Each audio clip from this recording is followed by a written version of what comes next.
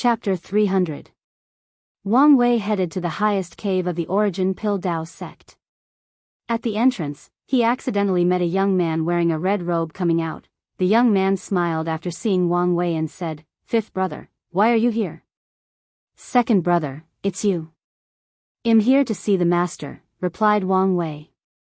"Is there a problem?"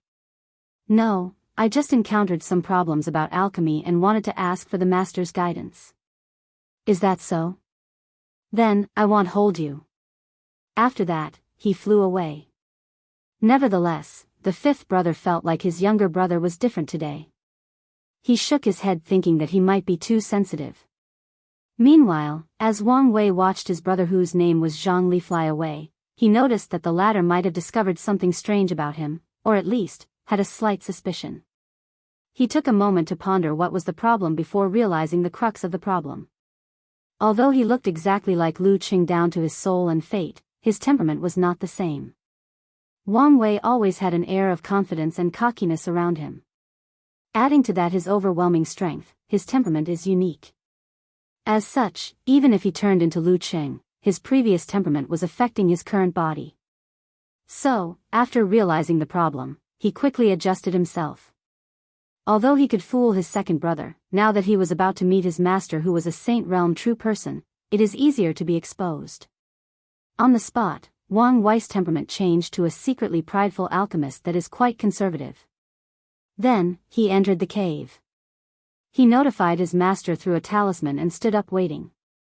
Half an hour later, a middle-aged man with slightly dark skin suddenly appeared in the room Wang Wei was in. However, he pretended that he did not notice. After all, his current identity was that of a little divine altar realm cultivator. "Little Qing, what brings you to see me today?" Master," stuttered Wang Wei as he slightly jumped backward. Then, he cupped his hand and bowed. "Disciple has seen master." "There is no need to be polite with me," replied Yi Lao, the sect master of the Origin Pill Dao sect. With a smile on his face, he said, "You rarely leave your alchemy room unless you have a question of alchemy. So, what is this time?" Yi Lao was very satisfied with his fifth disciple. Although his talent was not the best amongst all the others, he was the most diligent. With effort alone, he managed to make up the gap with some genius alchemist. "Master, something strange happened to me recently. When I was in Maple Leaf City, I bought a strange mirror. However, a weird light came from it and entered my body. I am worried that something might be wrong." Yi Lao frowned after hearing this. "Let me check." A powerful divine sense came from his body, scanning Wang Wei's body. At first, he did not find anything, but once he arrived at the spleen, he discovered a weird breath. A slight surprise flashed in Yi Lao's eyes, then he said, "Let me see the mirror." Wang Wei quickly handed it to him. After checking it, he found a similar breath from Wang Wei's spleen. Then, Yi Lao sighed out loud, "Little Qing, you are truly lucky. If I'm not mistaken, this mirror was baptized by the innate material yellow qi soil and contained its breath which was then transferred to you." Lu Qing frowned after hearing this. "Master, will I be fine?" "You do not need to hurry as this is your fortunate encounter. Although only the breath of the yellow qi soil entered your body, it is enough to greatly increase your talent for alchemy." "Really?" Yi Lao nodded his head, while Lu Qing smiled to the point of grinning.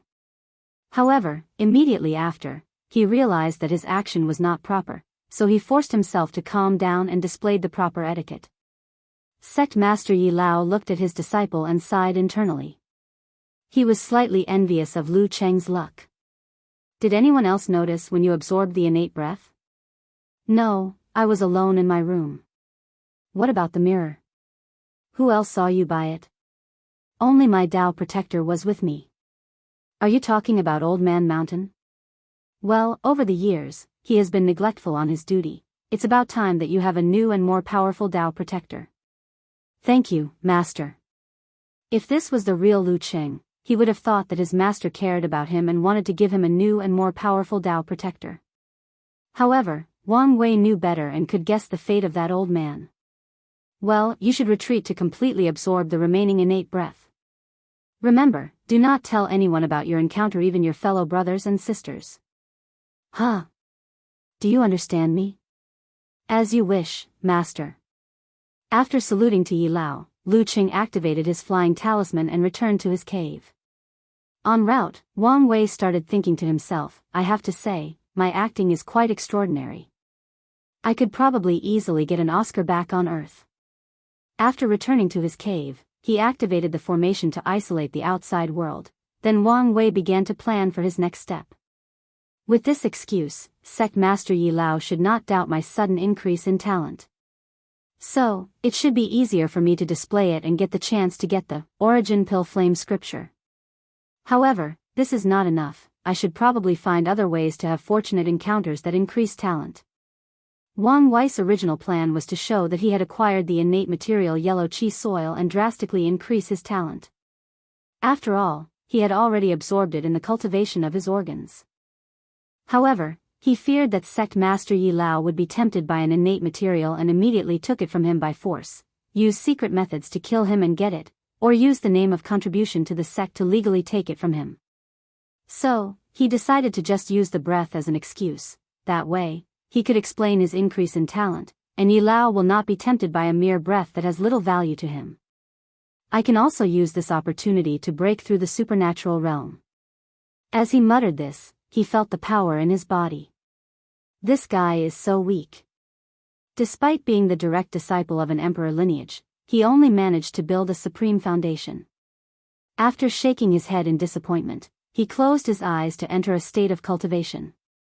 Meanwhile, in one of the highest caves of the sect, an old man with long white hair and beard had a cauldron in front of him, refining a pill. The power of law could be felt inside the cauldron, which meant that this pill was at least heaven grade.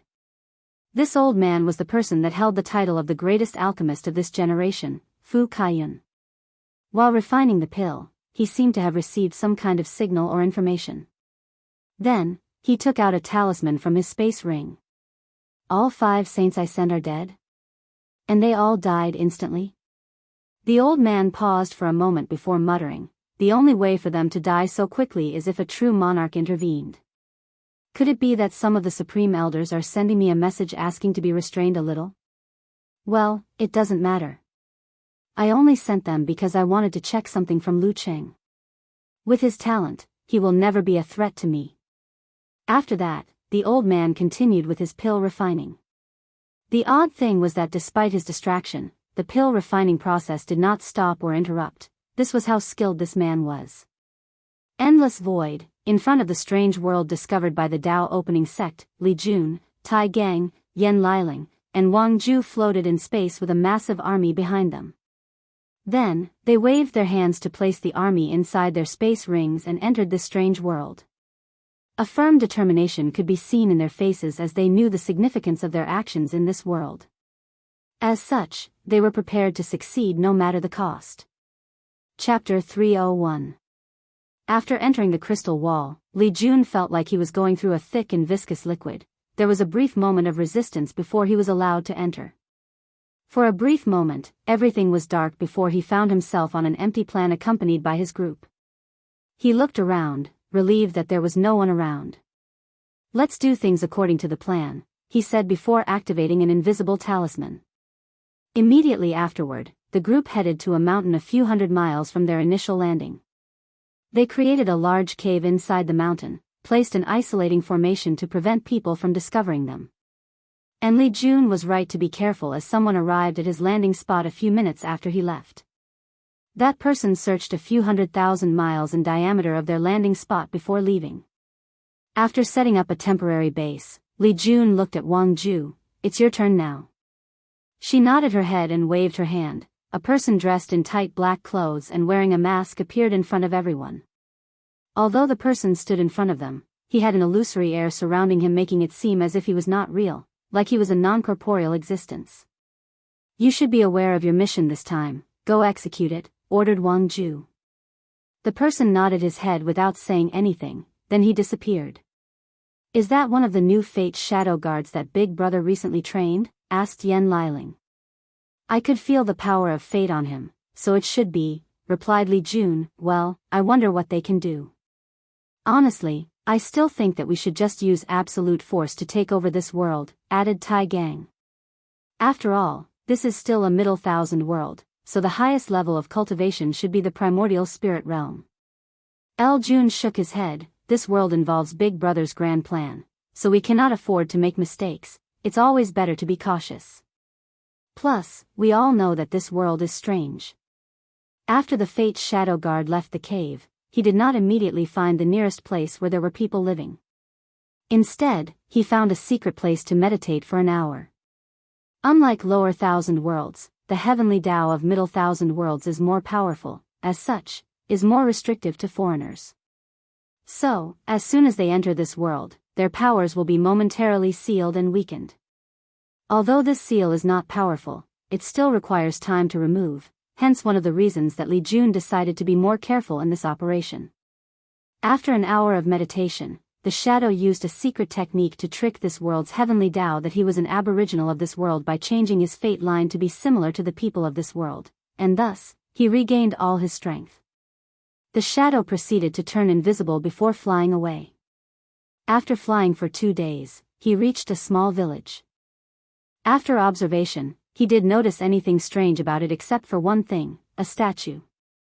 It was the statue of a beautiful woman dressed in a simple linen cloth that wrapped her body, wearing a crown made of tree leaves and branches.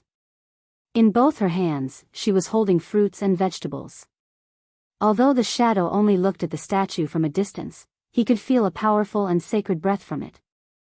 Additionally, intuition told him that if he approached close enough to the small temple that it was located in, he might be discovered.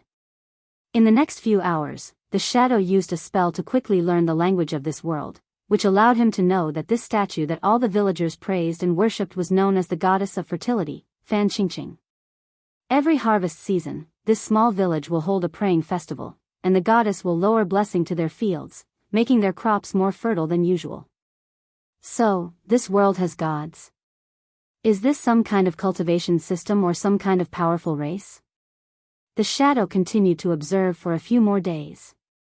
Unfortunately, this was a poor village and the amount of information they knew about this world was quite small. As such, he decided to move on.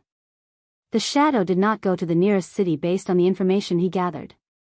Instead, he closed his eyes and connected to the river of fate. A few minutes later, he opened his eyes and looked in a specific direction. Without hesitation, he flew in that direction based on his instinct. The shadow knew that his destination was far, so he wanted to use a void talisman to teleport himself and arrive at his destination sooner. However, he remembered the warning from Commander Wang Ju and decided to be safe.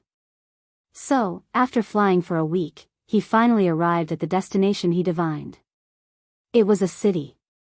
Although the shadow thought that this city was quite small, he still learned from a few conversations that it was considered a middle to an upper-tier city in this world in terms of size. The shadow did not directly fly into the city or use his invisibility to sneak in. As soon as he approached, he felt a strange power surrounding this city. This power was similar to the small village except way more powerful and concentrated. So, he disguised himself as an ordinary person, lined up at the entrance, and paid the necessary fee. Luckily for him, this world also used gold and silver as a currency. Once inside, he pretended to be a tourist and visited different parts of the city. The information that caught his attention was the fact that there were many temples in this city, worshipping different gods. The temples had different sizes, some were lavishly decorated, while others were quite simple or plain. One particular temple with a guy holding a flame was the most prosperous out of all of them. The shadow guessed that this was probably due to how powerful the gods worshipped were. After gaining a basic understanding of this city, he headed to an inn where many people gathered. He ordered a drink, sat in a corner, completely erased his present as he listened to the people's conversation. In the first few days, he did not gather any useful information. He still remained patient as he was confident in his divination. On the 4th day of his arrival, the shadow heard an interesting conversation in one of the tables close to him where 5 men were seated and drinking. Haven't you heard? Heard what? Are you talking about the Chu family? That's right. What happened to the Chu family? They are quite lucky. Can one of you tell me what's going on? You want to know? Of course. Well, I'm feeling a little bit thirsty. Damn you. Alright, the next round is on me. Okay, I'll tell you. The young master of the Chu family awakened his divine bloodline. Really? That means that he has the opportunity to become a god. How lucky he is. It's not luck. The Chu family have been firm believers of the god of fire, Hua. With their dedication, even if their young master did not awaken on his own, they might receive a blessing from the god of fire for all their services over the years and provided the opportunity to ascend to godhood. The table was quiet for a moment while all 5 of them had a look of envy on their faces. Then, one of them asked, "Do you know what level his bloodline is?" "I heard that it was a demigod bloodline." Demigod? In this part of the world, it's not bad. Not bad? How can we lowly mortals judge a god's bloodline? In the end, if we do not receive pity from the gods, we are doomed to remain small and insignificant in our entire lives. The table once again became quiet, this time lasting for at least a minute. Then, the guy who promised to buy drinks to relieve the tension, however, they no longer talked about this topic anymore. As the shadow listened to these men's conversation, he pondered to himself, the lives of mortals in this world seemed quite sad and tragic. Without a proper cultivation system, their fates are in the hands of these so-called gods. Only by serving them and offering them their lives might they have a chance at being extraordinary. And I imagine that even then, things might not be so simple. After analyzing the information he received, the shadow decided to pay a visit to the Chu family. In the past few days, he learned that this city belonged to them. So, at night, he turned invisible and infiltrated the main manor of the Chu family. After fumbling around for a bit, he headed straight to the room of their young master. Chapter 302. As the shadow approached the Chu young master's room, he saw a handsome young man dressed in brocade clothes going over a bunch of papers. He was so concentrated on his works that he did move his eyes from these papers for 10 minutes straight. As the shadow secretly observed this young, he frowned as he realized 2 things. First, he did not feel any bloodline power from him. Second, and more importantly, this person who did not have any cultivation or energy inside his body already opened up his Niwen palace and has a sea of consciousness. After noticing these flaws, the shadow decided to be more cautious and observed for another hour before taking action. He turned into an invisible white light and entered Chu Li's sea of consciousness. Immediately, the shadow found something wrong. He saw a small white cloud-shaped substance floating inside the sea of consciousness. Of course, he knew that this was Chu Li's soul, but what surprised him was the fact that there was a half-finished altar or shrine inside, and Chu Li's soul was floating on top of it. The shadow observed for a while but did not immediately take action. After recording the information he received, he approached Chu Li's soul. He wanted to secretly use the soul-searching technique to read this guy's memories. Unfortunately, when he got closed, he found a strange white light was attached to the latter's soul, and the light seemed to be connected to some powerful being. The shadow guessed that this world had gods and that Chu Li might be connected to one of them. And if he tries to search his soul, he might alert this god. After coming to this conclusion, the shadow decided to use another method. He turned into an insect and attached himself to a gray line that floated above Chu Li's head. It was his fate line. This was a secret technique that the shadow was taught that allowed him to read the fate line of others, just like Wang Wei. However, the shadow was not strong enough to read a person's entire fate line without being backlash. However, this technique called Gu Fate Reading was a downgrade version of Wang Wei's Fate Reading.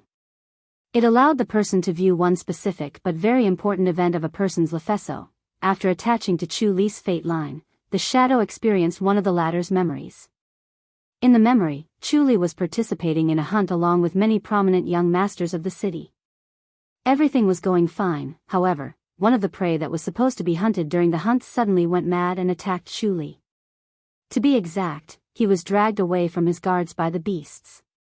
Chu Li thought that he would die at the hands of that beast. However, fate seemed to smile on him as the beast suddenly died while carrying him. Although injured, Chu Li survived, albeit only temporarily. So, he dragged his body to a cave he saw near him. However, as soon as he entered the cave, he saw an old man sitting cross-legged with his eyes closed and a book in front of him.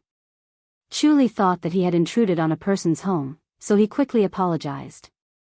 But it did not take him long to realize that the old man was dead. As such, curiosity got the best of him and he took the book and read it. The first sentence on the front of the book was, "Whoever gets hold of this inheritance must swear to the heavens to spread it, otherwise he or she will not be able to open it." At first, Chu thought that someone was playing some kind of sick joke on him, but after trying to open the book and failing miserably, he realized that he might have encountered something amazing. So, without hesitation, he followed the procedure on the front of the book and made an oath to heaven. Then, the book finally opened. After reading it with haste, Chu learned one of the greatest secrets of this world. The so-called gods in this world were not powerful beings or noble entities, but mortals that slowly cultivated to have such power. However, to prevent the rise of other gods that will compete with them for resources, they erased the existence of cultivation from ordinary people and claimed that only through their blessings or by inheriting divine bloodlines people can get access to supernatural abilities. Of course, not all gods felt that way. Chu learned from that book that a certain number of them felt that it was better to spread the cultivation technique. Unfortunately, because of this conflict in ideology, a war occurred that led to the defeat of the gods who were for spreading supernatural powers. The majority of them were killed as a result, and only a few survived by hiding like rats and secretly spreading these techniques. After learning all this information, Chu did not rest and quickly returned home despite his injury. Luckily for him, his guards were searching for him and found him midway. After they rushed him home and had a doctor healed, the first thing that Chu did was to contact the fire god Hua and tell him about the book and his encounter. Their families have been serving the fire god for countless generations and had a way to contact him. As for the reason he did that, the answer was simple. Chu learned that there were 6 stages of cultivation, but the book he received only had 2 of them. So, he hoped that by telling the fire god about his discovery, the latter might reward him. Of course, he was quite worried about his oath. Fortunately, his bet was correct. The fire god rewarded him with the method of breaking into the 3rd stage and dealt with his oath. Of course, Chu had to make another oath. To be exact, he had to make 2 other oaths. One was to never reveal this secret to other people, and second, to offer his soul and undying loyalty to the fire god. During the process, he knew that if he did not make these oaths, especially the second one, he would be instantly killed. Luckily for him, the fire god did not immediately kill him on the spot after telling the truth. After settling everything, Chu began to review the cultivation techniques that he received so that he could eventually start practicing. He learned that the first 3 stages are called Divine Shrine, Divine Power, and Divine Transformation. In order to enter the first stage, he needed a certain amount of reputation. And by using a secret method, he could turn his reputation into strength to open his Niwan palace and have a sea of consciousness. Then, he could use the reputation to create a divine shrine. The altar or shrine is the foundation of every god, so it is very important. At first, Chu was confused about what reputation was, then he learned that it was meant in the literal sense. As long as people talked about him and he garnered a certain reputation, he could use this to create his shrine. Knowing this, Chu quickly used the power of his family to spread the news that he awakened a divine bloodline, thus quickly gathering a reputation as a god-chosen one. And with that reputation, he began to slowly build his shrine, although his family suggested that he take a large group of people and go hunting a fierce beast in the mountain to show his heroic posture as divine spawn. Chu quickly denied this idea as he knew that he did not have such ability. According to his inheritance, cultivators in the divine shrine realm are actually very weak as they do not have any real method of combat except for using their spiritual senses to either control mortals or create illusions. On top of that, as long as someone has a strong will, these methods will not work on them. Not to mention that ordinary weapons like swords and bows and arrows can easily kill them. Only after entering the divine power realm and creating divine energy inside their bodies could they actually be considered gods or supernatural. The shadow reversed back to his normal form after reading the part where Chu started to build his divine shrine. Immediately after that, he left the Chu family compound, and even the city. Once he reached the nearest deserted mountain, he created a cave, placed some anti-spying formation at the entrance, and contacted Wang Ju to report to her his discovery. Chapter 303. Inside a mountain cave, Wang Ju just received a bunch of information about this world from the few Fate Shadow Guard that she sent out. Unfortunately, only one of the shadow that came to this word can use the Gu Fate reading technique, as the others had different mentions back home. So, the information gathered this time was not that much. So, after briefly analyzing and summarizing the information gathered, Wang Ju showed them to the group so that they could discuss their next plan. "What do you think?" asked Li Jun. "I still believe that we should use absolute force to conquer this world. No matter, it does not change the fact that this world is only a middle thousand world, and with our strength, it should be easy to deal with it," said Tai Gang. Li Jun gave him a side look. He understood the reason he was acting somewhat out of character. In the past few hundred years, he probably felt that he was not much help and wanted to use this war to show his value. Li Jun ignored him and looked at Wang Ju and Yan Liling. "What do you guys think?" "The amount of information we know is still too little," said Wang Ju. "That's true. So far, we only know that this world is called the Heavenly Abode World. Gods exist, but they are hiding the method of cultivation. We do not know why this world is so weird that it can prevent people in the void-shattered realm and above from entering. More importantly, we do not know how powerful these gods are and what method that they can use," added Li Jun. "So, our next step is still to gather more information." "This is easier said than done. All the ordinary mortals of this world are ignorant, while the aristocrats that have all the power and knowledge are connected to the gods. These aristocrats seem to never leave any records on purpose, and their souls are protected by the gods they believed in. If we use force or try to search their souls, we would immediately be discovered," analyzed Wang Ju. Everyone quieted down to think of a solution. Because they did not want to use violence, their hands were a little tight.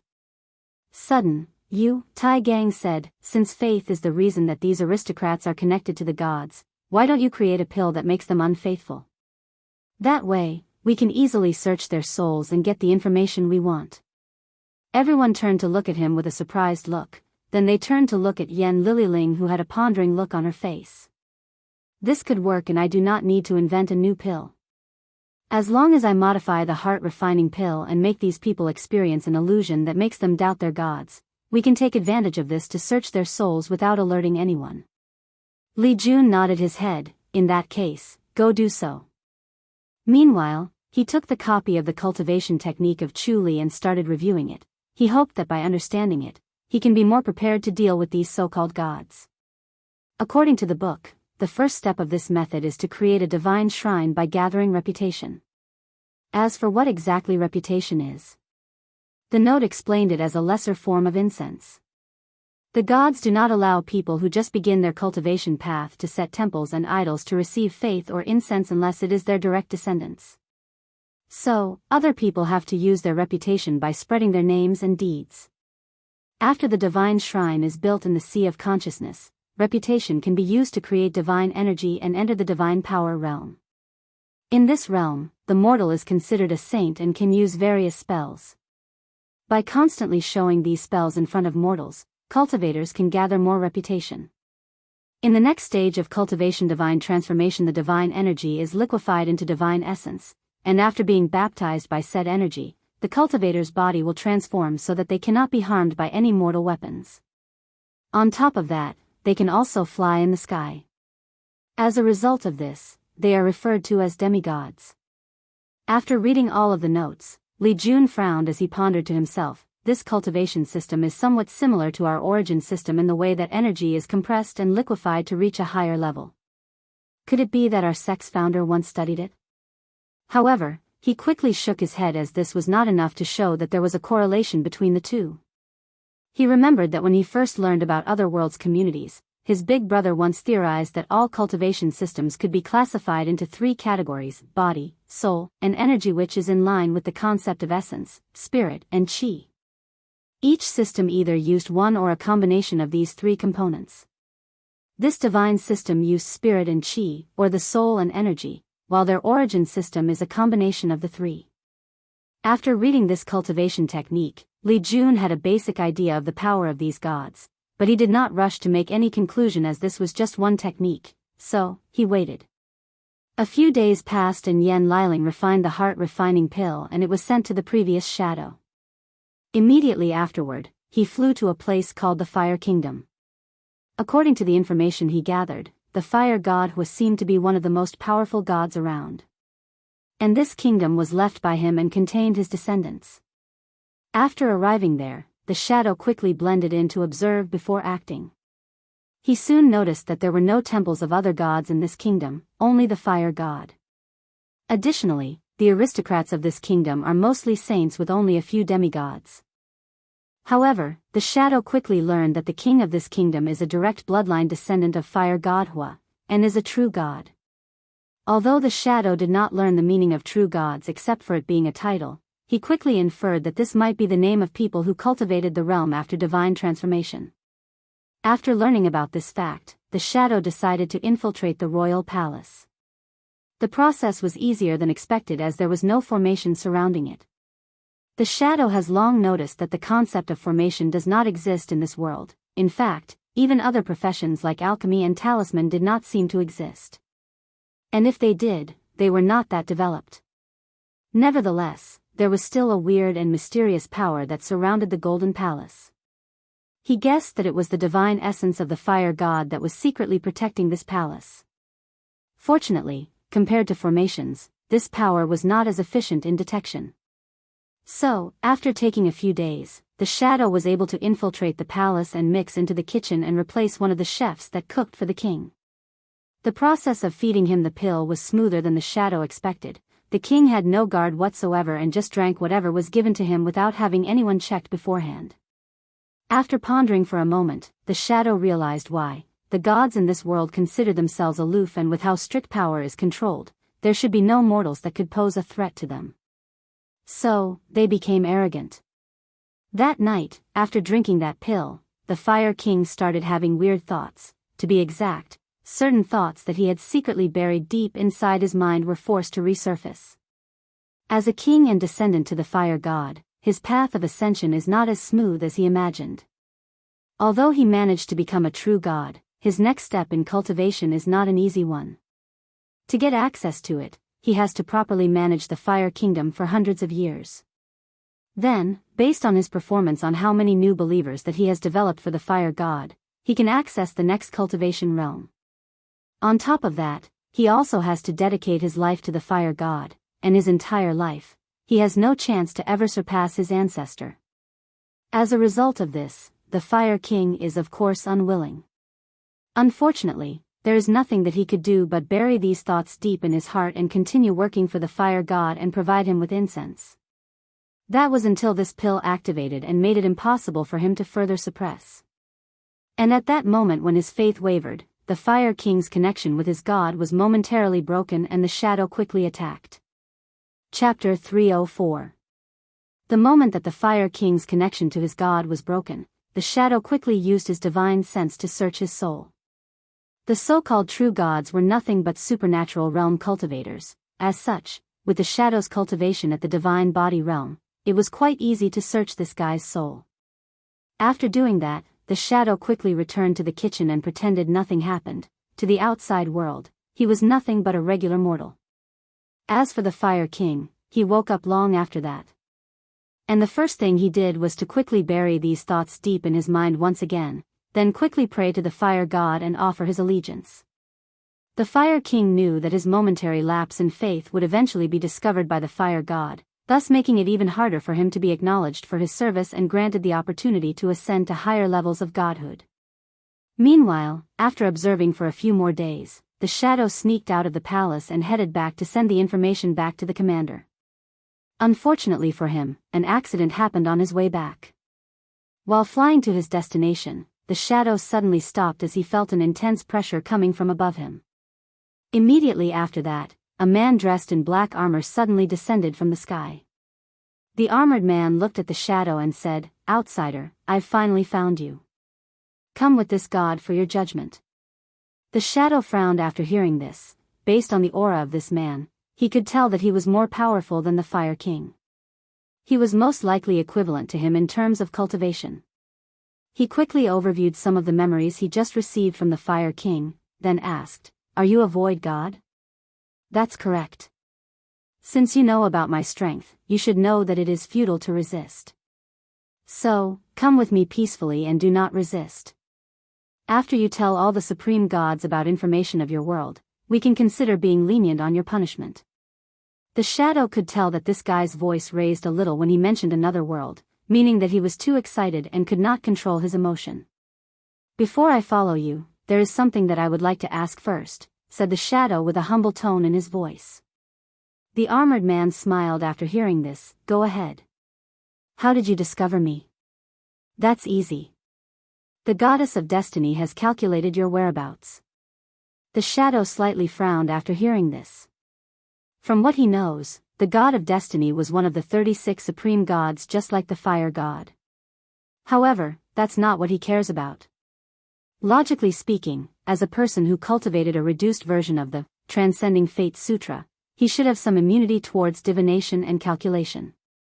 Yet, this goddess of destiny still managed to calculate his whereabouts. That god is not simple, thought the shadow. I have to warn the commander to be very cautious when dealing with her. After thinking about this, the shadow wanted to continue asking questions. However, he felt a powerful gaze looking in this direction. So, without saying anything, he suddenly disappeared and appeared behind the armored man. 2 gray daggers appeared in his hand and stabbed him. The daggers pierced this guy's armor as a knife cut through butter. Golden blood dripped down the latter's back, and the shadow quickly collected some and placed it inside his space ring. The armored man looked in shock, wondering why this person suddenly went back on his words and attacked him. How dare you lie to a god, roared the armored man. A golden axe suddenly appeared in his hand and he swung it in an attempt to destroy the shadow. Unfortunately, to the latter, the armored man was incredibly slow, so he just dodged the attack. This act seemed to infuriate him, making him continue to lash attack after attacks without stopping. Meanwhile, the shadow was extremely calm and composed.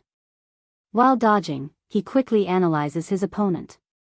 The first thing he noticed was that the wound he caused was already healed. This guy seems to have a natural healing factor. Does that only apply to him or all the gods? Let's test the extent of this healing ability. The shadow then stopped dodging and went on the offensive. With his 2 daggers and the speed advantage, he started to cut the armored man in different places. All the man could see was countless hands appearing in front of him and cutting him. Although his eyes could see the movement of the shadow, his body could not keep up with the speed. As for the shadow, he was not happy for causing so many wounds on his opponent, as he could tell that these wounds were only superficial and did not do that much damage. Additionally, the wounds would heal instantly after making them. In that case, let's try a soul attack, through the shadow. His spiritual powers turned into countless strings and rushed into the armored man's sea of consciousness, trying to cut his soul into many pieces. Unfortunately, the armored man only paused briefly for a moment before continuing to defend himself. The attack was ineffective. It seems that with the power of incense protecting them, these gods are greatly immune to soul attacks. A gray aura suddenly appeared on the shadow's daggers, then he immediately attacked. Before the armored man could understand what was going on, he felt an intense pain that made him scream out loud. After locating the source of the pain, he discovered that one of his arms was chopped off, golden blood flowing from it. What's even worse, the damn outsider was collecting his blood like it was a piece of merchandise. You dare hurt this god's divine body, roared the armored man. You dare. His eyes turned red, and an aura of madness suddenly enveloped him. He seemed to want to devour the shadow. Unfortunately, the latter just calmly looked at him. The evaluation of these gods was drastically decreased by the shadow, well, at the very least, based on this guy's performance.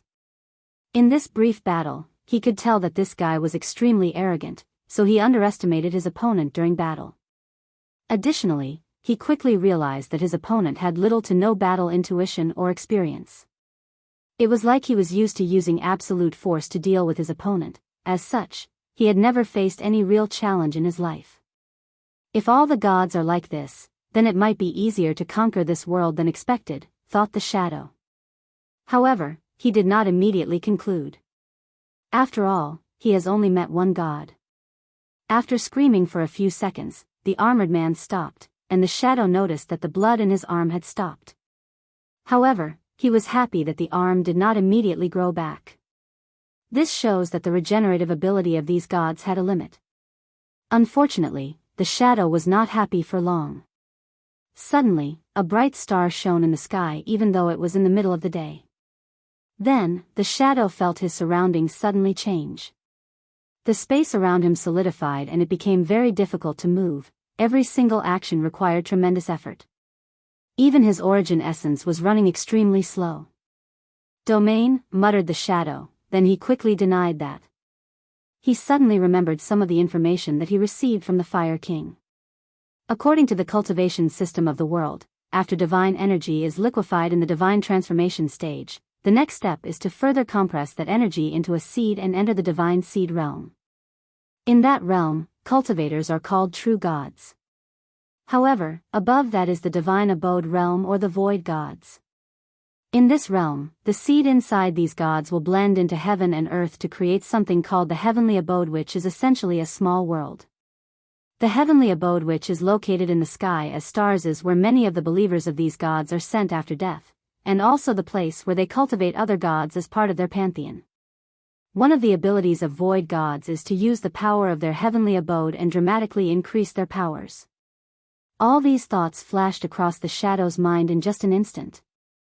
Then, he continued to observe the armored man. He then saw some kind of energy coming from the sky and entering the man's body. Immediately afterward, his divine energy was replenished, and more importantly, his arm grew back in an instant. The armored man looked at the shadow with hatred in his eyes. Thanks to you, I had to use so much incense to regrow my arm. For this, I will make you suffer for an eternity. The armored man suddenly disappeared before appearing behind the shadow's back. His golden axe shone brightly as he swung it down with absolute force, bringing down the might of a god. The next few days are Christmas Eve and Christmas, so do not expect any chapters. If I have time and am in the mood, I might release one. But please do not expect anything. Merry Christmas and Happy Holidays. Chapter 305. The shadow was shocked by the sudden appearance of the armored man. However, his reaction was top-notch, so he still managed to dodge the attack. While doing so, his training kicked in and he instinctively slashed his dagger at his opponent's weak spot. Unfortunately, a crystal wall suddenly appeared where he attacked and blocked it. The armored man once again disappeared and appeared instantaneously behind the shadow and attacked. His attack was blocked, but the shadow finally discovered the reason for the sudden increase in speed. The heavenly abode can allow him to use the power of space to teleport. Even that crystal that blocked my attack was a space wall. The shadow continued to use his insane reaction time to dodge all the attacks. Meanwhile, he was observing all the abilities of this god. As an elite of the Fate Shadow Guard, he was personally trained by Wang Wei himself to not only be a powerful intelligence gatherer, but also an assassin and warrior. He was trained to be able to react in many different situations. So, to the shadow, this void god was incredibly weak because of how little fighting experience it had. Nevertheless, the opponent's ability to control space gave him an advantage. The shadow pondered whether to use a void-blocking talisman to prevent his opponent from teleporting. However, after thinking about the fact that someone else was watching this battle, he decided otherwise. He wanted to gather information from his opponent, not give them information about himself. A few minutes passed since the battle, and the armored man realized that he had not accomplished anything. He did not even wound his opponent once. This fact made him more furious, so he decided to be even more ferocious. Unfortunately for him, the shadow had already gathered enough information about his opponent and decided that it was time to end this farce. He waved his hand, then countless shadows came from the ground and encased the armored man. In just a few seconds, he turned into a massive black ball with strange characters or runes written on top. A thumping sound could be heard from inside as the armored man tried to break free from his restraint. Unfortunately, even his heavenly abode seemed to be isolated from him, so he was powerless. Under the shadow's control, the black ball started to shrink as he prepared to seal and capture him. Midway through, he felt something and raised his head to look at the sky. He saw a giant red hand burning with flame descending on him. The shadow's heart palpitated as he saw that hand. The power of law? He thought with shock. The supreme gods can use law. The shadow could feel the law of fire on that gigantic hand. From the information he gathered, this world was only a middle thousand world. As such, only cultivators in the primordial spirit realm should be possible. Even though this world has a different cultivation system, it did not change the fact that only greater thousand worlds could give birth to individuals that can control the law. As the hand rapidly approached, the shadow gave up on capturing the armored man. He took out a teleportation talisman and activated it. Unfortunately, the space around seemed to block by that hand. Having no choice, he quickly took a jade talisman from his space ring. This time, he took out a breaking void talisman. A white light enveloped the shadow and he disappeared from his location. The red hand that was descending suddenly stopped after noticing this. Then, a tyrannical devised sense began to search the location he was along with the surrounding few thousand kilometers. After not finding anything, the divine sense expanded its search. Above the sky, in one of the stars, a man dressed in red slowly opened his eyes. He had a red goatee and his hair was replaced by flame. I could not find the outside after searching the entire fire realm, muttered the fire god. After that, his consciousness traveled to a far distance. Close to the crystal wall was a temple floating in the space. The temple was golden and a noble breath exuded from it. At the entrance of the temple were 36 statues of both women and men. Of course, some of these statues looked nothing like humans, while some had their faces blurred. Inside the temple was a circular table with exactly 36 seats, and each seat had a character written behind them. Suddenly, an illusory figure appeared on the seat with the character, Fire, written. It was the fire god. As soon as he appeared, a strange wave came from him, then another person appeared to take a seat. Fire god, why are you calling for a supreme god conference? Is there anything worth assembling all of us for? It's not me who wanted to call the conference. The destiny goddess told me to do so. Do you know what it is about? Asked the thunder god. It should be regarding the outsiders. The thunder god frowned, but he did not ask anything else. If it was anyone else, some of these gods might not come. However, since the destiny goddess called the meeting, everyone would give her face. A few hours later, all 36 supreme gods showed up with the destiny goddess, the last one. As soon as he appeared, her peaceful and ethereal temperament attracted everyone. Everyone was waiting for her explanation. I'm sure all of you are already aware of the outsiders that suddenly appeared in the fire god's territory, said the destiny goddess. So? Asked the god of death with a little irritable tone in his voice. As the most powerful god in this pantheon, he is quite confident of himself. From what I remember, only a few of them came. They should not be a threat to us. Not necessarily. What about the world behind them? Asked another supreme god. As long as the crystal wall is still there, we do not have anything to worry about, retorted the death god. Alright, let's listen to what Mingyun has to say, said the life goddess. So, everyone looked at the destiny goddess. She paused for a moment, then said, I'm afraid that the dusk of the gods is finally upon us. Everyone looked at her with shocked faces. Ragnarok. Dusk of the gods. End of Age of God. No matter what name was used, it only meant one thing: all the gods will fall, ending their era of ruling over this world. Destiny goddess, although we respect you, this does not mean that you can say whatever you want without any consequences, said the destruction god whose power was only second to the death god. Many people had a similar sentiment to him. However, few people dare to voice their opinion. As soon as these outsiders came into our world, I felt something was wrong, so I contacted Mother God, said the destiny goddess calmly. Immediately after hearing the word Mother God, all of them started paying attention. With her power, I managed to divine the future of this world. And this is what I saw.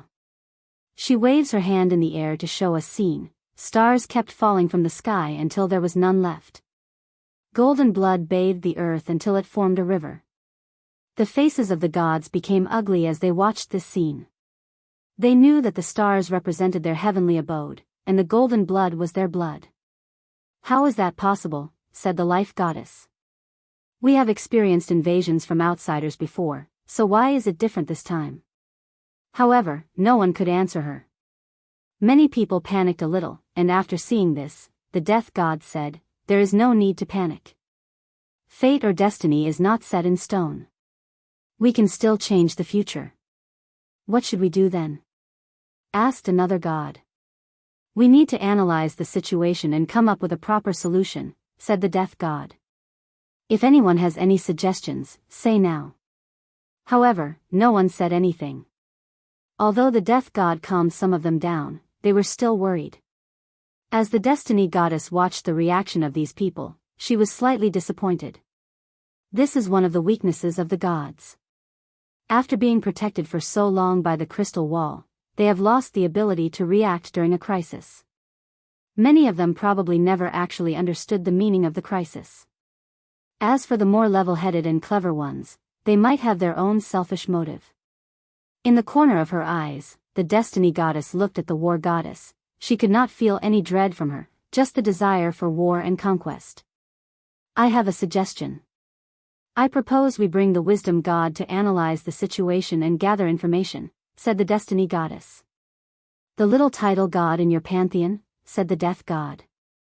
"His divinity is perfectly suited for this situation." "I think that's a good idea. What about everyone else?" "We agree." Many people also agreed with this course of action, so the destiny goddess called the wisdom god. Chapter 306. The majority of heavenly abodes of the gods in this world are usually the same.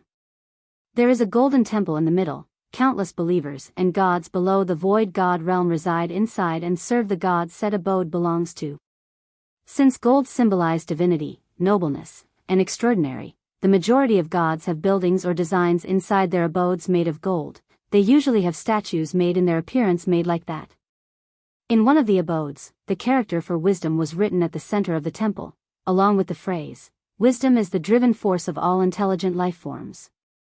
In one of the main rooms of the temple, an old man with long white hair and beard sitting on a throne with his eyes closed. He had a white robe on his body, and his temperament was sage-like.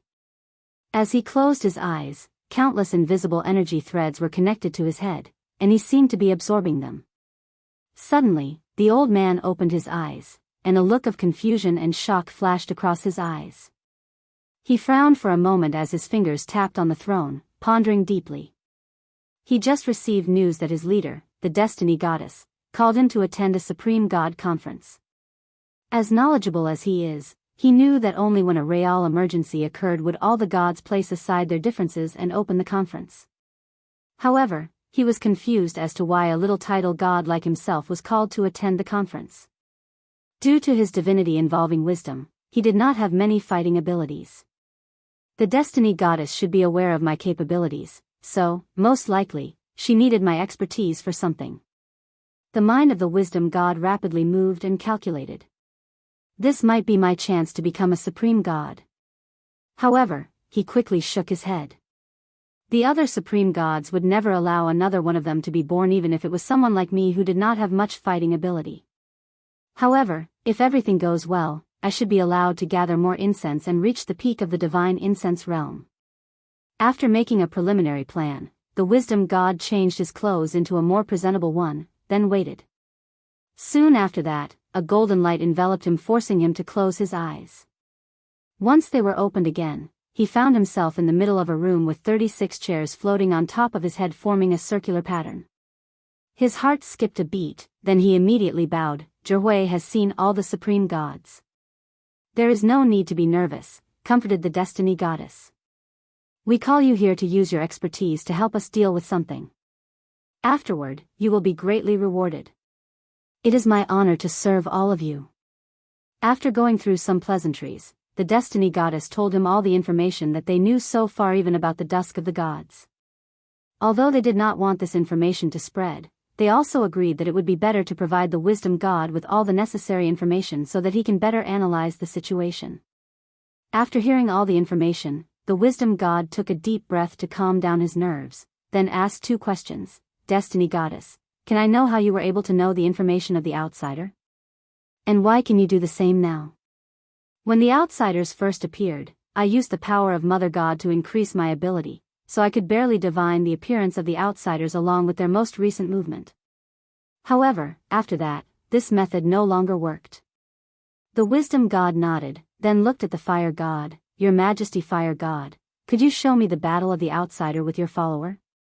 The fire god frowned briefly after hearing this. He was wondering whether this guy was trying to embarrass him. However, after thinking about the situation, it was unlikely. So, he waved his wand to display his memory of the battle. After reviewing everything, he closed his eyes and reviewed all the information he gathered. He connected to his wisdom divinity, and instantly, his mind elevated. He became more intelligent, his calculating power reached beyond a supercomputer, his mind became more flexible as he could use the smallest of detail to extrapolate further information. An hour later, the wisdom god finally opened his eyes, and his complexion was a little pale. Did you come up with something? Asked the destiny goddess. Yes, a few things. Please elaborate. First, the opponent is obviously adept at anti-divination, hence the reason that they could not be tracked. Second, they are very cautious. Previously, most of the outsiders that came to our world are usually disdainful of the fact that this was a middle thousand world. So, they usually acted recklessly. Third, according to the information previously gathered, there were 4 people that came to this world, 2 men and 2 women. However, the one who fought against the fire god's subordinate was not part of the original 4. That can only mean that they have a way to carry people with them, most likely a space ring. Space ring? I thought this thing could only carry non-living things, commented the death god. Let him continue, said the life goddess. The wisdom god nodded his head, then continued. Fourth, if these outsiders have a space ring that can hold people, there is a possibility of them carrying an army with them. Fifth, the man who fought Void God Lu was extremely powerful. From the battle, it is obvious that he was highly trained and has plenty of battle experience. Based on his aura and energy level, he should be equivalent to a Void God, but his strength is probably on par with any elite title god. So, we can summarize that their cultivation system is very advanced and powerful. Sixth, during that battle, the outsider used abilities related to fate, shadow, and sealing. The reason that the wisdom god brought this point up was because of the cultivation system of the gods. In the early stage of cultivation, using their divine energy, the gods can use spells or abilities of different categories. However, as they become more powerful, they become more restricted, especially after entering the divine incense realm and becoming a title god. In that realm, the gods have to choose a divinity which is essentially a law as their main focus and receive incense based on that divinity or law. As a result of this, they are often very restricted by the law that they choose. For example, the death god cannot use fire spells or abilities. He can use things like death flame or death thunder. Even then, these abilities would drastically decrease in power when facing the fire god or the thunder god. Additionally, he cannot use pure elemental abilities or abilities that are connected to other supreme gods. This is the limitation of the incense god system. After talking about his 6th point, the wisdom god looked at the fire god. Your Majesty, can you check to see if something happened around the area where the outside appeared? Preferably, around the surroundings. The illusory figure of the fire god nodded before closing his eyes. A few minutes later, his face became twisted and he opened his eyes. What is it? Asked the destiny goddess. One of my descendants momentarily lost his faith to me. Additionally, there are signs that his soul was searched. In that case, the 7th point is that the outsiders have a way to cut off the connection of believers to their gods. The 8th point is that thing that the outsider used to teleport himself away. If I remember correctly, this should be what they called talisman. And given the fact that it could be used to escape from the attack of a supreme god, it should be quite advanced. He paused for a moment, then sighed out loud. Based on all this information, we can conclude that these outsiders are from a very advanced civilization. They might even be from a heavenly world. Gasps could be heard inside the conference room. The majority of them have lived a very long life. As gods, they are nearly immortal as long as they stay inside this world, so many of them have experienced a few invasions from outsiders. So, they knew the classification of different worlds and they have heard of the legend of the Heavenwell world. Gods like the Death God, the Life Goddess, the God of Destruction, and the Destiny Goddess are the oldest among the bunch and knew more secrets. So, they also know that their world also involves a secret that is related to Heavenwell world. So, after hearing the Wisdom God conclusion, they secretly looked at one another. Just their eyes displayed the seriousness and solemnity of the situation. So, what do we do now? Asked one of the supreme gods. We must find these outsiders as soon as possible and no matter the cost, replied the Death God. Then his eyes looked directly at one particular god. Chapter 307. The face of the fire god became ugly as he watched all those gods looking at him as he could guess what they were about to say. Absolutely not, he said with a firm voice. Fire god, this is not the time, said the Death God. The best course of action is to send a lot of people in your territory to search for these outsiders. The sooner we find them the better. I don't care, responded the fire god. Think about the greater picture, said one of the supreme gods. Yes. This is not the time to be selfish. Selfish? Said the fire god with a sneer on his face. How many of you will truly be looking for the outsiders instead of using this opportunity to spread your faith in my territory?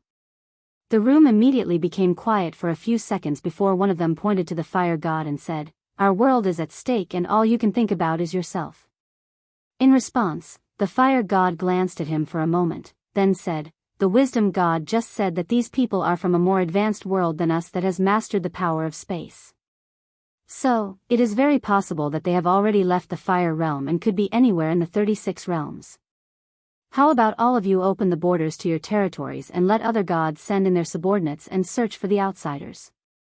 That way, we can cover more ground and increase the chances of finding them. The room once again became silent as no one said anything, even the Death God. After seeing this, the fire god sneered. These people were happy to enter his territory to search, but it's their turn. They all became quiet.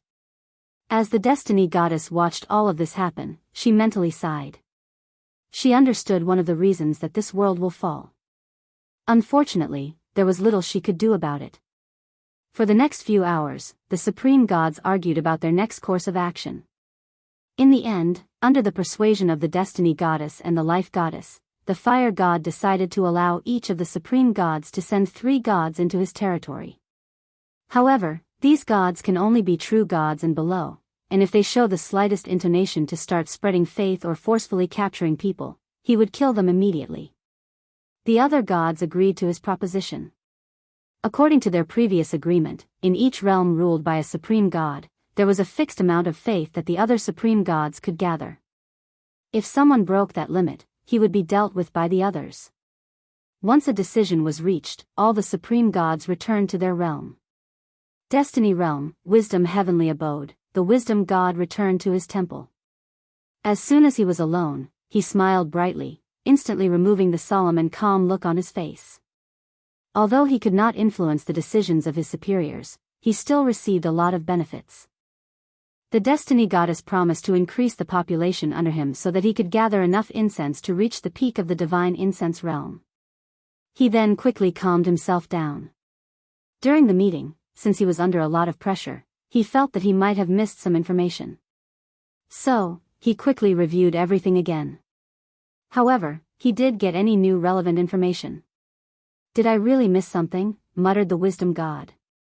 Then, he smiled and said, although I'm not good at fighting when it comes to using my mind, no one is on par with me. So, I doubt I will miss something. After that, he no longer paid attention to this matter as he waited for his reward. He could tell that great changes were about to take place in this world because of the outsiders. To be precise, great chaos was about to take place. If he plays his cards right, he might receive a lot of benefits. In another heavenly abode, the Destiny Goddess opened her eyes. She looked dazed for a moment before sighing deeply. One of the reasons that she wanted to hold the conference was mainly to propose to the other gods to allow the birth of other supreme gods to increase the strength of this world. With more supreme gods, their chances of surviving this calamity would drastically increase. Unfortunately, The others could not even agree on a basic set of actions for searching the whereabouts of the outsiders, let alone making such a major decision. The Destiny Goddess knew that all of them would immediately reject her proposition if she brought it up. After reining in her thoughts, she stood up from her throne and left her temple. Unlike most gods who had golden temples decorated with lavish embellishments, her temple was plain white with little to nothing beside one statue of her. And just like the statue, she was dressed in a plain white robe. An ethereal and mysterious mist seemed to cover her face. After leaving her abode, she directly teleported to another one. And this one was also unique. It was a library attended by an old man that looked like he was about to die. Age spots could be seen all over his face along with countless wrinkles. Despite this, his eyes were not murky, instead, they were quite bright. "Your Highness, to what do I owe this pleasure?" said the old man. As the Destiny Goddess looked at the old man, she was momentarily dazed. "Record God, how old are you now?" "Your Highness, I'm 18, 324, 657 years old." 18 million? You're rapidly approaching the title God limit of 20 million. It's all right. After all, death is an inevitable thing for all living beings. And even the supreme gods will one day return to the embrace of Mother God.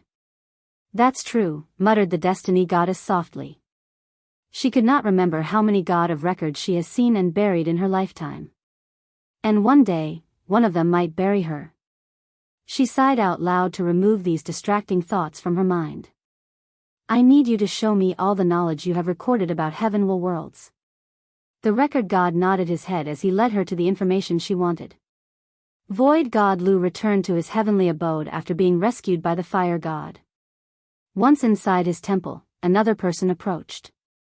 Based on that person's aura, he was a true god. "Your Majesty, what reward did the fire god give you?" said the true god. "Did he give you permission to become a title god?" After hearing the question, Void God Liu's eyes became blood red. He instantly appeared in front of the true god, gripped his head, and pinched it. Golden blood, bones, and brain fluid drenched his body and decorated the halls of the temple. After, he ignored the filth around him as he sat on his temple. "I was so close to becoming a title god, but now everything is ruined. Outsider, you better not let me catch you." He then closed his eyes to absorb reputation and cultivate. However, what Void God Lu did not notice was a strange black energy that came from his blood and was rapidly spreading through his body. After using the void-breaking talisman, the shadow was teleported to a secret base that he made that was surrounded by formation to prevent spying. Once there, the shadow did not immediately return to meet his commander.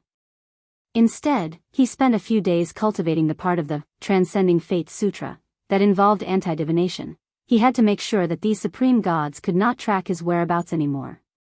After that, he took out a vat of golden blood. He immediately began to chant a weird formula. As a result, black energy came from his body and entered the blood. A few minutes later, he stopped and nodded in satisfaction. "With this blood possession curse, it should be a lot easier for me to gather information." The shadow then sneered as he placed the blood away. He expected some sort of resistance when placing the curse. However, nothing happened. As such, he was quite disdainful of how lax or carefree the mentality of these gods is. It's like they have no sense of crisis. However, after thinking about it for a moment, he realized that everything made sense. These gods have been at the top of the food chain for so long since nothing could threaten them. So, they have lost their natural cautiousness, their fear of the unknown, and their awe of heaven and earth. In some way, they are quite pitiful. Although the crystal wall has protected them from harm for who knows how long, it has also restricted the development of their civilization. Of course, the shadow did not pity these gods. To him, the weaker they are the better. After all, he came to this world to conquer it. The weaker the god's civilization is, the easier the task will be to accomplish. Chapter 308. The supreme gods of this world can use the power of law, asked Li Jun with a hint of astonishment as he looked at the shadow in front of him. "So, I was right to be cautious." The information brought back from the shadow did bring the group a bit of surprise. With the strange cultivation system and the powerful crystal wall, this world must have a big secret. And most likely this secret involves a great emperor, commented Wang Ju.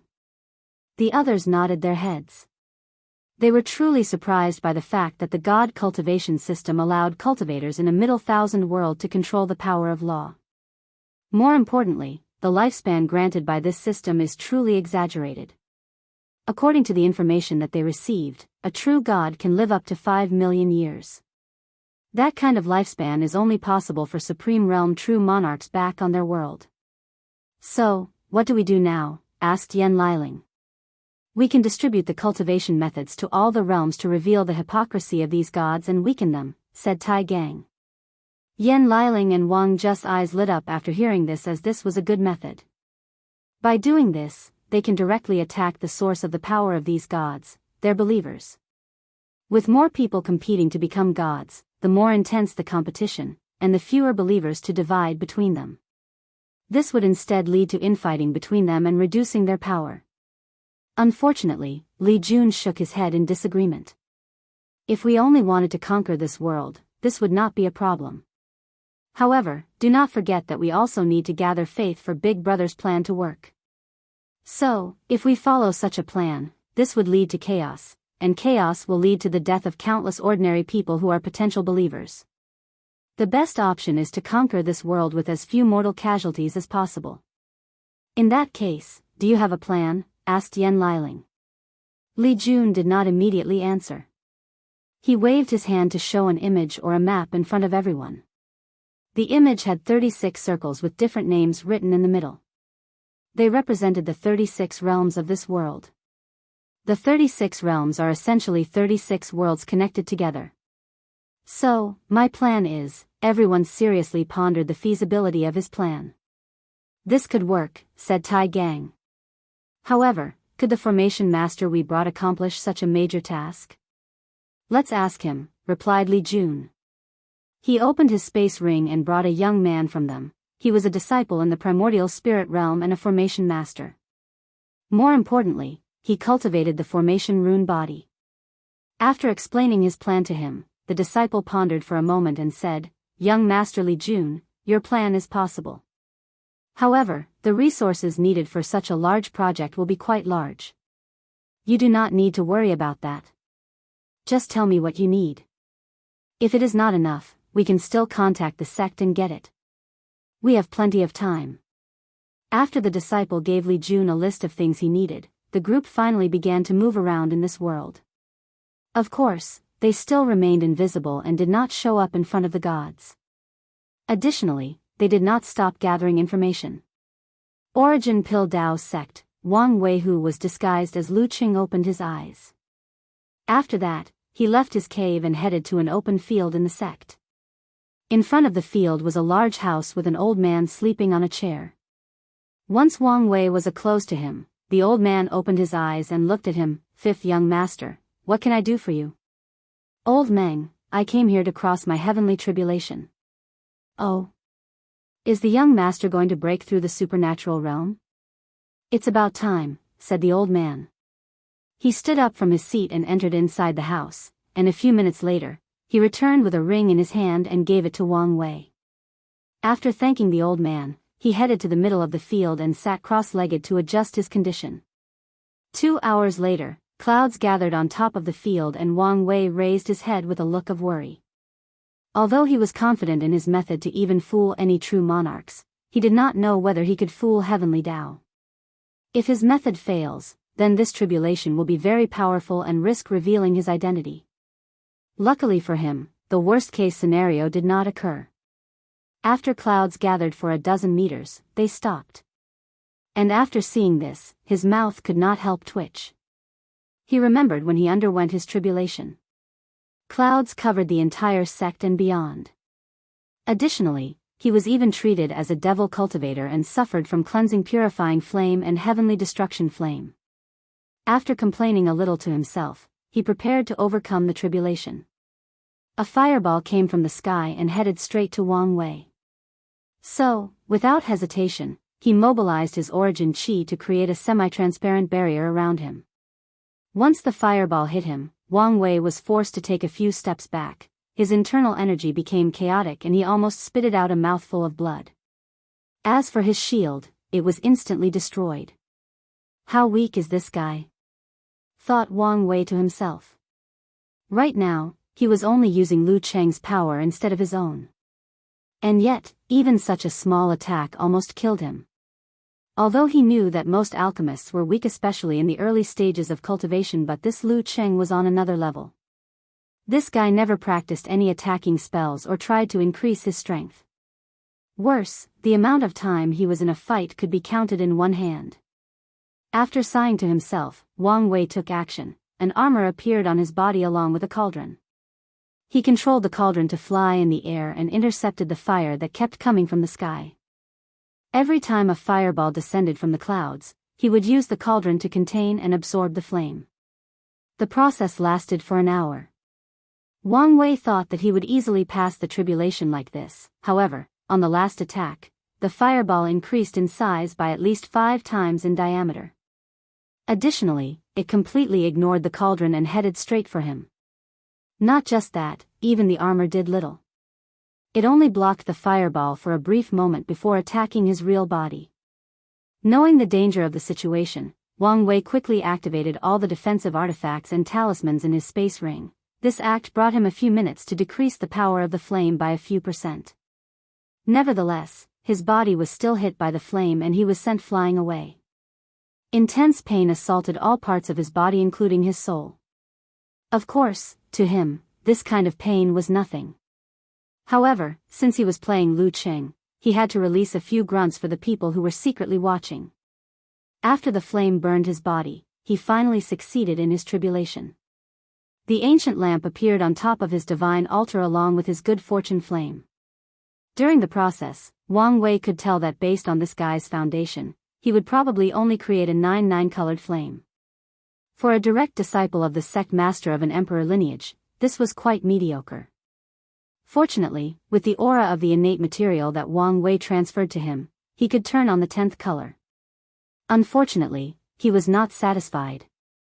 So, he secretly added some power from his real body to make the 11th color. After all, the more talented he was, the more chances that he would have in achieving his goals. In the future, he will have to slowly build this Lu Cheng's reputation as a genius through many methods.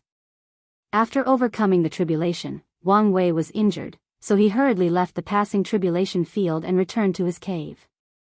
Inside, he took 2 things, 1 pill and an orb. These things were given to Lu Cheng by his master for his heavenly tribulation. He quickly ate the pill to heal his injuries. A mild medicinal power traveled throughout his body to heal him. While running his cultivation technique to accelerate the absorption of the pill, he quickly also absorbed the power inside the orb. The orb contained a small amount of chi luck that was refined so that it could be absorbed by people.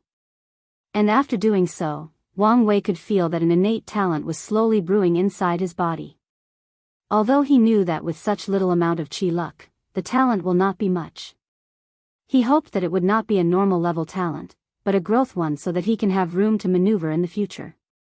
Chapter 309. Wang Wei closed his eyes to witness his innate talent brewing. Countless runes that he could not understand appeared inside his divine sea. An hour later, they stopped and formed a complete picture.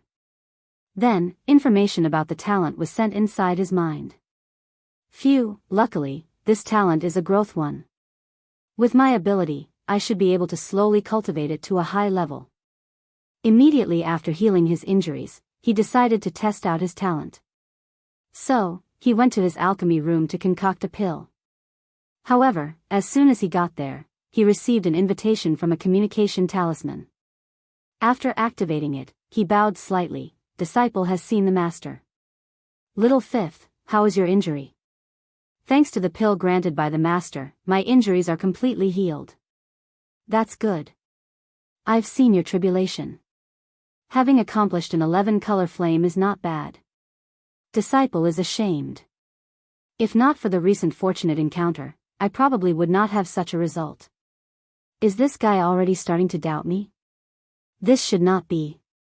Thought Wang Wei to himself as he made his face look like he was sorry for disappointing his master. there is no need to be ashamed. After all, you are not a heaven chosen that will compete for the heaven will. With an 11-color flame, you can still break through the supreme realm and enjoy 1,000,000 years of lifespan. Disciple will do his best not to disappoint the master. Yi Lao nodded, said a few comforting words before disconnecting the communication. After that, he pondered for a few moments, then his eyes suddenly turned golden red. He looked in the direction that Wang Wei's cave was, and he was slightly surprised by what he saw. He saw an orange dragon with a quarter of its body already turned yellow. Additionally, upon further focusing, he could see that a small part of the dragon's tail was turning golden. Another thing that he noticed was that the dragon who was usually curled up was now fully displaying its body as it circled the cave. It seems that little Fifth's chi luck has started to awaken. Yi Lao was not surprised by this discovery as it was quite a common phenomenon. Some people are not born as geniuses or heaven-chosens with powerful chi luck. Instead, they have to wait after a certain time or even in their life before their chi luck awakens and they can slowly increase their fortune. Of course, unlike innate heaven-chosens, these people have to fight and suffer more for their destiny and fortune. After noticing the change in Lu Cheng's chi luck, Yi Lao waved his hand and an invisible white light rushed from his cave and hit Wang Wei's chi luck. Immediately after that, it turned into its original orange color. After doing that, he continued to refine his pill. Meanwhile, back in his cave, he discovered that someone was spying on his luck, but he pretended not to know anything. After the white light hit his chi luck dragon, he was momentarily surprised, then smiled. This Yi Lao is not a bad master. He even hid his disciples' chi luck to protect him from others. He then went back to his business as he was prepared to refine pills. The previous owner of this body was a low-level Tier 2 alchemist, meaning that the highest level of pills he could refine were low-grade earth pills which are used by supernatural realm cultivators. And from his memories, Wang Wei knew that the success rate of the refinement was quite low, especially since Lu Qing did not have divine sense to help during the process. Honestly, this guy was very lucky to pass the assessment to become a Tier 2 alchemist. He was lucky to succeed in his 4th attempt out of 5. Wang Wei had to shake his head when he saw that memory. He wondered how could the Alchemy Association be so lax to just give this guy such a rank after refining one pill. Of course, he also guessed that the Alchemy Association was not lax, but took into account Lu Cheng's master and bent the rules and gave him the rank.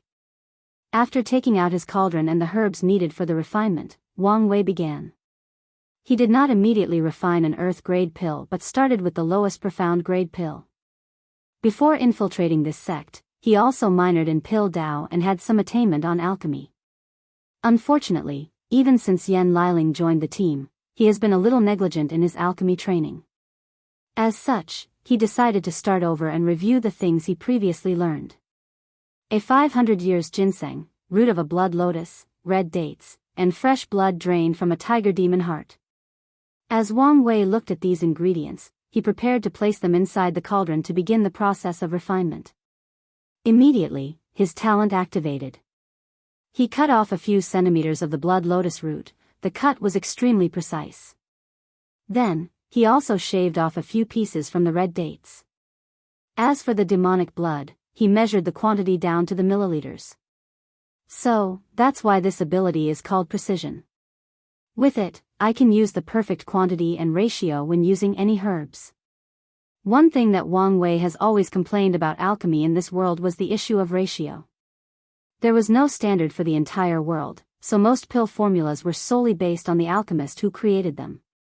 Some alchemists created their own system of measurements, while others used vague descriptions like a pinch or a handful on their formula. Some of them even straight out asked people to feel the ratio that they felt was appropriate. As a result of this, alchemy relies greatly on talent, trial and error, and resources. So, when he was young, he created a system of measurement for all the alchemists in the sect to use. His goal in doing so was to lower the talent entry for alchemy, thus cultivating more lower-level alchemists for the sect. Unfortunately, back then, many of the alchemists in the alchemy hall disagreed with his approach. These pedantic old men who had their nose up their arse did not care for his status as they believed he was committing blasphemy against such a sacred profession. Fortunately, his father saw the advantage of this system and quickly implemented it. A few hundred years later, this pedantic old man saw the benefit of this system and did not dare say anything anymore. Well, at least in public they won't. After placing the herbs inside the cauldron, a red flame appeared in his hand and he began to melt the herbs. His control of flame has to be exact, otherwise the herbs will be destroyed. With his divine sense, he could see everything happening inside the cauldron, and it became easier to control the flame. Once the herbs were melted, he began the process of removing impurities. Heaven and earth were both fair and balanced. As such, nothing was truly perfect. Everything and everyone has impurities inside their bodies, and that also goes for medicinal herbs.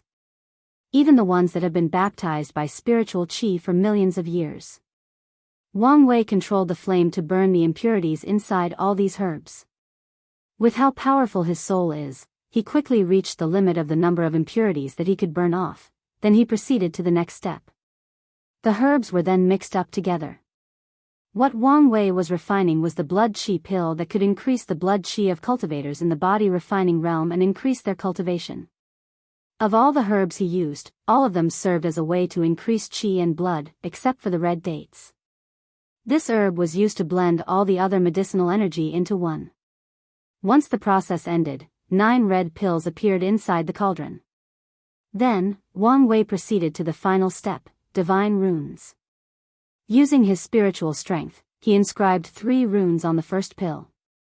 1 rune was used to excite the blood energy in the pill, making it more active and increasing its potential. 1 rune was used to contain the energy and slowly release it instead of doing so altogether at once. As for the final rune, it was used to help with the absorption process. Each person's body is different, so they can only absorb a certain amount of medicinal energy. However, the final runes would increase the absorption rate by at least 30% for ordinary people with an ordinary talent. After refining the first pill, he continued for the others. However, he did not use the same set of runes. On the second pill, he used 2 of the runes that excite the blood energy and 1 that contains it. That way, the amount of energy in that pill drastically increases. At the same time, it became even more difficult to absorb. On the third pill, he did not use runes to contain the energy or help with absorption. For the 3 runes, he only used the one that increased energy and potential. By doing so, Wang Wei changed the pill from being a blood qi pill to a berserk pill. After swallowing it, a person will not increase their cultivation, instead, their strength will increase drastically for a short time. Of course, at the cost of damage to their bodies. Chapter 310. Being able to control different runes to have different effects on a pill requires a very high talent and understanding of runes. As for Wang Wei, he has been studying divine runes ever since he was 5 years old because he wanted to create a physique for himself. A few hours later, he opened the lid of the cauldron to look at the 9 floating pills. He used his divine sense to check the aura of the pill, then he frowned. 2 perfect quality pills, 5 superior and 1 average. It seems that I have indeed slacked off. Alchemy pills were not only divided based on tiers, but also quality. Every pill's quality is divided into inferior, average, superior, and perfect. The quality is based on how much the herbs were purified, the heat control, the ratio of the herbs used, and whether the divine runes were perfectly inscribed. After seeing the result, Wang Wei closed his eyes and reviewed the entire process of his previous refinement. With his perfect memory, he recreated the entire process in his mind without missing anything. I see. The fire was not controlled properly and burned a few medicinal energies. There was nothing wrong with the purification process, however, the runes were not as smooth as they should be when being engraved. After finding the problem, he tried again. He placed the same material inside the cauldron and began refining. The purification process went well, and he paid great attention to his control of the flame.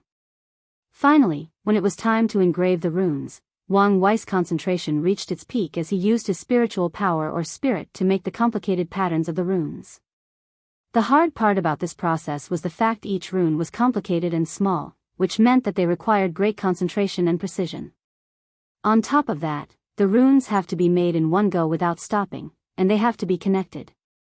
The blood chi pill is a low-level profound pill that only requires 3 runes. However, the higher-tier pills require hundreds if not thousands of runes. After engraving the last runes, the pill was finally refined.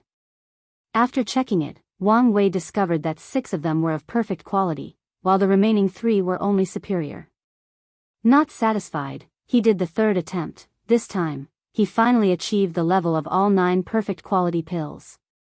What's more, all his attempts after that resulted in perfect quality pills.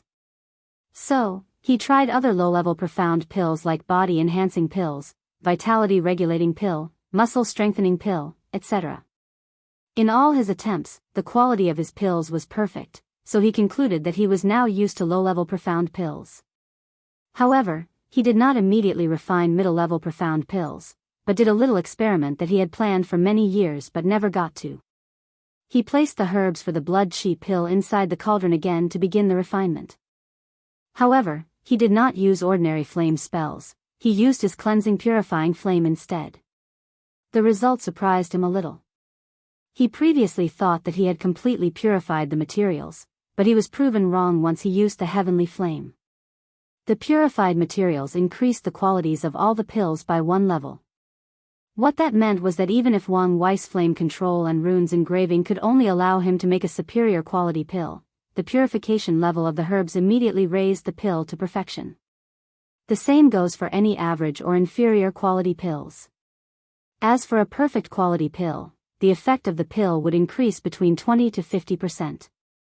Wang Wei was surprised by this discovery and did a few more tests. The conclusion was that with the cleansing purifying flame, the lowest quality of pills that he could refine was average. It was impossible to create an inferior. It's either the pill concocting failed or he made an average quality pill. After making this discovery, Wang Wei immediately tried his second heavenly flame, the heavenly destruction flame. Unfortunately, using the black flame for alchemy proved disastrous for him. This flame's sole purpose was destruction, so it burned off all the herbs as soon as it came into contact with it. It was only on the 7th trial that he managed to make an inferior quality pill, and it barely reached that standard as it was close to being labeled a poisonous pill.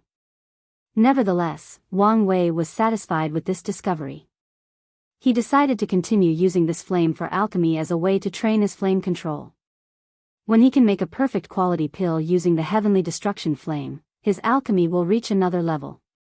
Finally, Wang Wei had one last test to make, his chaos flame that was located inside his heart. A transparent flame that seemed both static and constantly changing color appeared in his hand, then he refined the herbs with it. To his surprise, he discovered that the chaos flame was not only as good if not better than the cleansing purifying flame, it could also nourish the herbs and improve their quality. For example, the 500 years old ginseng turned into a 1,000 years old one, the root of the blood lotus became bright red instead of the dim red color, the red dates turned purple, and the blood of the demonic beast had a tinge of gold. Wang Wei looked at the 9 pills inside his cauldron that excited a mysterious and profound breath. He took one and swallowed it to feel the effect. And to his astonishment, the perfect pill was at least 5 times more powerful than a regular one. This low-level profound pill could be classified as a middle-level profound pill. He immediately did some tests and realized that no matter how bad the rune engraving process was, the pill will turn into perfect quality ones. And if the process is done correctly, the strength of the pill will increase between 5 to 10 times. No wonder the Flame Emperor was considered one of the greatest alchemists that ever existed, muttered Kang Wei. There were even rumors that he might have surpassed the Danyuan Emperor when it came to pill Dao. It's a shame such a powerful emperor did not create his own lineage. However, he may have left his inheritance somewhere in the myriad emperor world. After reining in his thoughts, Wang Wei finally began to refine middle-level profound pills. He chose a simple pill called Origin Chi Pill, which is the upgraded version of Blood Chi Pill used by Divine Sea Realm cultivators. Just like the name implies, it can increase the origin chi inside a cultivator's body and help them in their cultivation. With the right state of mind, he was able to perfectly control the heat and properly purify the material needed. When it came to rune engraving, he had to be more careful since the pill required 9 runes instead of 3. Many of these runes involved how to stabilize the divine sea once the medicinal energy rushed inside, and also to help with the absorption process. After refining the pills, 2 of them were of superior quality while the rest were perfect. So, he refined a few more cauldrons until he could only refine perfect quality. Then, he refined other middle-level profound pills like Divine Sea Expansion Pill, which increase the size of the Divine Sea and allow cultivators to hold more Origin Chi. Origin Chi Controlling Pill can help cultivators increase their control over their Origin Chi.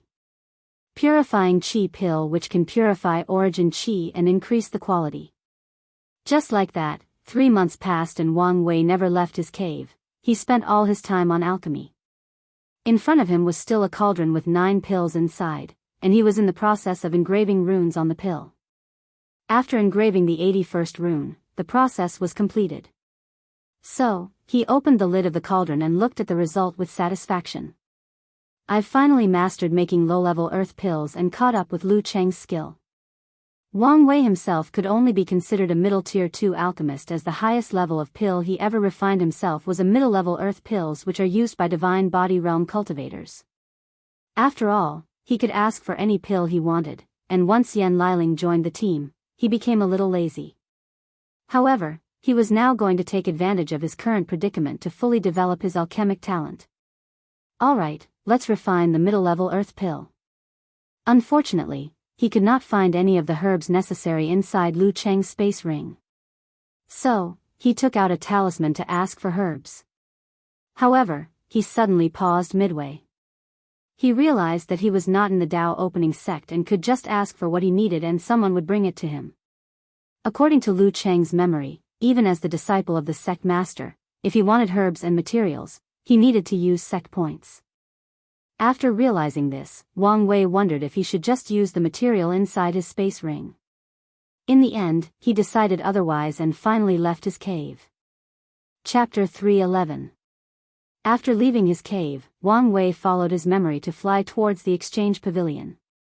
He soon arrived in front of a wooden house that looked like 3 houses stacked on top of each other. In the middle house, a plaque with the character, Exchange Pavilion, written in black. After entering inside, the first thing he noticed was that the inside was way bigger than the outside. He guessed that a space expansion formation was placed inside. Many disciples were walking everywhere inside, and no one paid attention to him. Based on body movement and facial expression, he could tell that some people recognized him, but they just ignored him. With a calm look on his face, he went to one of the many booths. He took out his token, and once the people in line saw it, they gave way for him, so he came to the front of the line. "What can I do for you, 5th young master?" asked the female disciple that was in charge of this particular booth. "I'm here to hand over some pills in exchange for sect points," responded Wang Wei blandly before taking a space ring and handing it over to the girl. She then used her divine sense to take the things out, and a look of surprise flashed across her eyes. She found a lot of superior quality profound pills. What's more, a few of them were of perfect quality.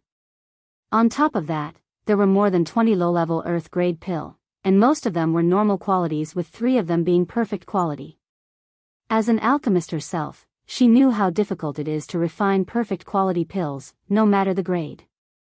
On top of that, all of these pills came from Lu Cheng, the person with the least amount of talent amongst the disciples of the sect master. This girl had dealt with him before, and the quality of the pill he previously exchanged was nothing compared to now. Even the quantity was not as large. Despite all the thoughts that went across the girl's mind, her facial exchange still remained with the inviting smile. "According to sect rules, your total of points for all these pills is 9,875. Wang Wei nodded calmly. Based on the information he knew, this result was more than fair. So, he handed his identity token to her, and after she placed it on a formation behind the counter, the number of registered points on the token increased. After thanking the girl, he headed to another booth that was opposite the previous one he was in. As the girl in the booth watched him leave, she was thinking to herself, the pills that Lu Cheng handed over still have some residual heat inside them, meaning that he probably refined them himself. Previously, his talent was mediocre, but now, he seems to have encountered some kind of fortuitous encounter, otherwise, it could not explain how his alchemy has increased so much in such a short time. Should I tell the elder about this, or am I being too sensitive? Just in case, let's inform him. However, as soon as this idea came into her mind, an invisible and undetectable spiritual power entered her mind. Immediately afterward, she thought to herself, "I'm being too cautious. Maybe he was just lucky this time around and had more success than usual." Meanwhile, Wang Wei did not use his token to get in the front of the line this time since it was not that long. While waiting, he thought to himself, "I wonder how deep Fu Kaiyun's control over this sect is." Just now, he quickly read the fate line of the girl in the booth and learned that she was secretly one of the people that supported Fu Kaiyun in the sect. After making this discovery, Wang Wei did a quick read on many other people, and more than 2/3 of the people behind the booths were his people. That meant that Fu Kaiyun had full control over people of power in the Origin Dao Pill sect. "I feel bad for my cheat master, his sect is not under his control." Wang Wei was pondering whether he should get rid of Fu Kaiyun so that his plan could go more smoothly. According to his original plan, he wanted to impersonate one of Fu Kaiyun's disciples since he had the most power in the sect. However, after his research, he learned that most of Fu Kaiyun's disciples will either die or become mediocre. They usually showed excellent talent in the early years, but later they became mediocre. As for the truly extraordinary one that had hope of inheriting his ability and skill, they all died under strange and mysterious circumstances. In the world, there has never been a lock that is kept locked forever. So, rumors of the fact that Fu Kaiyun secretly killed his disciples have long spread to the world, leading to his terrible reputation. Of course, that's just one of the reasons. While Wang Wei was thinking about his next step of action, it was already his time. He looked at the disciple in front of him, and he knew that he was also one of Fu Kaiyun's people. "I need the material on this list," said Wang Wei. Purple cordyceps, fire elemental petals, heart of tier 4 demonic beast, preferably one of the fire elements, 10,000 years old eukamia bark, and a blood-concentrating flower, muttered the young man with a frown. What he just read was just a small part of the list. "These are all herbs to make middle-level earth pills. Are you sure you want to exchange them? Is there a problem?" asked Wang Wei back. No, there is no problem," hurriedly said the man. "All of these herbs will cost a total of 8,343 points." Wang Wei frowned after hearing this. Currently, he only has a little more than 10,000 points. But now, he was about to use more than 80% of it. "It seems that I have to find a way to make more points. If I continue to exchange high-quality pills more often, it will be easy to be discovered." After handing the disciple his token to pay, he quickly used a spiritual hint on him and the people around him to not pay great attention to him and his action. Even the elder secretly protecting this place was not spared. Luckily for Wang Wei, that old man was only in the Saint realm, so he was not discovered. After doing this, he returned to his cave. However, he did not immediately start refining pills. Instead, he focused on the cultivation technique that Lu Cheng's had cultivated. Despite being a disciple of the sect master, he did not cultivate any emperor scriptures of the sect. Instead, he cultivated a technique that he accidentally discovered in a cave back when he was still immortal. The technique was called flame controlling art.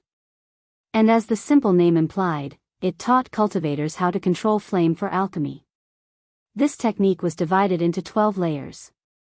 Unfortunately, Lu Cheng only had 6 layers, and as such, could only cultivate to the primordial spirit realm. Knowing that this technique had no future, he told his master about it so that he can change to a better one. However, Yi Lao told him that this technique was strange, and only by cultivating to the 6th level could he change to another one. Wang Wei always felt that this technique was special. To be precise, it seemed as if it was incomplete. And he was not referring to the fact that it only had half the layers. To him, it was like someone took a more powerful technique and simplified it to make it easier for other people to learn. Another thing that made him suspicious was the conversation that Lu Cheng had with Yi Lao when he first showed him the technique. The sect master was too nonchalant. A cultivation technique that could teach people how to properly control flame should be very valuable to an alchemy sect. Yet, Yi Lao did not show any interest after Lu Qing showed it to him. He even swore an oath not to tell anyone else that he was cultivating it. After knowing that something was wrong, Wang Wei wanted to find the answer. So, he used his power of fate to deduce the cause and effect of this cultivation technique. He wanted to find its origins. Unfortunately, his deduction did not produce any result. So, he changed his calculation and wanted to know if this technique was related to the origin Dao Pill sect. He still could not get an answer. So, he deduced if the technique had any relationship with sect master Yi Lao. He finally got an answer, and a positive one at that. Wang Wei's eyes lit up after this as many thoughts rushed through his mind. He had many theories, however, there was too little information as of now. For the next week, he stayed in his cave, then left for the sect's library. He wanted to check if there was any technique that could help people increase their flame control. And the answer was negative. Without pause, he headed to another person's cave. He wanted to check one last thing about this technique before making any theories or deductions. Chapter 312. After arriving at his designated cave, Wang Wei saw that the entrance had a formation, so he just stood in front and waited. He knew that the owner would be aware of his arrival. A few minutes later, the formation was activated and someone came out. Wang Wei knew that person was a servant, so he just nodded his head to him and followed the ladder. Soon, he was led into one of the rooms inside the cave. As soon as he entered, Wang Wei felt that heaven and earth changed. It was like he was in a different place where the laws were completely different. The feeling was similar to when he first arrived at the academy. A small world? Thought Wang Wei as he continued to follow the female maid. Although this was not the first time that Lu Qing came here, he did not notice the difference between this small world and outside. After a few minutes of walking, he saw a vast field of land where countless medicinal herbs were planted. Some people were taking care of these plants. He even saw a few mortals taking care of some of the plants. With a little surprise, he looked at the plants that they were in charge of. With just a look, he realized why their presence was necessary. These mortals were taking care of a rare herb called the untouchable flower, that could not be touched by cultivators. As long as the lowest body refining realm cultivator touched them, the energy inside their bodies would be immediately absorbed, and the flower would instantly change properties. It would change from yin and water nature to yang and fire nature. Based on the nature of the herb, different pills can be made, and as the yin nature can make more valuable pills, alchemists usually used formation or mortals to cultivate this herb for them. Sometimes a combination of the two. Wang Wei had to follow a specific path to not interact with the herbs. Of course, he knew that it was no use to approach as he could feel all the formations protecting the different patches of fields. After walking for almost half an hour, he soon reached a small pavilion with a beautiful woman dressed in a green robe. She sat cross-legged on a futon with a small table with 2 cups and a pot on the side. As soon as Wang Wei approached the girl, the faint scent of medicinal herbs drifted to his nose. However, the scent was not repugnant or bitter, it was more soothing, refreshing, and calming. It seems to display her temperament perfectly. Wang Wei cupped his hand. Third senior sister. Little fifth, how have you been? Responded Lan Ling with a smile as she motioned for him to sit down. Her movement was slow, yet elegant at the same time. Immediately, Wang Wei felt his heart skip a beat, and he almost blushed. Fortunately, he rushed to control his botus reaction. Well, this Lu Qing had such a major crush on his senior sister that it even affected my consciousness. After sitting down, Lan Ling poured the tea for both of them. In the process, she used the perfect tea ceremony. The process was so beautiful that Wang Wei once again felt his mind and spirit peaceful and refreshed. This showed that she had cultivated her tea ceremony to the point of attaining the Tao. In return, Wang Wei also used proper etiquette. Whether it was him or Lu Qing, they also learned about tea ceremonies. The only difference is that Wang Wei had to learn as a part of his aristocratic education, while Lu Qing learned to have a topic to discuss with his senior sister.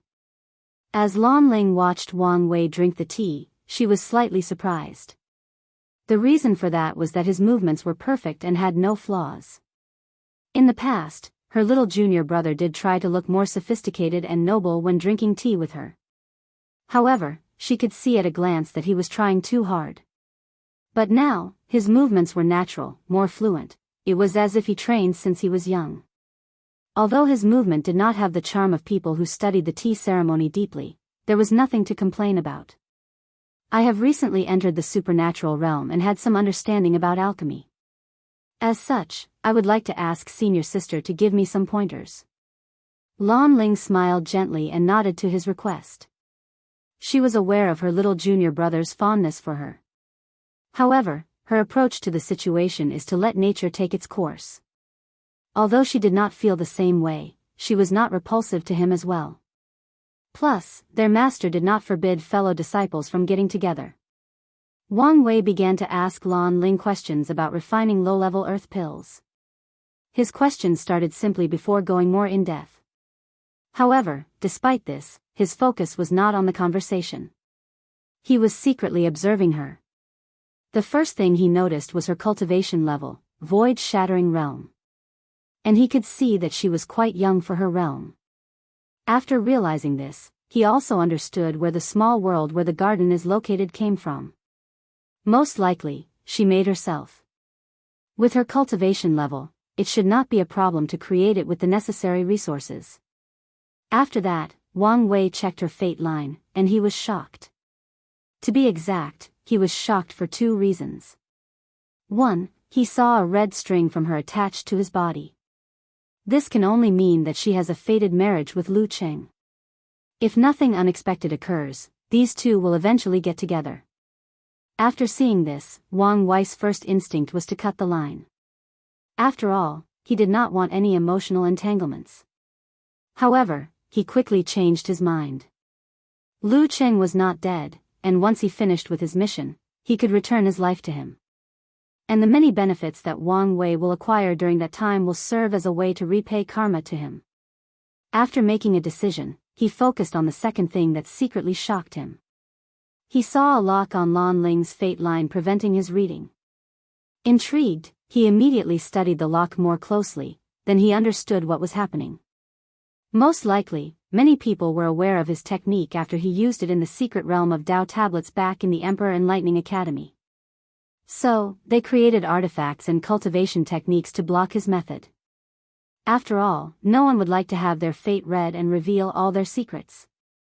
After seeing the lock, Wang Wei knew that he could use force to break and still read her fate. However, he could not do it sneakily and will alert her without a doubt. He even guessed that this was one of the reasons people came up with this method. If they know this technique is being used, they can use other methods to try to stop it. It seems that I have to use another method to accomplish my goal, thought Wang Wei, then said, "Third senior sister, I've been pondering about refining a middle-level earth pill recently, but am not confident. I wonder if I could watch you refine one so that I could learn from you." Lan Ling was a little surprised by this sudden request. Usually, his little junior is very reserved when meeting with him. And maybe due to some sort of inferiority complex, he rarely discussed high-level alchemy with her, and usually used it as a request to start a conversation, then changed the subject. But now, he even asked to refine pills for him. Albeit surprised, she still acquiesced. She thought that his confidence had increased after entering a higher realm of cultivation. So, Lan Ling took out a cauldron from her space ring along with a few spiritual herbs, then she concocted a fortune-enhancing pill in front of him. This pill could help divine body realm cultivators increase the strength of their good fortune flame to accelerate the pace at which they refine their bodies. For the next 3 hours, Wang Wei pretended to focus on Lang Lin's every movement. Once she was done, there were 7 pills inside the cauldron, with 5 of them being superior and 2 perfect quality. Considering that she placed enough material to make 9 pills, this was a great feat. This showed that she was quite talented, and if she did not refine the pill on the spot and prepare more, there would be more and the quality would be better. After seeing her refinement, Wang Wei thanked her and left with the excuse that he wanted to return to his cave to digest his new understanding. While walking away, Wang Wei only had one thought in his mind: I was right. She also cultivates the flame-controlling art. Chapter 313. After returning to his cave, Wang Wei pondered deeply about his recent discovery.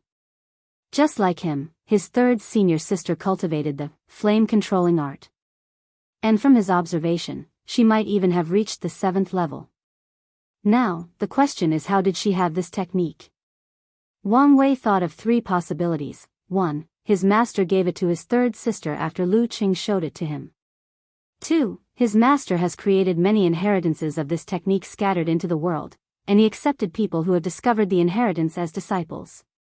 Based on his previous calculation that his master had some relationship with this technique, this theory is highly likely.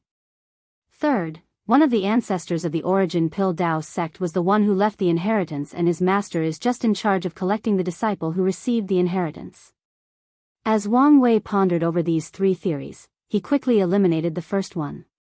Based on his observation of Lan Ling, her foundation was established with the flame-controlling art, meaning that she has been cultivating it long before Lu Qing even entered the sect. As for the other 2 theories, either one could be true. Nevertheless, no matter the truth, he can conclude that this technique was not simple and held a greater secret. After concluding, he wanted to know the answer, so he began to ponder how to find the truth.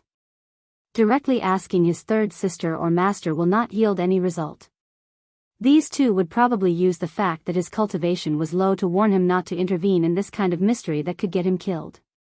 As Wang Wei tweaked his brain to find a solution, he suddenly remembered the 5 saints that intercepted him when he was returning to the sect. Lu Qing is a pretty mediocre person in the sect, so who would send 5 saints after him? For what reason?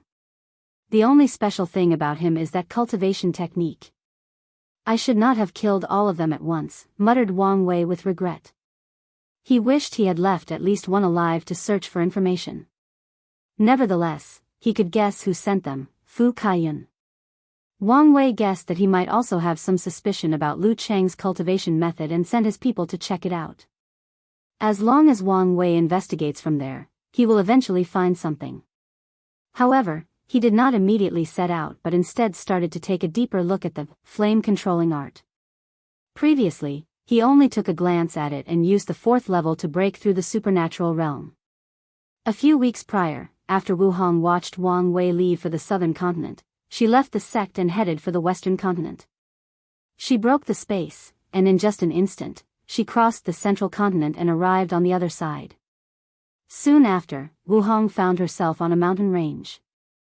After sensing the nearest place with life, she broke the space and appeared there, floating in the air as he gazed downward. What she saw was a man dressed in a red robe sitting cross-legged in the middle of a village. He was absorbing a bunch of red energy that came from all the dead people of the village. Based on the blood on his body, Wu Hong could tell that this man had just slaughtered this village himself, and he was using their blood to cultivate. With just a glance, she could tell that this man's talent was horrible. The highest level of cultivation he should reach is probably the body refining realm 3rd or 4th layer. Yet, this man's current cultivation level was the divine sea realm. To be precise, he was in the peak of Origin Lake. She could guess how many people he slaughtered to reach that level. Without saying anything, she used her divine sense to search his soul. The poor guy did not have the time to react or realize what was going on. He bled from all the orifices of his body as his soul was destroyed. So, I'm currently in Tiger King domain. Not far from the Children's Heart domain. Wu Hong waved her hand and all the bodies of these villagers were buried, and a large grave was erected in the middle. Then, she broke the space again and headed for her destination. After arriving in Children's Heart domain, Wu Hong headed to a place called Black Stripe Forest. Once there, she saw many cultivators headed inside the forest to hunt demonic beasts and search for opportunities. Unfortunately, at the entrance of the forest, a group of people dressed in similar uniforms would stop anyone coming out of the forest and asking for tax. And if someone refused, they would be directly killed and their space rings taken away. Of course, the majority of people did not refuse as they were used to this already. With a glance, Wu Hong, who was invisible, identified these people taking taxes.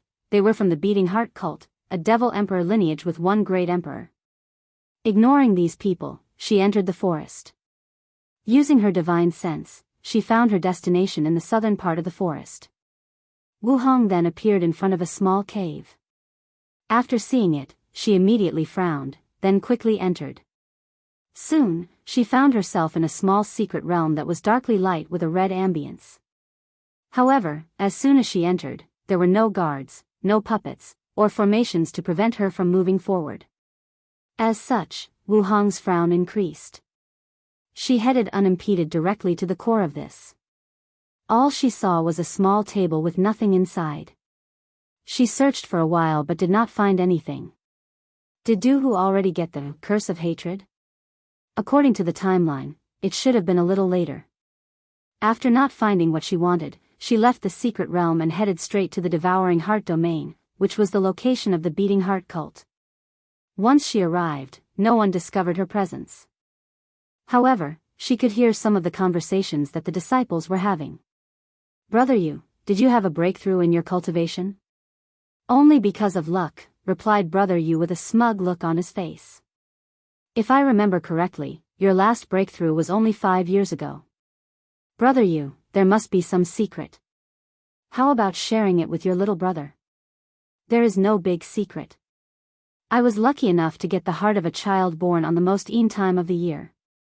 After absorbing it, of course, I made a breakthrough." "Brother Yu, don't lie to us. To acquire such rare and precious material, you must have some connection. How about sharing with your little brother?" "Hee, as long as you have enough origin source, I can get you any kind of hearts you want for cultivation," replied Brother Yu with a cunning light in his eyes. Meanwhile, after filtering out the information she wanted from the talks of these disciples, Wu Hong headed to the main mountain of the sect where the sect master was located.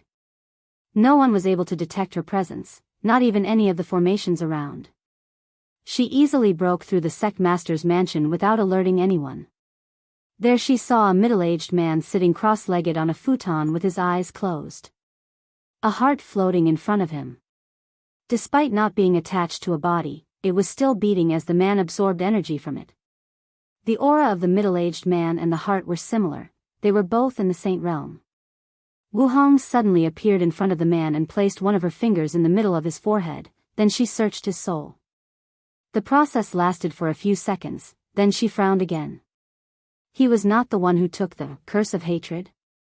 Thought Wu Hong. Then who was it? She immediately used her finger to calculate that person, however, she did not find anything. There are only 2 people who can stop my calculation. The first one is that old guy in the nether hell. However, he is currently sealed and has no power to intervene. Plus, it does not benefit him in any way. The second being Heavenly Tao. She paused for a moment. Could it be intervening because it's related to Wang Wei? She did not have an answer, and she did not care at the moment. What she cared about was her next action. In the previous timeline, Wang Wei suffered from that curse. For more than 10,000 years, he was in constant pain as his soul was slowly corroded and tortured. It almost drove him insane. And since he did not have his paragon's soul with him, he was helpless and on his own. No matter what method the Tao opening sect used, they could not remove the curse. Wu Hong's purpose was to retrieve it in advance and prevent this from happening again. However, too many things have changed in this timeline. "Well, there is no need to care that much," muttered Wu Hong. Since he could survive the curse in the previous timeline and benefit from it, there should be no problem. After all, his current self is much stronger, and it's not even a comparison. After thinking about this, she left the site of the beating heart cult. As for sect master Du Hu, he did not die but passed out as his primordial spirit was injured. Chapter 314. After leaving the beating heart cult, Wu Hong broke the space and traveled back to the central continent. However, she did not return to the Tao opening sect but headed to the east side of the continent. Soon, she found herself in the lifeless domain, which was located at the very corner of the continent, with the ocean that separated the continents not too far. She floated in the air as she looked at her surroundings. The clouds were red, and they were constant, static, or never changing. Not a single one moved from their places, and it seems that they have been like this for eons. The soil was gray, it was as if they were devoid of life. No plants, animals, or even living beings could be seen from hundreds of miles on. The dichotomy between the ground and the sky gave the entire place a dreary and desperate atmosphere. On top of everything else, there was not even a single ounce of spiritual energy, and the space was turbulent, making it very difficult to teleport. A baleful aura could be felt everywhere, trying to influence the mind of anyone who steps foot in this forbidden domain. Wu Hong could feel that the laws of heaven and earth in this place were chaotic, even destroyed. If any void-shattered realm or saints were to step here, they would lose the ability to use the power of law. Only supreme true monarchs who have their own Tao fruit would not be affected. After a quick glance around, she flew toward one direction. She did not teleport this time. She flew for a few hours with nothing or no one in sight. And with her speed that is faster than light by many times, she traveled a great distance. When she was close to her destination, she finally saw someone. It was an old man dressed in tattered robes with dirt all over his body. His long hair was disheveled and had no shoes on. He seemed to be muttering something non-stop. Unfortunately, his words were nothing but rambling, they made no sense whatsoever. Wu Hong could tell that this man was a saint trying to use this place as a way to temper his Tao heart. Unfortunately, his primordial spirit was corroded by the baleful aura and he became crazy. She looked at the crazy old man with a look of appreciation. Not anyone had the will to try such a harsh method of tempering themselves. Additionally, she could feel that this old man was still struggling to retain his sanity. Nodding her head gently, Wu Hong pointed her finger at him, then a white light entered his sea of consciousness. Countless runes appeared and sealed a red aura that was surrounding the old man's primordial spirit. Immediately afterward, he regained consciousness. The old man looked around but did not find anything.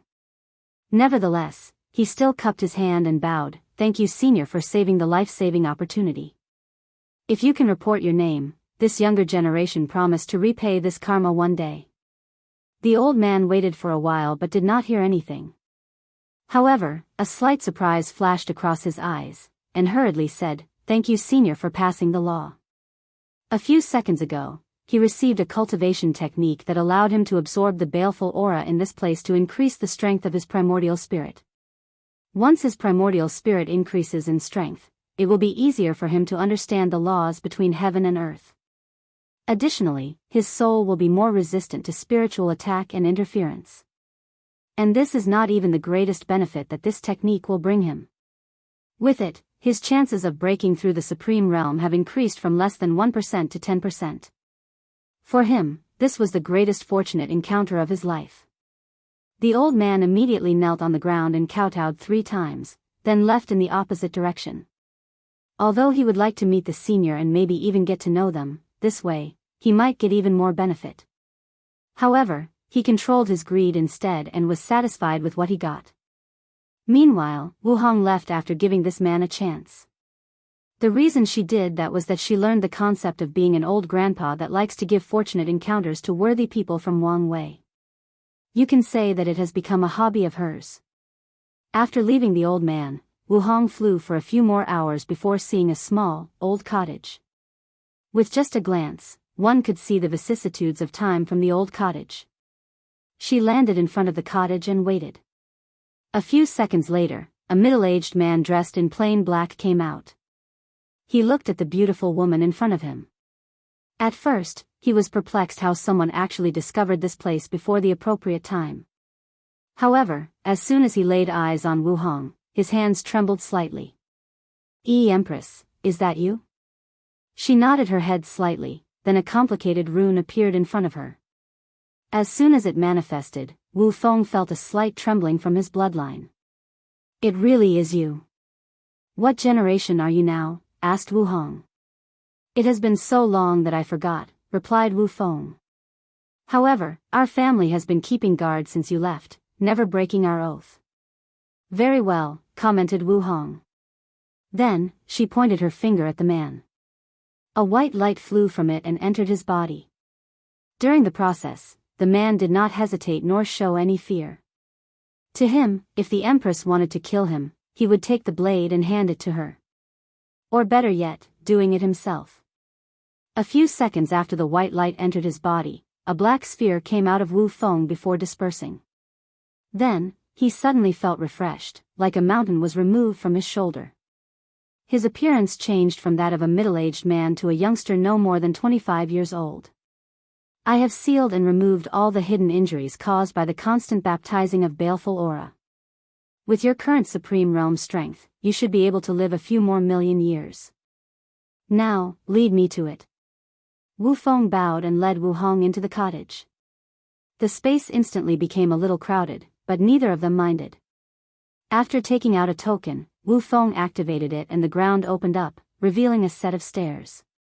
The two then slowly descended with Wu Feng taking the lead. They soon passed through a long and dark corridor to find themselves in a large and empty space. In the middle was a massive red door frame or gate that was probably hundreds of thousands of miles in height. Countless formations could be seen around that gate, and all of them exuded the aura of a great emperor. As Wu Hong gazed at this gate, a slight smile appeared on her face. She could tell that these formations served as a seal, and the first one was laid by herself eons ago. She then took out a small orb and handed it to Wu Feng. If nothing unexpected occurs, in this generation, the family will be freed from this mission. When the time comes, with this, you should be able to become an immortal venerable, attain immortality and pursue your own dreams and goals. Dreams and goals, huh? Muttered Wu Feng with a wry smile. All I have ever known was my mission. Do I even have dreams and goals? Finding out about this answer is also a good option. Wu Feng nodded his head as he looked at the orb. He was hesitant about accepting it. Although his family has been guarding this place for many years, it was just a preventive measure. Nothing of significance truly happened, so they did not do much. At the same time, they received many benefits. Whoever is chosen to become a guardian will receive all the necessary resources needed to cultivate to the supreme realm. There is no need for you to doubt whether you deserve such a reward, said Wu Hong. How many people do you know could keep an oath for billions of years? After hearing this, Wu Feng was no longer polite and accepted the gift. He then bowed to Wu Hong before returning from the direction that she came. As for her, she headed straight to the gate. As soon as she approached, many of the Emperor formations activated and prepared to destroy and annihilate her. With all these formations, any ordinary great emperor would be instantly slaughtered. However, a strange wave came from Wu Hong's body stopping the activation of these formations. Then, a white transparent door appeared in the frame and she stepped into it. Soon after that, Wu Hong was teleported to a very dark and gloomy space. She smelled the air and muttered, the smell of slaughter, death, sin, and depravity. 9 Devil Gods World, it's been a long time. Chapter 315. After arriving at the 9 Devil Gods World, for a moment, she had a look of nostalgia on her face. The majority of her earlier years were greatly influenced by this world and its race. And even after ascending to the Eternal Ascension world, she faced some trouble from the devil race. In the end, once she became powerful, she almost slaughtered the entire race and wiped them out of existence. If some people did not plead with her, no one could have stopped her. After reminiscing for a while, Wu Hong teleported to the nearest large city. She has been gone for a while. She wanted to know what changed over the years. As she constantly teleported to her destination, Wu Hong could see that many places had weird weather phenomena. Thunder, flames, tornadoes, sword chi, and space turbulence existed in large quantities in most places, making 80% of the world inhabitable. As for the habitable places, the spiritual energy between heaven and earth was thin, resources were scarce, and the population was small. As for the devils that lived in this world, they all looked weird and fierce. The majority of them had humanoid bodies, but their faces were usually different animals like lions, tigers, elephants, etc. Most of them also had fangs, claws, and tails. Another prominent point about them was the fact that they were really tall. Most devils were at least 3 meters, and this was the minimum height. As Wu Hong floated over the city and watched everyone go by, she could see the desolate looks on these devils' faces. All of them seemed bleak and full of despair. They go about their lives like they have nothing to live for, no hope, no desire for tomorrow. Ignoring these devils, Wu Hong suddenly appeared in the biggest house of this city, the City Lord Mansion. With a wave of her divine sense, she secretly searched his soul. However, a frown appeared on her face soon afterward. She received little information from him. "Well, I should not expect any from a little supernatural realm devil," muttered Wu Hong. She realized that if she were to search each city little by little, too much time might be wasted. In that case, let's not waste time. Her divine sense madly spread out from her body and she searched everything in sight. She saw countless cities that were scattered all over, with great distances between them. As for the roads between these places, all of them were inhabitable by weak life forms, so few devils actually lived there or built any form of civilization. After searching a few million miles in radius, Wu Hong finally discovered a place worth visiting. Immediately, she teleported to a city far away. Yang Mansion, a bunch of devils sat inside a room discussing something. All of them looked exactly like humans except with a third eye in the middle of their foreheads. "Patriarch, with this 100,000 years old willow tree branch, our Three Eyes clan can have another void-shattering realm powerhouse," said one of the devils to the man sitting on the throne. "Indeed, that's good news," replied the patriarch. "What's the good news?" suddenly ringed a voice. "Haven't I already said it?" The birth of a new void. As everyone turned their gaze to the old man that walked in the room, they became stiff, and no one said anything at all.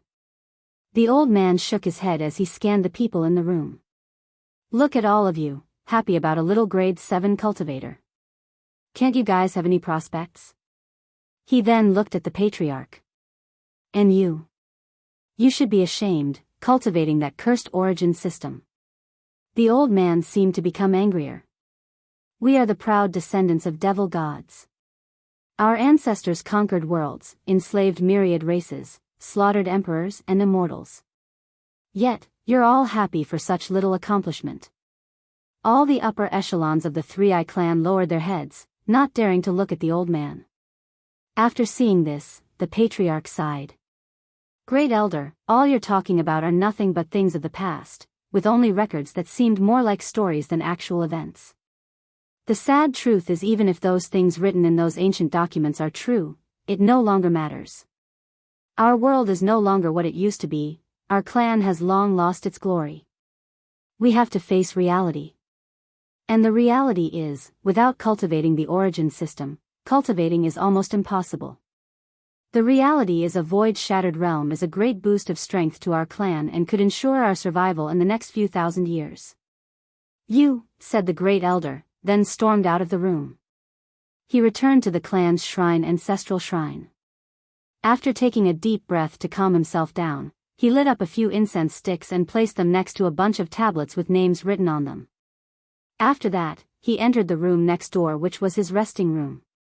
What the old man did not notice was that a beautiful woman dressed in a long cheongsam. Wu Hong looked at one of the shrine tablets and she could see the primordial spirit of a true monarch devil residing inside and absorbing incense to prolong its life. With a wave of her hand, she sealed all the power of that primordial spirit, then searched it. After getting the information she wanted, she crushed that primordial spirit and teleported to a faraway distance. In front of Wu Hong were 4 pillars that rose straight to the sky. They seemed to be supporting the heavens themselves. The pillars looked nothing extraordinary except for their size. Many devils sat in front of them with their eyes closed. They seemed to want to find opportunities from these pillars. Although they looked nothing extraordinary to most people, in Wu Hong's eyes, these pillars were 4 gigantic bodies with countless runes on top of them. They were the 4 devil gods that she previously sealed. As she watched them, she could feel that they were extremely weak because of being sealed for so long. Wu Hong did not pay attention to them and checked the seal on them. And as expected, nothing was wrong with it. After all, she placed it herself and she knew how powerful it was. After nodding her head in satisfaction, she was prepared to leave. However, she felt something was wrong. As a powerful cultivator, she is in harmony with heaven and earth. If she feels that something is wrong, there must be a reason. Immediately, she released her divine sense to search the space of the seal, but nothing was discovered. She then calculated the secrets of heaven with her finger, but nothing was discovered as well. Then, her pupils turned purple and she saw a bunch of threads attached to the devil god's body. These threads were not fate lines, but karma threads. Wu Hong looked at the thousand of threads, then she found one that was special. To be exact, her intuition told her that this was the one she was looking for. She followed the thread. Her vision broke through countless restrictions of space to reach the place where the thread was connected to. Then, she saw a world that was connected to the Nine Devil God world. Additionally, this world was very well hidden. Most ordinary great emperors would not be able to find it. As Wu Hong looked at this world, she frowned and thought to herself, another thing that has changed in this timeline. And this time, the changes might not even be related to Wang Wei. Wu Hong understood the concept of the butterfly effect. A single change could lead to countless ripples. And in this case, the ripples might even spread across space and time. After pondering for a brief moment, her vision continued to follow the thread and entered the world. She saw a large continent full of devils. At the center of that continent was where the most powerful force was located, and they happened to be the same race as the devil god that she used the karma technique on. Wu Hong continued to follow the thread, and she finally saw that it was connected to a young devil with a human face and 2 horns. After seeing this, she then looked at the karma threads of the other 3 devil gods, and they all led to the same world, except that they were located on 3 other continents. Wu Hong smirked and muttered, "I see. These guys plan to kill themselves, then use their bloodline descendants to revive themselves." She did not care about these people's plans. How could it be that easy to get rid of her seal? In their situation, they can't kill themselves as her seal will actively prevent this. After smirking for a few seconds, she continued to observe the 4 continents of that world. Unlike the 9 devil god world, this small one is very prosperous with abundant spiritual energy and resources. Additionally, all the devils living there are the most talented and with the best bloodline. All the powerhouses of their races currently reside in that world. As she continued to observe, Wu Hong guessed that in this timeline, someone may have secretly helped the devil race preserve some strength. Otherwise, with her sealing the chi luck of this entire race, they couldn't grow to that level. It seems that this generation's cleanup will be quite interesting. She did not care about this small world and the survival of the devil race. With her observation, she could see that the most powerful cultivator in that world was a quasi-emperor. Let's leave this mess for Wang Wei to fix. Anyway, it's not my problem anymore. Chapter 316. After checking on the subworld attached to the 9 devil gods world, Wu Hong had one last place to check before leaving. Her vision penetrated countless distances until she saw a mass of white fog made of tiny lines amalgamated together. Around this fog were myriad runes that formed a circular cage. The fog kept banging against all corners of the rune cage. Unfortunately, the cage did not budge, not even the slightest. After seeing this scene, she nodded her head in satisfaction as she muttered, "The seal I placed on this world's heavenly Tao does not have any problem. In that case, I am relieved." She then left and returned to the place where she first landed. Since this world was completely sealed, she could only enter and leave from that single portal.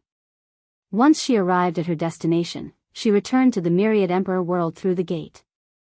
This time, she did not go to see Wu Feng and silently departed.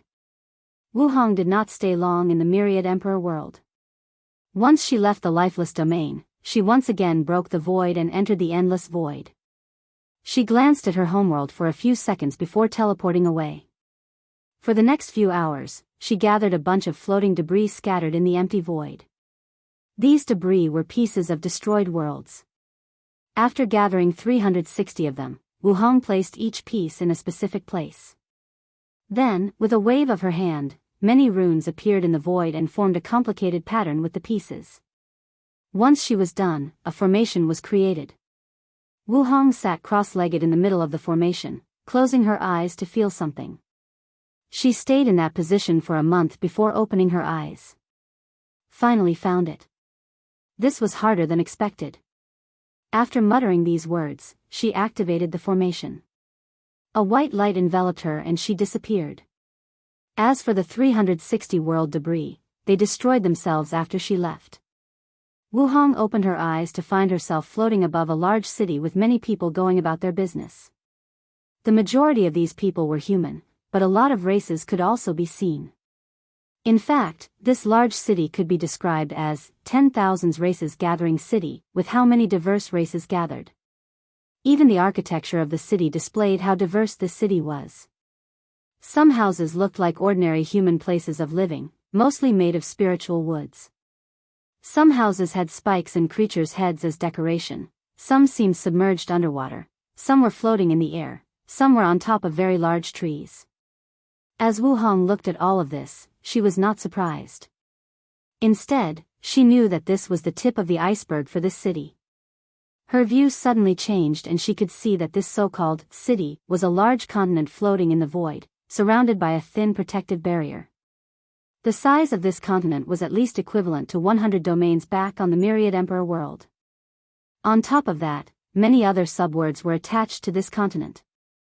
Wu Hong's eyes penetrated these subworlds and saw different ones. In some of them, people of different races were battling one another, in another one, they were massacring the devil race only. On another, many people sat cross-legged, seeming in deep meditation.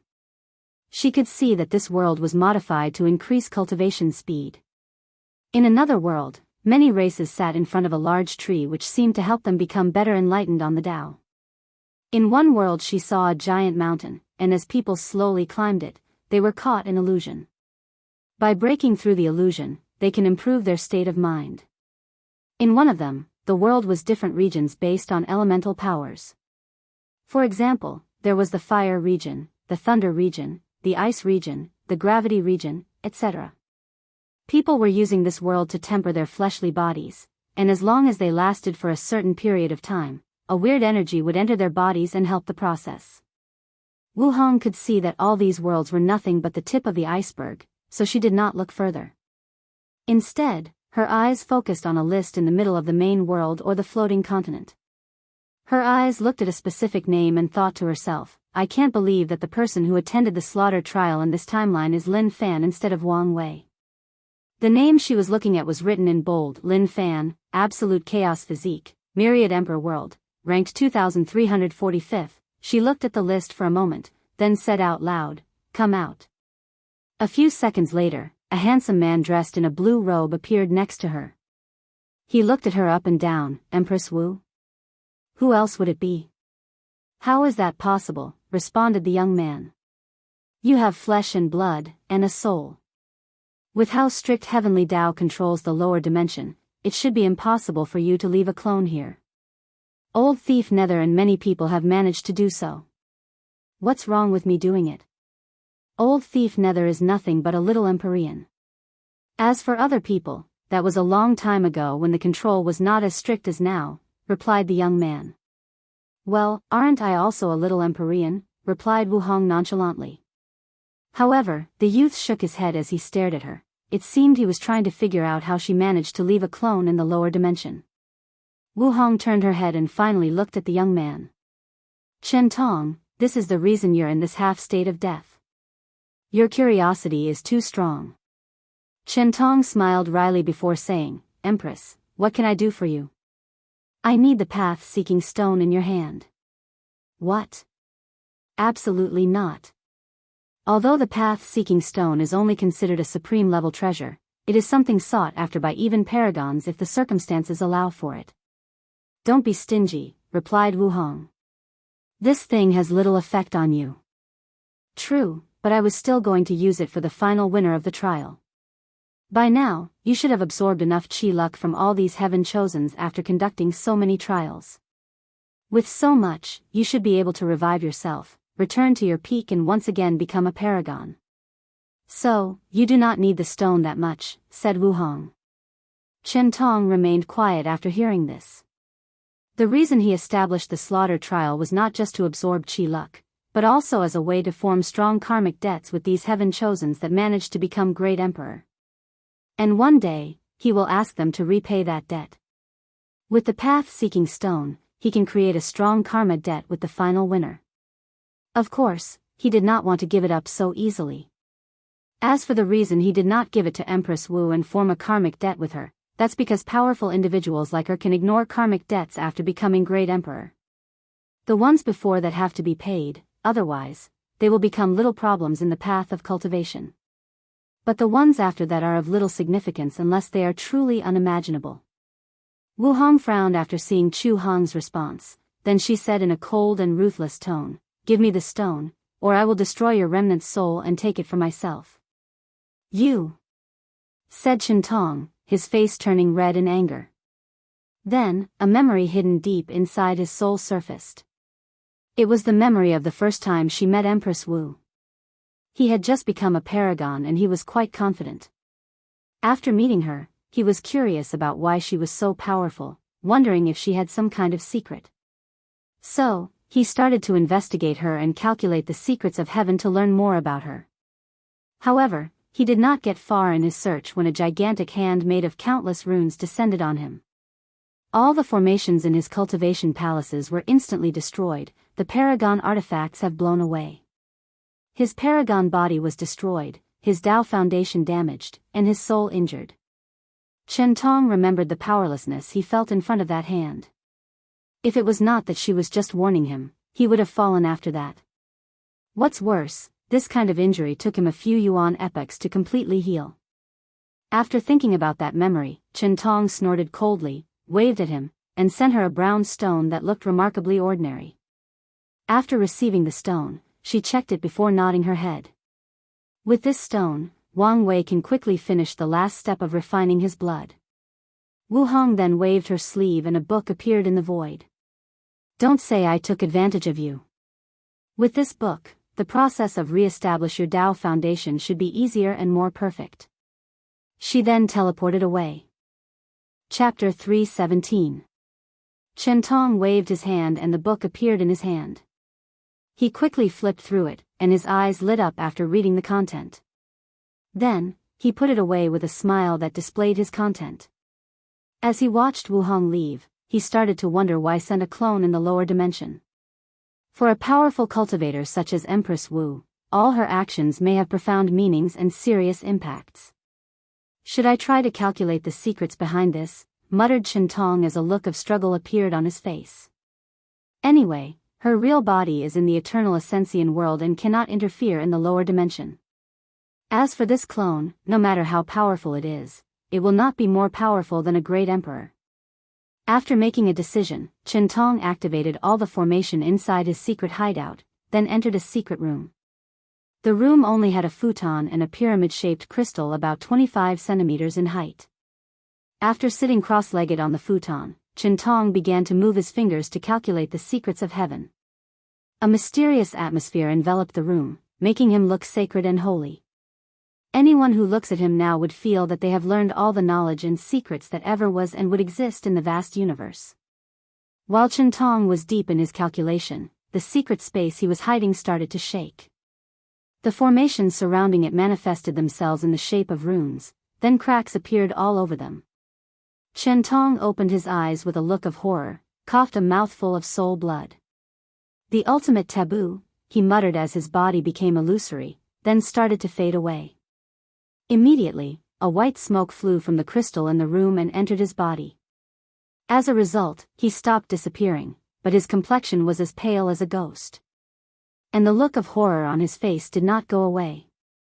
Chen Tong remembered the last time that the ultimate taboo appeared. The final result was that countless paragons, fiend gods, Tao monarchs, and immortal kings died and their Tao disappeared. Myriad races and worlds were annihilated, and the power structure of not only the eternal ascension world but all the chaos worlds were forever changed. As for people like great emperors, empyreans, Tao ancestors, and immortal venerable, well, they were nothing but cannon fodder in this event. In the end, even great Tao was forced to intervene and soothe everything out. Amidst all the mighty beings and races that participated in this event, only one person survived, Empress Wu. And even she paid a terrible price as a result. As for Chen Tong, when that event occurred, he had already left the eternal ascension world to explore chaos. And once he heard about it, he hurried back home. Unfortunately, as soon as he returned, some people did not want him to participate and reap the benefit, so they besieged and killed him. If it was not for the powers he was granted as an eternal emperor, he might have been dead for real. Chen Tong took a deep breath to calm himself down to remember the information he had about the ultimate taboo. Could the Empress want to try again? He muttered. Probably not just her, but many of these dead old guys are probably waiting for the situation to revive themselves. In that case, should I hurry up? Once his thought process reached there, Chintong stopped as he seemed to remember something. He gritted his teeth as he cursed. I can't revive now. Damn those 7 parasitic bastards. They used to be nothing but a bunch of weak cowards, but now, Chintong stopped talking as he felt a mysterious power blocked by his formations. He knew that it was his cursing of those people that made them sense it. If he was at his peak, this would not be a problem. Unfortunately, now, he is nothing but a remnant soul. So, he sighed deeply while thinking to himself, you guys will have your day of reckoning. He then sat back on his futon and used the crystal to stabilize his injury. He knew that his injury was very serious and would even greatly delay his resurrection. Nevertheless, he was still satisfied with the information he just received. With it, he can prepare earlier and have an advantage.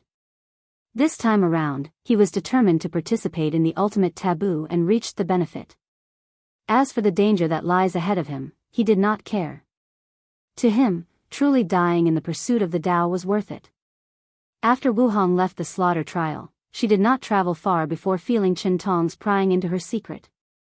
Honestly, she was not surprised as this was his character which has not changed after so many years. After shaking her head, she took out a unique void boat from her space ring as a form of travel. After using her origin essence to activate it, the boat broke the space to travel in the far distance. And this time, her destination was quite far.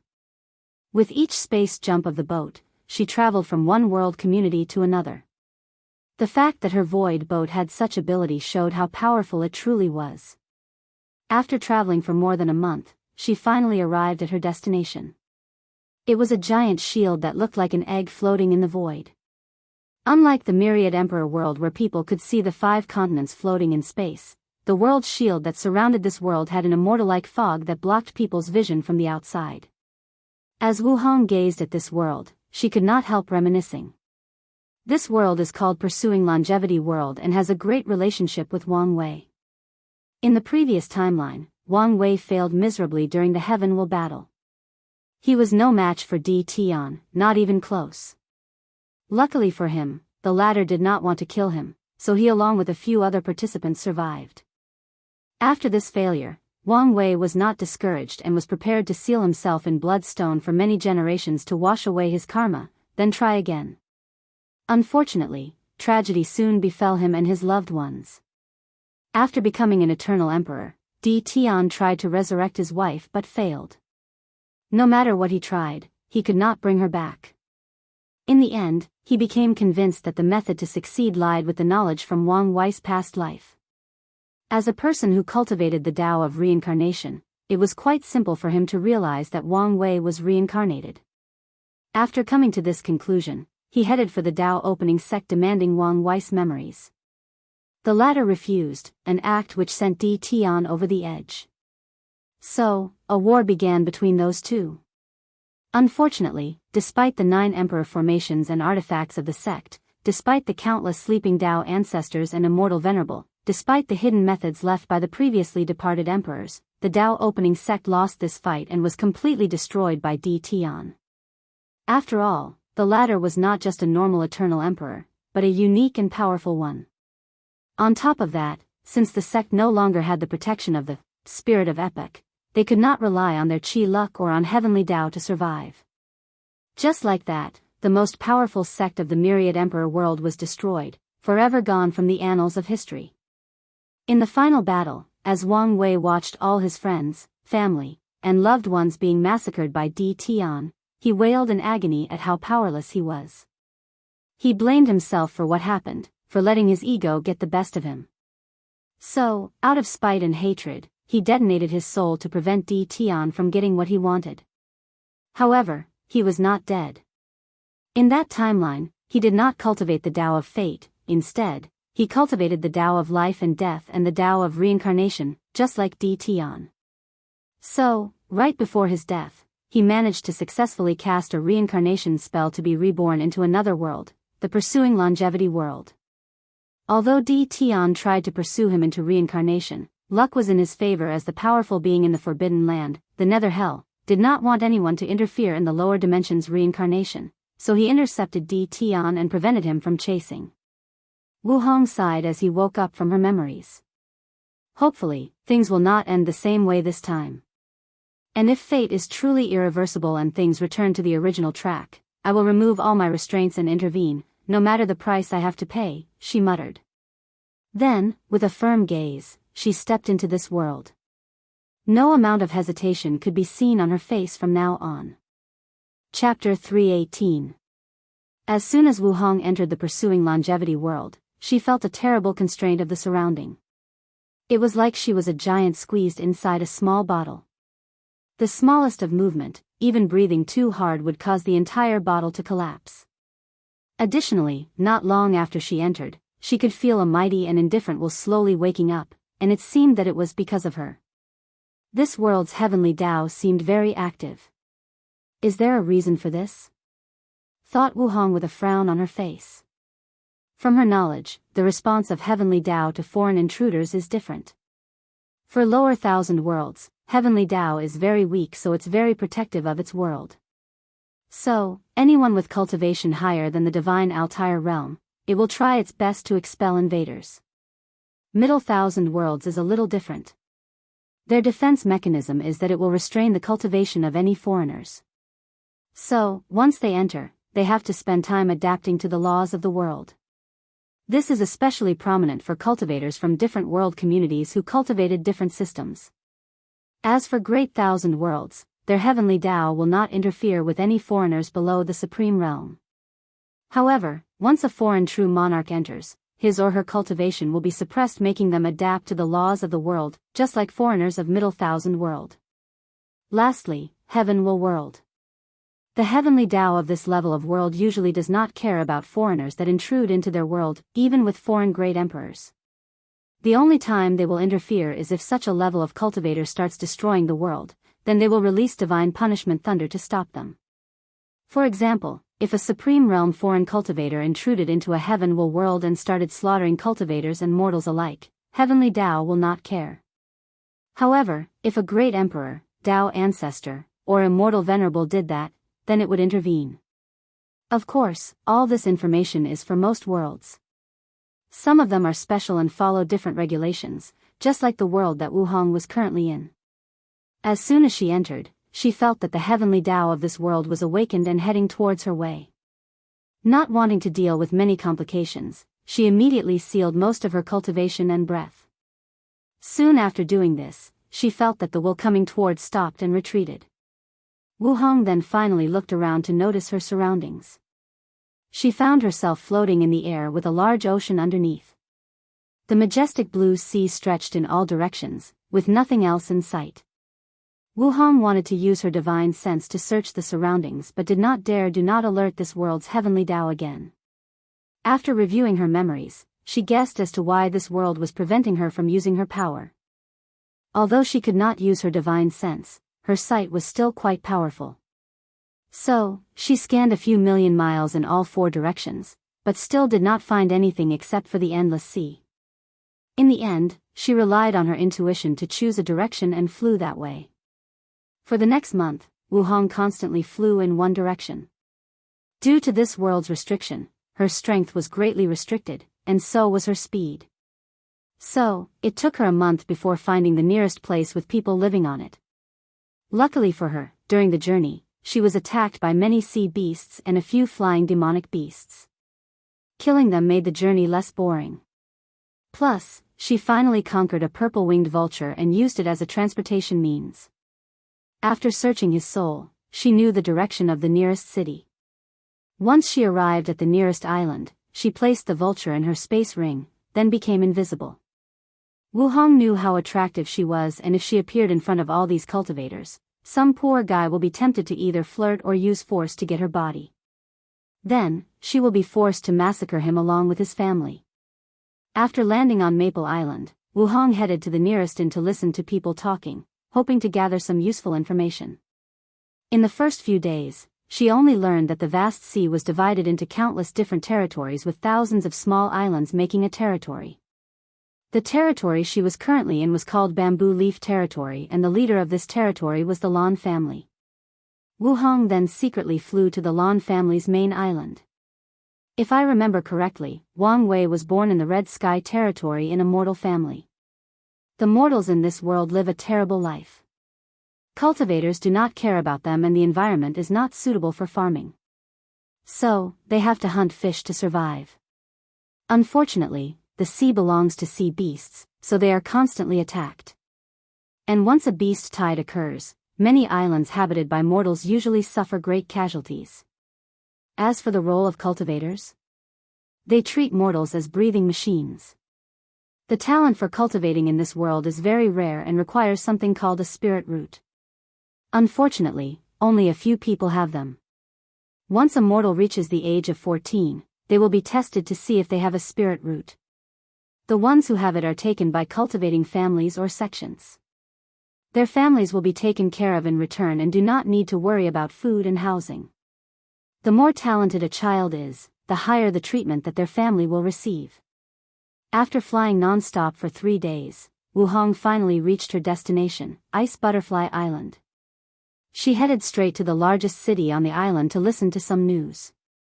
Inside an inn, Wu Hong sat at a table by herself. Oddly though, no one paid attention to her, as if she was non-existent. She was listening attentively to the people speaking around.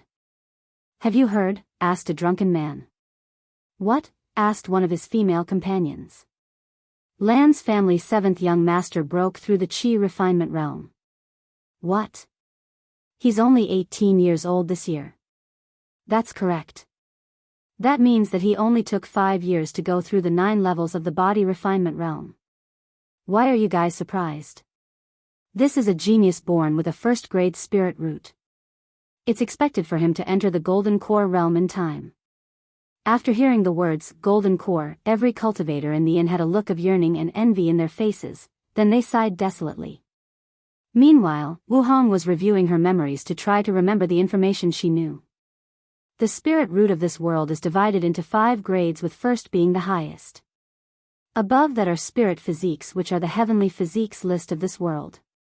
The first 3 physiques are the same as in the Myriad Emperor world: Absolute Chaos Physique, Heavy Axe Physique, and 6 Emotions 7 Desires Physique. From the 4th on, they are different and best suited to the laws of this world.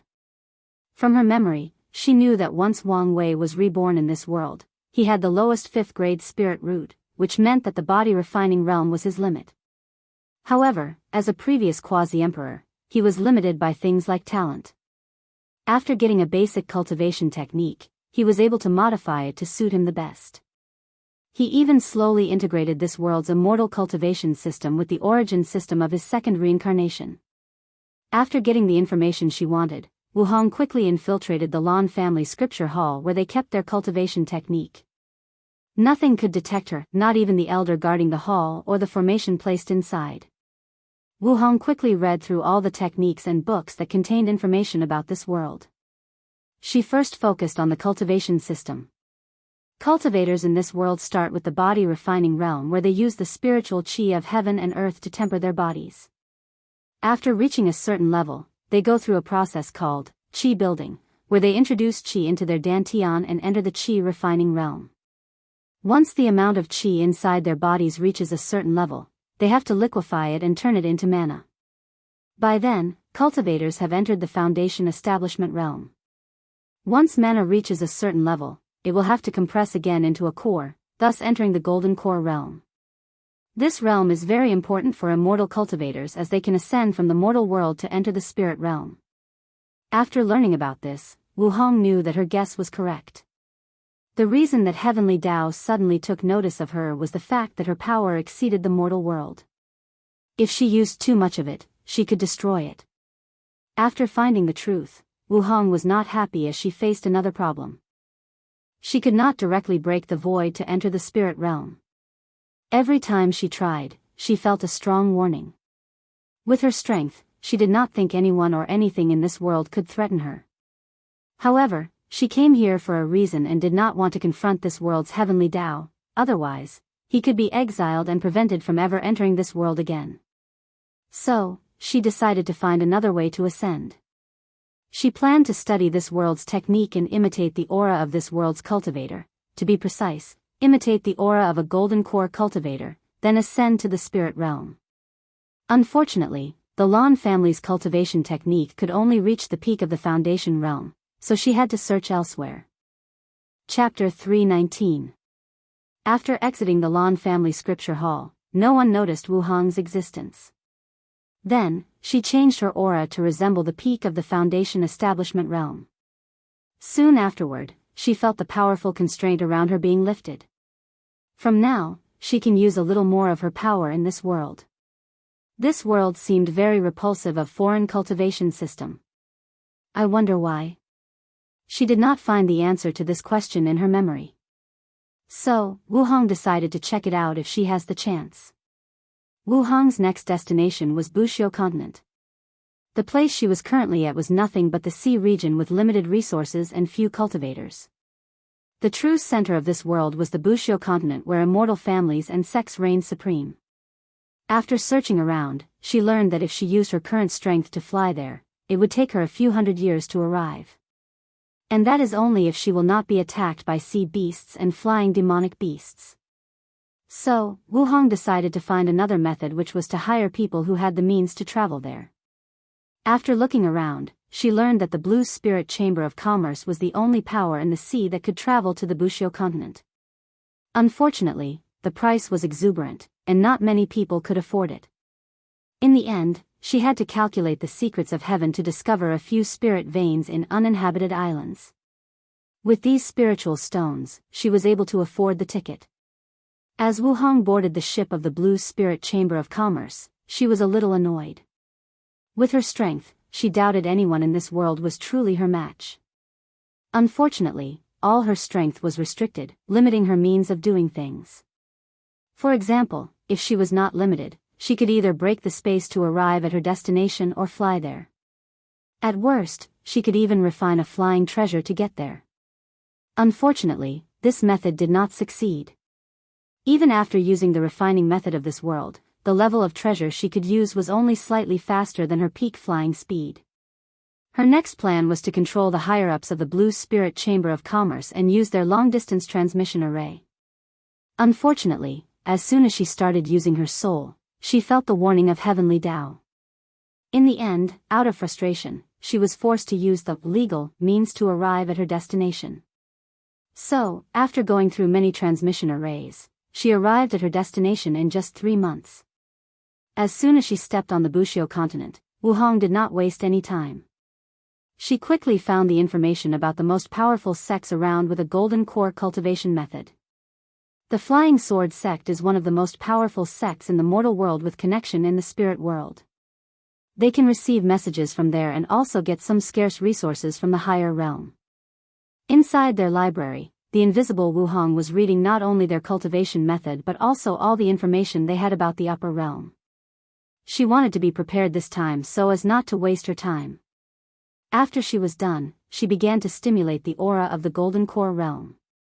In fact, with her realm and understanding, Wu Hong could have created a way to break into the Golden Core on her own. Unfortunately, even if she did so, it will not be the same as this world's method because she did not have a deep understanding of the laws that govern this world. If she managed to gather dozens of cultivation techniques, maybe she would glimpse about the laws of heaven and earth of this world, then she could create the method of her own. Regrettably, this path would take too long. So, after getting what she wanted, she flew to a deserted mountain, created a fake core in her divine sea. As soon as she was done, clouds gathered in the sky, then thunder tribulation descended on her. After going through a catastrophic tribulation by the standards of this world, the path to the spirit world was opened and she ascended. Wu Hong soon found herself standing on a platform. She first noticed the increase in spiritual qi between heaven and earth, then looked around to see many people looking at her with eager eyes. She was not disturbed by this fact as she knew the reason that they were here. One of the people looking at her muttered out loud, "What a powerful Tao foundation. Her core is at least a 7th grade, maybe more." "What do you know?" replied another person. I have met a peerless genius with the highest grade of core, and I honestly feel that she is better than her. Better than a 9th grade core? Does such a thing exist? Wu Hong looked at these people calmly. The reason her fake core is so powerful is that she followed Wang Wei's example in the previous timeline. Once he reached the golden core realm, he developed a way to break the core and recondensed. The process lasted 9 times, with each time being a 9th grade core. This method allowed him to go beyond the limit of this cultivation system. When people learned about this fact, they were first shocked and jealous since this core gave Wang Wei the ability to fight soul transformation realm cultivators. But soon, many people sneered at him because a core like this was impossible to break and nurture a nascent soul. So, although Wang Wei had terrible battle prowess, he would be stuck in the golden core for the rest of his life. And after 500 years, he would die. Unfortunately, he proved the whole world wrong. Using the good fortune flame from his second life, he managed to nurture a unique and powerful nascent soul. Many of these people in front of the Ascension altar are here to recruit geniuses from the mortal world. And with Wu Hong's talent, the majority of top sects and families wanted to recruit her. In the end, she chose to enter the branch of the Flying Sword sect that was located in the spirit realm. With the help of the guide, she quickly traveled to the main location of the sect. Many of the elders and supreme elders were happy to have another genius amongst their peers, so they happily welcomed her. However, on the same day that she arrived, Wu Hong quickly infiltrated the library of the Flying Sword sect and secretly learned about their cultivation techniques. She learned about how to break through the nascent soul, the soul transformation realm, and finally, the earth immortal realm and ascend to the immortal realm. However, a few things quickly caught her attention about this world's cultivation system. The first thing is the drastic change of lifespan increase. A golden core cultivator can live for 500 years, nascent soul for 2,000 years, and soul transformation for 5,000 years. However, earth immortals can live for 10 million years. This kind of lifespan can only be achieved by a few quasi-emperors back in the myriad emperor worlds. Another thing that caught her attention was the fact that to break into the earth immortal realm, understanding the laws is not necessary. From Wu Hong's understanding, in the endless void, all cultivation systems are divided into 9 grades or tiers, with the 10th grade being the emperor realm. Additionally, by the 7th grade, most cultivators start to comprehend the law. Some of them do it earlier, but the majority will do it by the 7th grade. However, this immortal system does not. As Wu Hong watched the cultivation technique, she muttered, "To reach the earth immortal realm, you have to use your soul to capture a ray of immortal chi between heaven and earth and baptize the souls and body." She paused for a moment. Immortal chi? How is that possible? From what she knows, immortal chi is required for supreme realm powerhouses or tier 9 cultivators to become immortal venerable. And only great emperors can use their powers to take immortal chi from the higher dimension and refine it to be suitable to be used. So, how could this world have immortal chi? Without hesitation, Wu Hong began to investigate. She did not think that this world had immortal chi, otherwise, Wang Wei from the previous timeline would have told her, unless the changes done to this timeline have such a far-reaching effect. She closed her eyes to enter deep meditation. Shen then controlled her primordial spirit to resemble the divine soul of soul transformation realm cultivators of this world.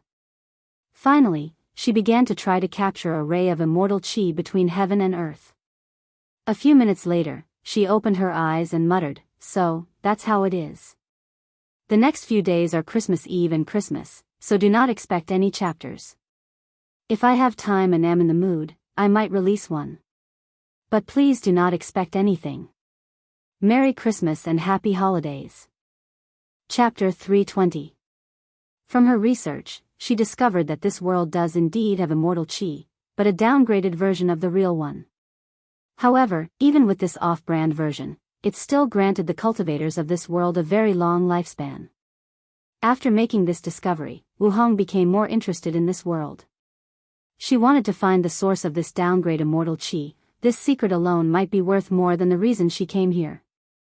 With hesitation, she left the compound of the Flying Sword sect to a desolate place and immediately simulated the aura of an earth immortal. Then, just like what happened to her in the mortal world, tribulation thunder descended from the sky, then she ascended to the immortal world. The first thing that Wu Hong noticed after arriving was the fact that her strength was no longer limited. She no longer felt like she was in a suffocating cage. After taking a deep and long breath, she ignored the people around her that wanted to either solicit her or ask her what sect she was from. She immediately disappeared from their sight. After a few teleportations, she appeared in front of a cave that was surrounded by formations. With a flick of her finger, the formation was broken. "Who?" roared a voice from inside. Wu Hong looked at the old man who appeared in front of her. With just a look from her, the old man found himself frozen and unable to move. A look of horror appeared in his eyes. After pointing her finger at his forehead, Wu Hong quickly searched the old man's soul. However, she was still gentle and did not leave any problems for him. She quickly learned that he was a heavenly immortal, which was this world's equivalent to supreme realm. After the earth immortal is mystic immortal, followed by heavenly immortal. Finally, the heavenly immortals can compete for the heaven will and reach the realm of immortal emperor. "My guess was correct," muttered Wu Hong with a voice only she could hear. This world does not practice law, but focuses on accumulating energy to sublimate it. Wu Hong knew of cultivation systems that only focus on only accumulating energy. These kinds of systems usually sacrifice one thing for another. They are usually following the path of extreme. For example, the immortal system of this world sacrifice strength and battle powers for a long lifespan. The average heaven immortal can live for more than 200 million years, which is more than 200 times the average lifespan of a supreme realm true monarchs. However, from what Wu Hong observed, an average void-shattering realm cultivator from her world has the same strength as a heavenly immortal. On top of that, there is another flaw in the cultivation system that focused on energy accumulation. They usually create very weak great emperors. Controlling the law is a process of slowly training to control the great Tao. However, since energy-based systems do not have this training wheel as support, once they absorb the heaven will, it becomes harder for them to control the great Tao source of a great emperor.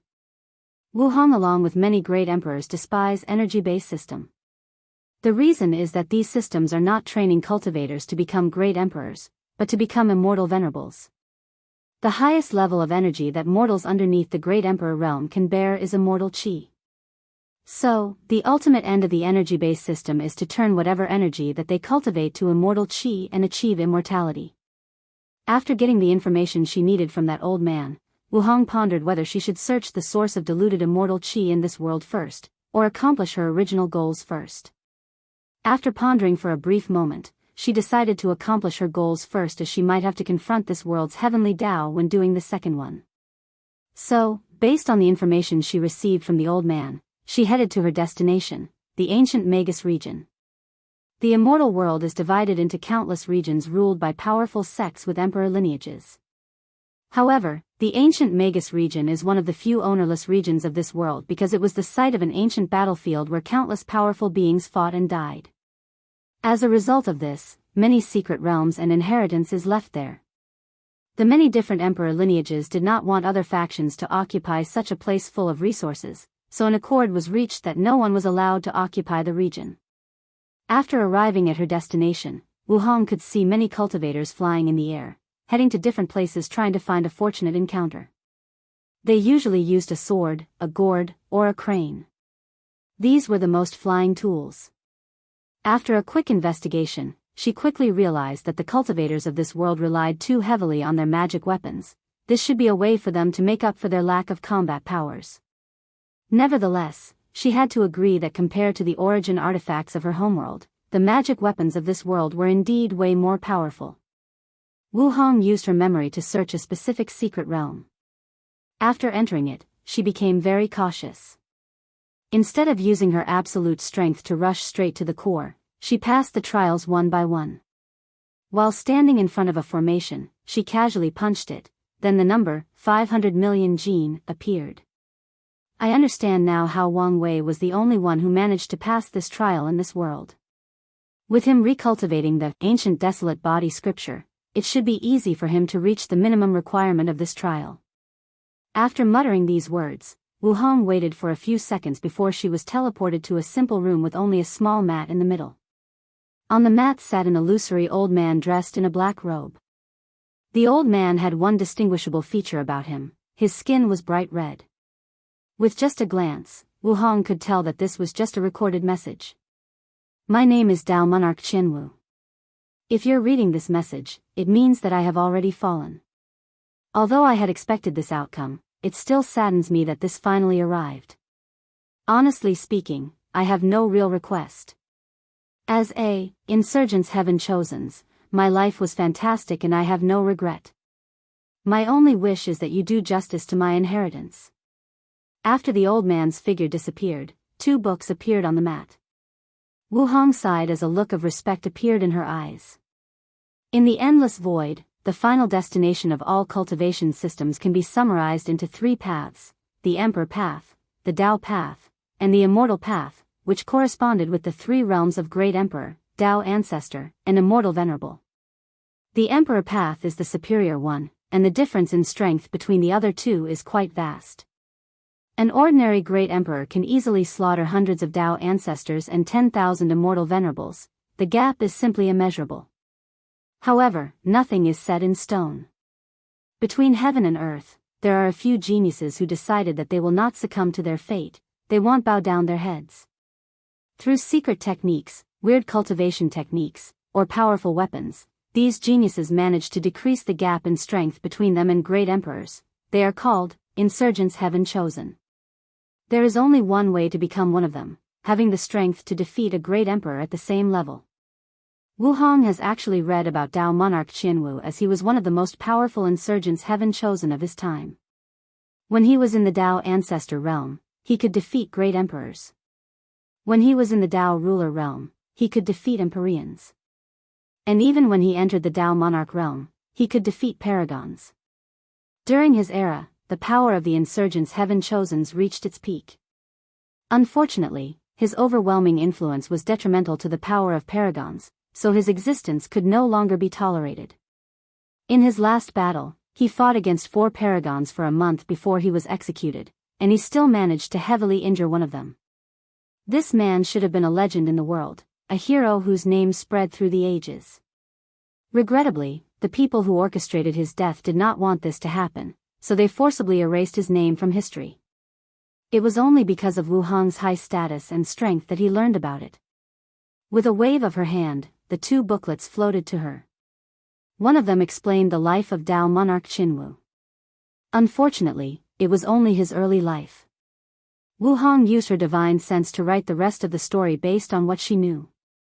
Then, she placed a seal on it that required the right occasion to be removed.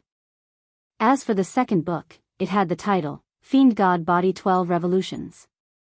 After flipping through it quickly, she sighed. It's a shame that only the first 9 revolutions are in here.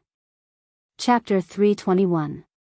After taking away the inheritance, Wu Hong's mission in coming to this world has ended. Now that she was free, she wanted to investigate the origin of the diluted immortal qi. So, after leaving the secret realm, she began her investigation. Not wanting to waste time, Wu Hong decided to be direct. Her gaze penetrated time and space, went beyond the laws and rules that governed this world to see the core. Then, she saw a fog floating in a large space. Unlike the 9 devil god world, this fog did not have any runes surrounding it. However, there was a blue floating orb in the middle that seemed to be spitting out energy. Wu Hong sealed all her aura and breath, then she entered the core of the world where the consciousness of heavenly Tao existed in the form of the fog. As soon as she arrived, she did not waste time and started to investigate the blue orb. Immortal source? Thought Wu Hong with a little surprise. This kind of thing is used by immortal venerables, immortal sovereigns, and immortal kings to absorb immortal qi and cultivate. It should now exist in the lower dimension. After examining it, she realized that the existence of this immortal source was most likely artificial. Someone probably placed it here to produce the diluted immortal qi and change this world. If Wang Wei gets this immortal source, he can do a lot of things. At the very least, it will be easier for him to create a large number of immortal venerables. In the future, no matter what, once he proves the Tao, this world has to be in the list of ones to be conquered. Wu Hong did not care about the future immortal emperor that will be born in this world. To her, this person can only be the stepping stone of Wang Wei. After making a decision, she decided to leave before Heavenly Tao became aware of her existence and exile her. As for the immortal source, that's Wang Wei's problem. After leaving the world core, she did not immediately leave but instead went on a tour down memory lane. She visited many places in her memories related to Wang Wei. In her eyes, she could see a young man with red hair that slowly rose through power. His eyes were cold and indifferent. And deep inside, one could see a profound sadness and loneliness. To quickly gain power, the man had no bottom line. He killed and exploited anyone useful to him. And when he reached the summit of this world, when he proclaimed himself emperor and received the worship of myriad races and worlds, there was no happiness on his face. Only pain, grief, and a bottomless desire for revenge. Wu Hong floated in the void as she looked at the pursuing longevity world, thinking about Wang Wei's life in the alternate timeline. After becoming an eternal emperor, Wang Wei wanted to revive his dead family along with the sect disciples.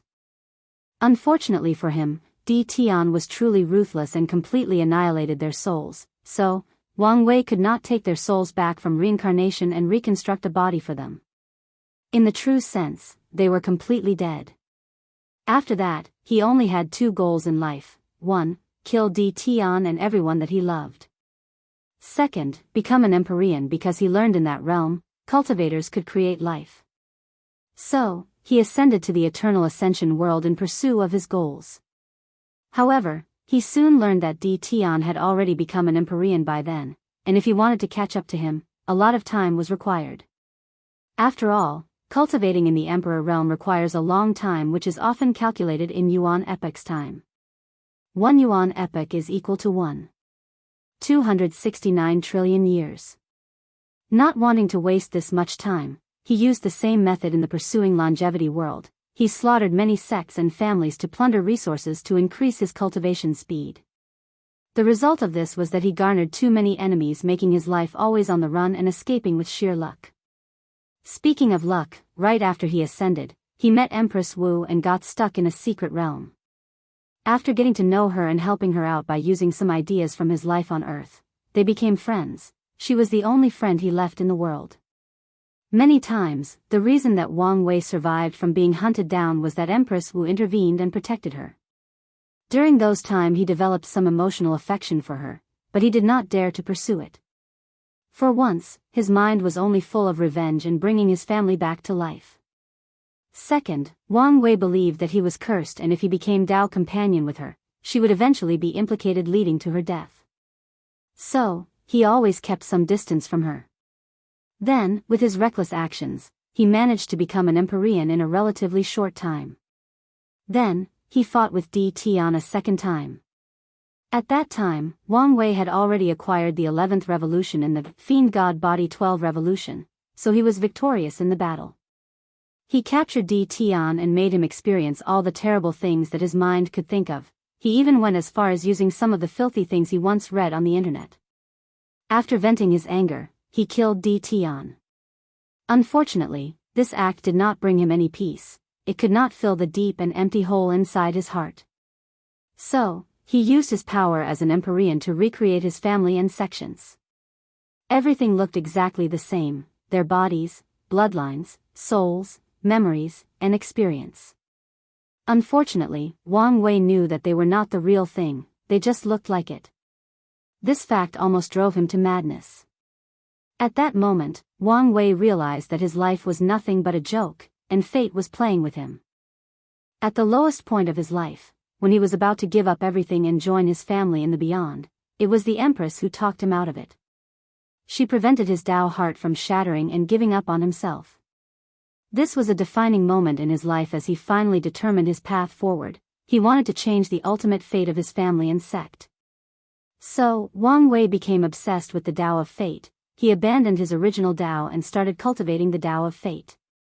He wanted to become a paragon with that Tao. Unfortunately, with the political situation of the eternal ascension world at that time, becoming a paragon was not an easy thing. On top of that, he had made too many enemies. So, he entered chaos to find opportunities. After suffering countless tribulations, he got his wish and became a paragon with the Tao of Fate. After returning home, he discovered that the Empress situation was not good as many people wanted to kill her. That day, he slaughtered more than 5 paragons, countless Tao monarchs, and immortal kings to save her. Then, he finally achieved his long-last wish, reversed the fate of what happened that day. The day that he lost everything. With his family and loved ones back, the weight on his shoulder was finally lifted. He then proceeded to propose to the Empress, whose words were, "Took you long enough." One would think that this was the end of the story and that those two would live happily ever after. Unfortunately, things were not that simple. Wang Wei owed some other people some debt that created many conflicts with his relationship with the Empress. Once Wu Hong's thoughts reached there, her face suddenly changed. If Wang Wei was here, he would be quite surprised as the look on his Tao companion's face was something he had never witnessed before, jealousy. Wu Hong gritted her teeth as the face of a beautiful woman appeared in her mind. "Damn you, Su Junyao." She took a deep breath to quickly calm herself down. Anyway, this timeline is different. I doubt Wang Wei will ever meet her. And even if he did, without all the emotional debts he owed her, it will be useless. She paused for a moment, then giggled to herself. What am I worried for? This version of him is even more ruthless than the other timeline. Even if he owed her any emotional debts, he will not care, especially if her actions will be detrimental to our relationship. After saying that, Wu Hong no longer cared about this issue. She waved her hand and a void boat appeared. She controlled it to break the space, heading in some direction in the endless void. Happy New Year and hope that this one is better than the last. May God, Buddha, the Tao, or the universe bless all of you and your future endeavors. Chapter 322. Myriad Emperor World, Southern Vermilion Bird Continent, Fire Tempering Domain, Origin Pill Tao Sect. Wang Wei opened his eyes. 3 days have passed since he decided to cultivate the controlling flame art, and he has reached the 6th level. This technique is not that difficult, especially since he already witnessed the power of the 7th level from his 3rd senior sister. On top of that, Lu Qing already cultivated to the 4th level, so he only had to learn the 2 remaining levels. Unfortunately, his current research on the mystery of this cultivation technique has come to an end. With his current identity, the best way to find out is to either ask his master or his 3rd senior sister. Unfortunately, his master only told him to cultivate to the 6th level before coming to him. Although Wang Wei has already done so, Lu Qing had only cultivated to the 4th level a few months ago and used this opportunity to break through the supernatural realm. So, he could not explain to his master how he managed to reach such a level in just a few days. He did not want to raise suspicions. After placing the task about the flame scripture in the back of his head, Wang Wei entered the small world inside his space ring.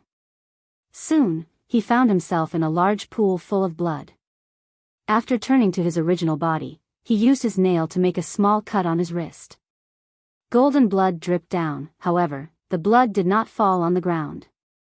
On the contrary, it went back inside his body, and the wound closed by itself. I have already tempered blood. Now it's time for the 2nd step, muttered Wang Wei.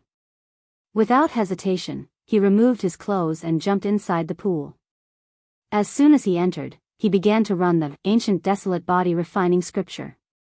A white light flew from the blood pool and entered his golden. A large amount of vitality was then infused into his body. The blood refining part of the scripture was divided into 3 parts: blood tempering, vitality absorption, and enlightenment. The first part is self-explanatory: use any means necessary to temper the blood inside the body, remove the impurities until the blood is thick and golden. Wang Wei used the cycle of the 5 elements from his organs and his good fortune flame to temper his blood, so he already reached the requirement. As for the second part, all he needed to do was absorb a large amount of life force or vitality.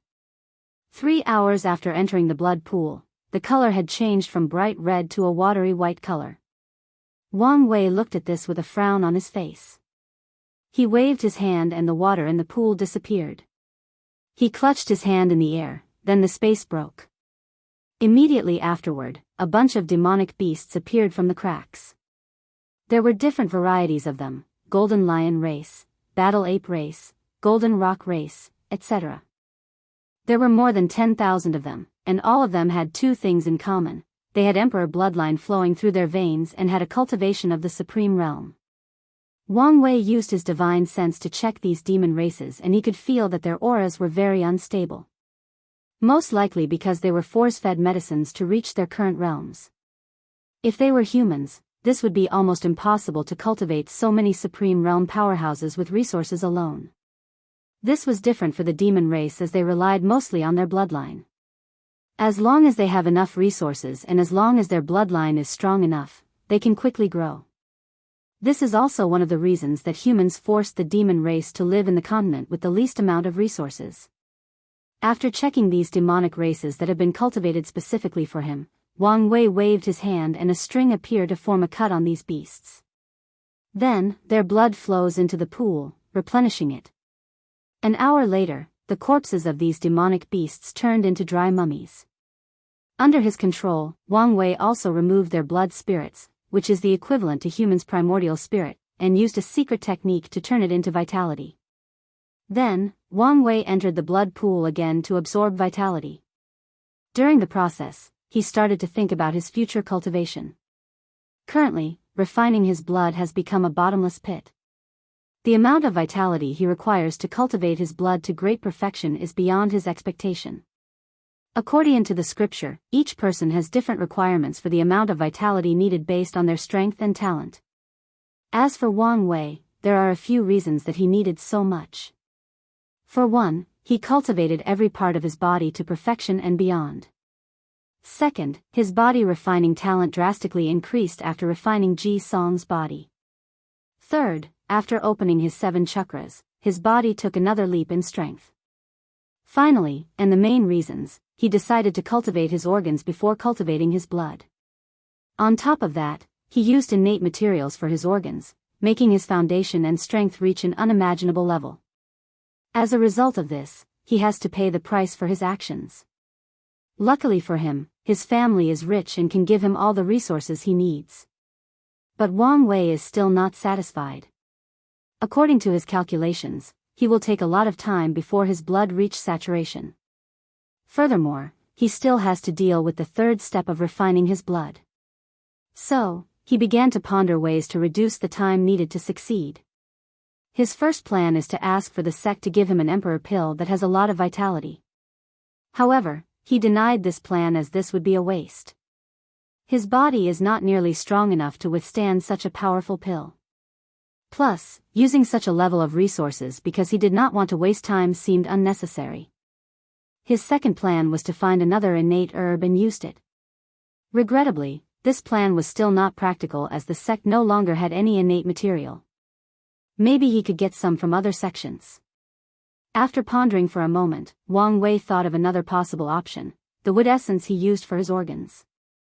As an innate herb full of vitality that can even heal a great emperor, logically speaking, it should be enough for Wang Wei to temper his blood. The majority of the vitality he is using to temper his blood comes from it. However, there is a problem. Innate materials are different from Emperor Tiers 1 for a reason. For a material to become Emperor Tier, it has to be grown by a great emperor. After years of being baptized by his Tao, the material will transform itself into higher quality. As for innate material, they have their own advantage as well. Since they are bred by heaven and earth, they contain innate laws inside of them. If someone gets such material, the innate law has a lot of benefits. For example, if some mortal was fortunate enough to acquire an innate treasure, then that person is set for life. They can study the innate laws inside of the material, and it became very easy for them to cultivate and comprehend the law. The innate material is a perfect teacher that slowly teaches its owner about the laws of heaven and earth, making the lesson as easy and understandable as possible. As for emperor materials, they do have laws inside of them as well. However, it is the law of the emperor that cultivated them. Not only are those laws difficult to understand, but it also belongs to someone else. If someone comprehended them, they might acquire some powerful divine abilities, but their path of cultivation would be forever cut off. When it comes to innate herbs, they also have some law embedded inside of them.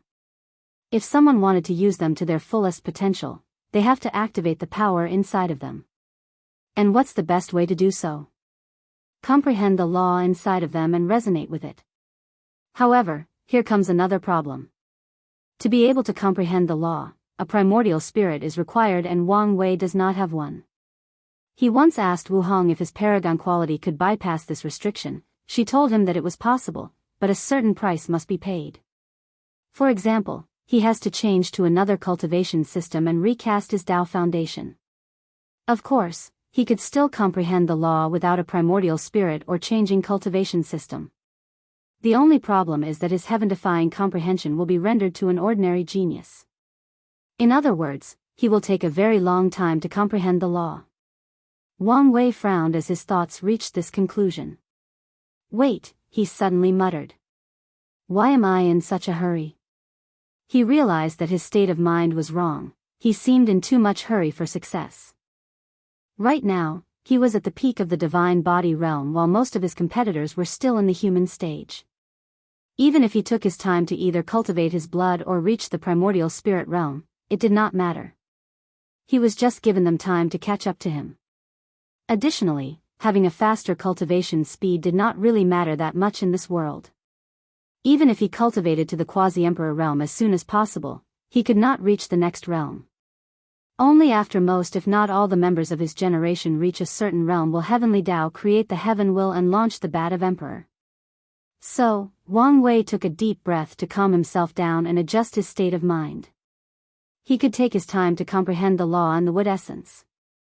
No matter how slow it was, it would still be useful once he succeeded. Chapter 323. After calming himself down, Wang Wei decided to take his time and not rush.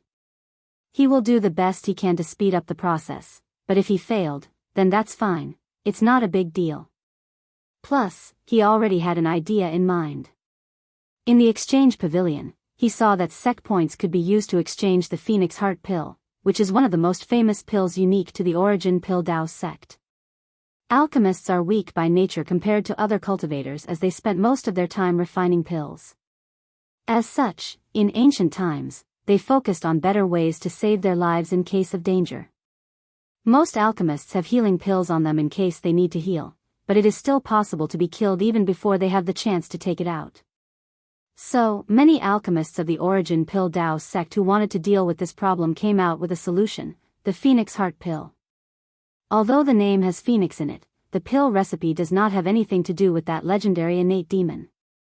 The pill is one full of vitality that is lodged inside the heart of the alchemist. Once he or she is injured, it will instantly release the vitality to heal them. This was a way for alchemists to acquire a powerful healing ability similar to body refiners. Unfortunately, over the years, the material to make this pill has become very rare. So, it is not as common as it used to be in the ancient emperor era. Now, there are only two ways to exchange for this pill. One is being the heaven chosen of the Origin Pill Tao sect that will compete for this generation's Heaven Will. Wang Wei pondered whether he should show enough talent to become the sect's heaven chosen. However, after thinking about it deeply, he refused that idea. The current political landscape of the Origin Pill Tao sect was a mess. His master, despite being the sect master, has very little power and is constantly fighting with Fu Kaiyun.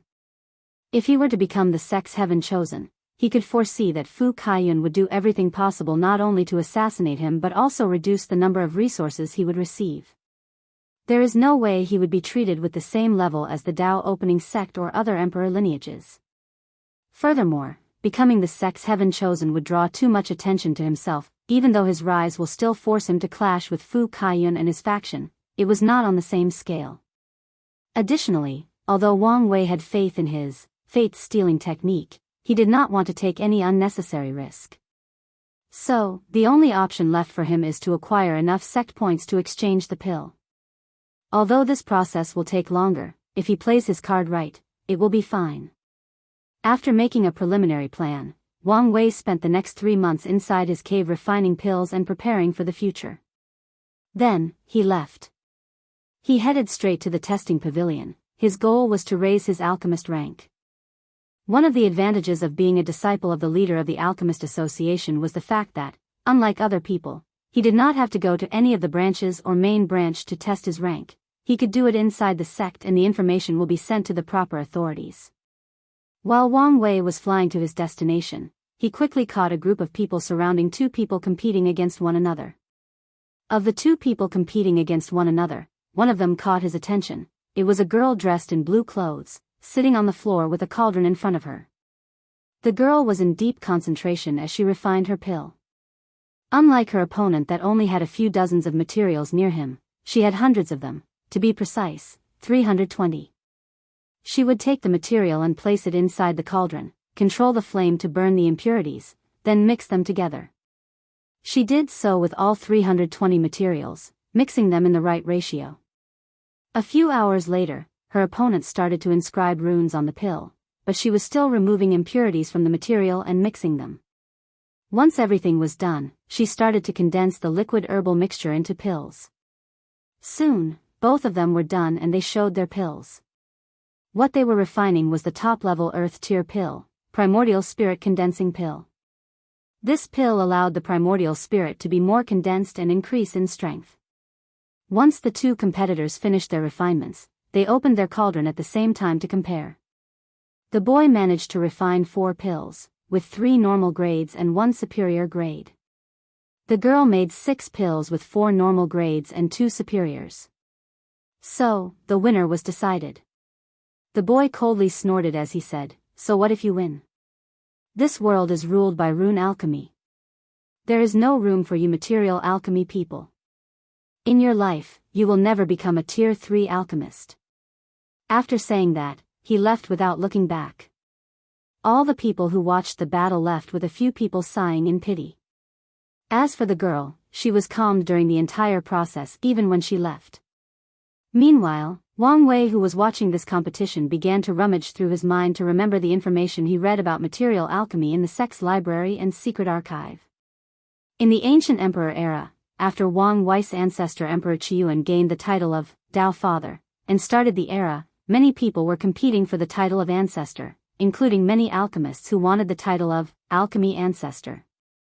At that time, the only existing form of alchemy was what the boy called material alchemy, as the concept of using runes for alchemy did not exist yet. Runes were only used in talisman making, weapon refinement, and formation. Material alchemy revolved around combining many different herbs to accomplish a certain effect by the consumer. It did not rely on runes for anything. At that time, this kind of alchemy was the mainstream, was steadily being developed, until the Danyuan Emperor appeared and developed the concept of rune alchemy. Unlike material alchemy, rune alchemy had many advantages, the main ones being the few materials needed in the process. As long as the few main materials of a pill are used, runes can be used to replace the auxiliary materials. As for material alchemy, each pill required hundreds of auxiliary materials. Furthermore, the higher the pill, the more material required. The profession of alchemy is a resource-burning one, as each alchemist require many trial and errors before successfully refining a pill. When it came to material alchemy, each failure was the loss of hundreds or thousands of materials. Because of this, back then, alchemy was truly a noble profession that only a few people could partake one, that only the wealthy could become. Then, the Danyuan Emperor invented rune alchemy. This method lowered the number of resources required for alchemists. Because of this form of alchemy soon became mainstream in the world. And once he managed the Alchemy Ancestor, proved the Tao and acquired the title, this form of alchemy became the orthodox one practiced by all the cultivators of the myriad emperor world. From historical records, Wang Wei knew that at that time, material alchemy was still a very powerful type of alchemy practiced by many people. The Alchemy Ancestor did not discriminate against it and even preached about learning from it and taking some of the advantages it had. Unfortunately, his descendants were not as open-minded as him. The other great emperors of the Origin Pill Dao sect started a campaign to forever suppress it. They destroyed countless pills recipes, ruined the reputation of material alchemists, and erased some of their contributions to the world. Things got so bad that at some point, the only recipe for material alchemy left could only refine top-level profound pill that only divine altar realm cultivators could use. It was only after the sect did not produce a great emperor for so long that material alchemy got a chance to breathe and develop. However, without many people developing it, the highest level of pill that they could make now was top-level earth pills. While floating in the air, Wang Wei was thinking about the alchemy ancestor and rune alchemy. From the records he read, material alchemy is the mainstream of the majority if not all worlds in the endless void. Most alchemy system is a variation of this. Using runes for alchemy probably did not exist. In one of the books that he read, it was implied that the concept of rune alchemy was most likely invented by the alchemy ancestor and spread through other worlds' communities. Based on the little information that I've read about Danyuan Emperor, why do I feel that this guy was not ordinary, that he was more than he seemed on the surface, muttered Wang Wei as he watched the girl fly away. Personally, he also agreed with rune alchemy becoming the mainstream of the world. Based on the resources needed to cultivate an alchemy master, imagine if material alchemy was the mainstream of this world. After so many eras, how much resources would have been used and wasted? The number is simply astronomical. Not to mention that there would never have been as many alchemists throughout history without rune alchemy. Although, he still thought that the great emperors of the Origin Pill Dao sect went too far on their suppression of this form of alchemy. Although these guys used the issue of resources as an excuse for their actions, Wang Wei could see that they were doing it for luck. With rune alchemy being invented by their ancestor, once it became mainstream, their sect would be blessed with abundant chi luck and ensure their survival for many eras to come. Without such abundant chi luck, their sect might not have cultivated so many great emperors. They might become as miserable as the sect created by the formation ancestor. After shaking his head, Wang Wei continued to fly to his destination. Chapter 324. After flying for a while, Wang Wei finally arrived at his destination. He walked in with great pride, heading straight to the counter and registered for his test. According to the rules of the Alchemy Association, each participant of the test has to pay a certain fee, no matter the success or failure of the test. Because of Lu Cheng's master and status, he can receive a discount for the fee. Unfortunately, it was not free, secretly complained Wang Wei. Although he was rich, Lu Cheng was not. So, with a pained expression, he paid the fee for the test. Meanwhile, during the entire process of registration, he had to ignore the weird look that some people gave him. He guessed their reasons for doing so. Lu Cheng was nothing but a low-level Tier 2 alchemist. But now, a little over 3 months after breaking through to the supernatural realm, he was applying to become a middle Tier 2 alchemist. Wang Wei ignored their chatter and lined up like everyone else. His eyes scanned the surroundings, then an idea came to him. He secretly hypnotized one person and had the person approach him, have a short conversation with him before leaving. Then, he waited for his turn. This wait lasted for a full 3 hours. Finally, Wang Wei along with 5 other people entered a large room. The first thing he noticed after entering the room was the 5 old men floating in the air while sitting cross-legged. They all had white long hair and beard, had tan skin, most likely because of always being around intense flames for alchemy. Additionally, a faint scent of medicine could also be detected from them. The 5 old men looked at all the participants, only briefly pausing on Wang Wei before ignoring him. The old man in the middle, who was referred to as Elder Fong Lai, said, "You should all be aware of the rules. You can refine any Middle Earth grade pill. To pass the test, you have to refine at least 3 pills with normal quality. You can have as many trials as you want during the allocating time. Now, show me your materials." All 6 of them took out the materials needed for the refinement. Then the 5 old men used their divine sense to check and ensure that nothing was wrong or any cheating did not occur. Finally, Elder Fong Lai waved his hand and 6 ordinary-looking cauldrons appeared in front of the participants. According to the association's rules, the test required the participants to use ordinary cauldron as a way to display their true skills. Wang Wei checked the cauldron in front of him. It was nothing but a low-level profound origin artifact that only body-refining realm cultivators would use. Since everyone was restricted to the same rule, he did not say anything. Countless runes starting appeared on his body as he immediately used his innate talent. With it, he instantly understood the perfect ratio needed to refine the pill he chose, the Fortune Enhancement Pill. The purpose of this pill is to increase the strength of a cultivator's good fortune flame, which will in turn increase the speed that they can temper their bodies in the divine body realm. This pill is quite popular amongst cultivators, and the difficulty to refine it is between middle to the upper levels. After Wang Wei used his innate talent, the 5 judges were not surprised, as many alchemists have innate talent that helped them in pill concocting. In this group along, there was another person who was also using his innate talent. The only difference was that the person had already entered the divine body realm, so runes did not appear on his body. Wang Wei ignored everyone as he concentrated on his refinement. After using his talent to get the perfect ratio for his recipe, he did not stop there. Instead, he used his precision talent to find the precise or perfect way to remove impurities. After controlling the flame properly to do so, he melted the herbs into liquid, mixed them into one before condensing the mixture into pills. Finally, he engraved the necessary runes. After Wang Wei finished, he ended up with 3 normal pills and 2 superior ones. The judges checked the pills, nodded in satisfaction before giving him a badge with his newly updated status as a middle tier 2 alchemist. The information regarding his status was updated in the main brain of the association that was located at the city right in front of the Origin Pill Dao sect. While leaving the testing pavilion, Wang Wei used his divine sense to refine the new badge, and also review the new benefits he will receive with his new status. For one, he will receive a few hundred sect points. Although not a lot, still better than nothing. However, the greatest advantage of that badge is the discount it can be used for.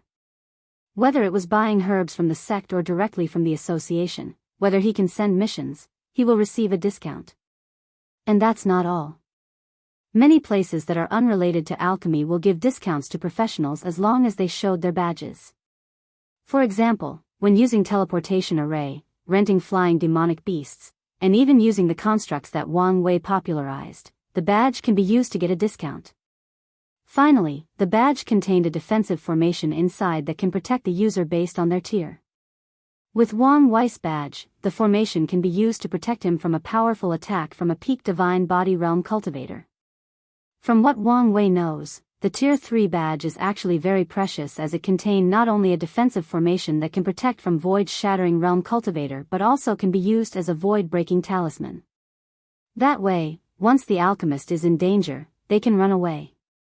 Even if the opponent blocks the void, they can still tear it open and run away. The badge is one of the reasons that many professionals are eager to join the associations, especially the loose cultivators. After all, the badge is equal to a second life for them. After leaving the pavilion, Wang Wei flew back to his cave. However, midway through, he received a communication talisman and changed his destination. Disciple has seen master, bowed Wang Wei. Little fifth, I've heard the news about your promotion, congratulations, said Yi Lao. It seems that my master's power is not as bad as I imagined. Not even a few minutes after my test he already received the news. However, from his body language and tone, he seems to wonder about my sudden increase in alchemic ability, thought Wang Wei, who placed a happy smile on his face as he said, Master, it's all thanks to innate talent.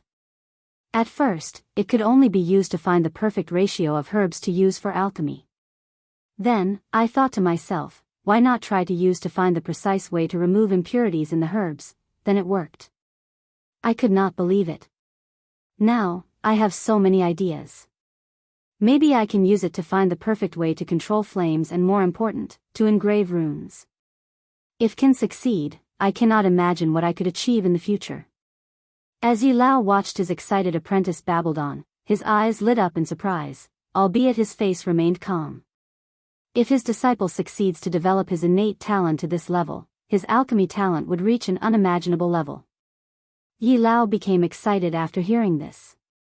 This is one of the advantages of the origin system as a cultivation method. With the right innate talent, a mediocre person can quickly become extraordinary as long as they develop their talents in the right direction. Good, good, good. Yi Lao repeated his words 3 times. You did well, little Cheng. You did not disappoint your master. I have finally removed this guy's suspicions.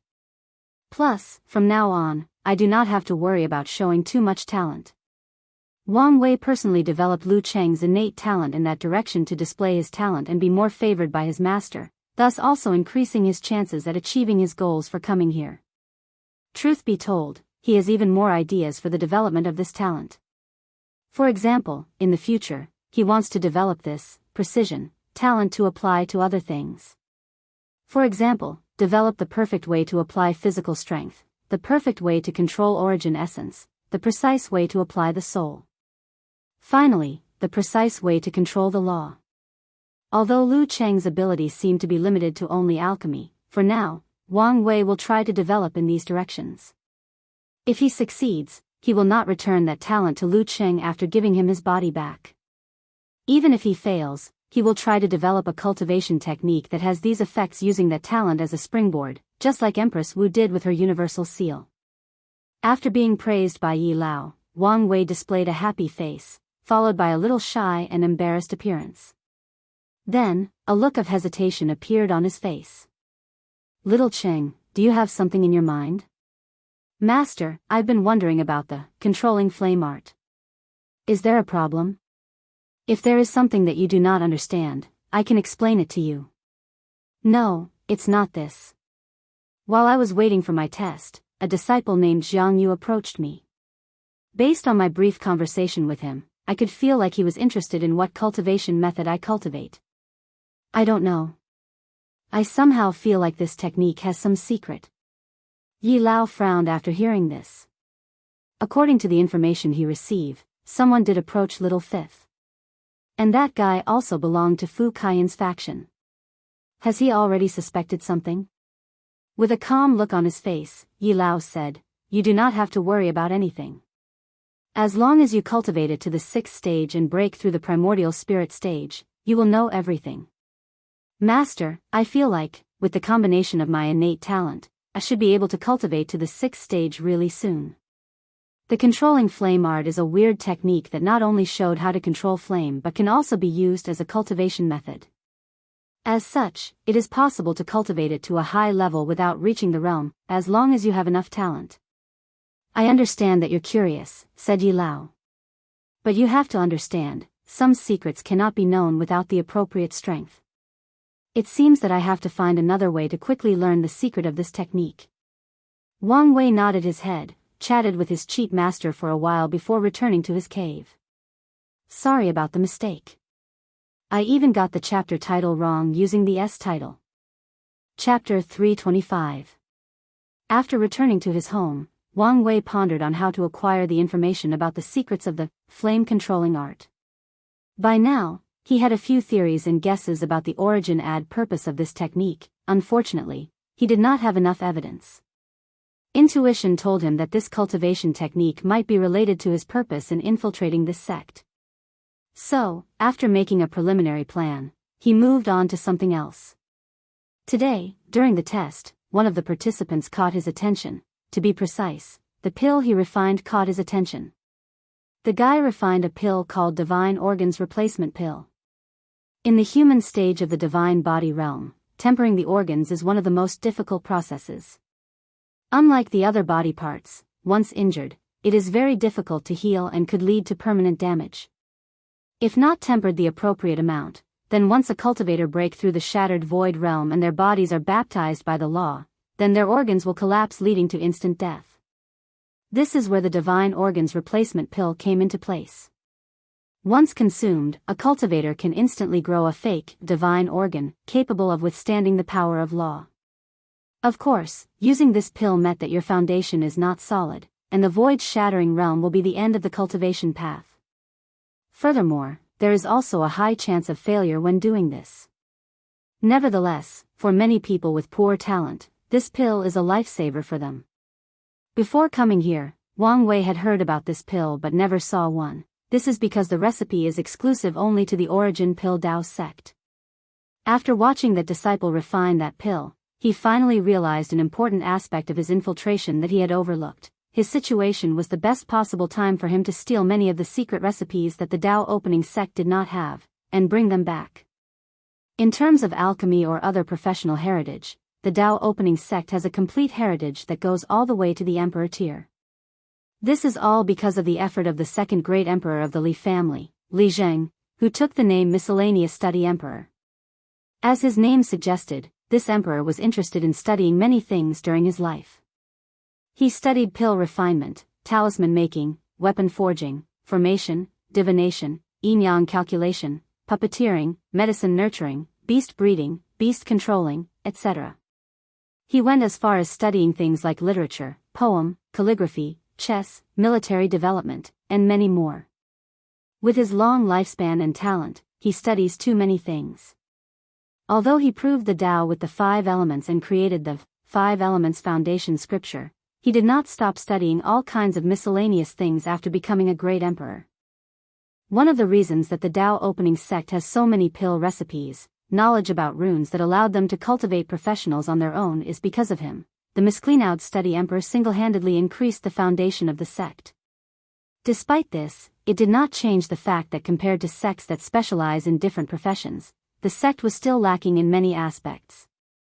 However, Wang Wei discovered that he had the perfect opportunity to close the gap with these specialized sects and further increase the foundation of his own sect, well, at least, when it comes to alchemy.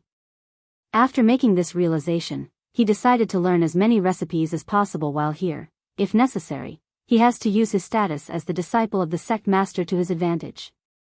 So, with a complete plan for the future, he got back to his alchemy. He was also taking this time to study the other profession as well. In recent years, he has been slacking.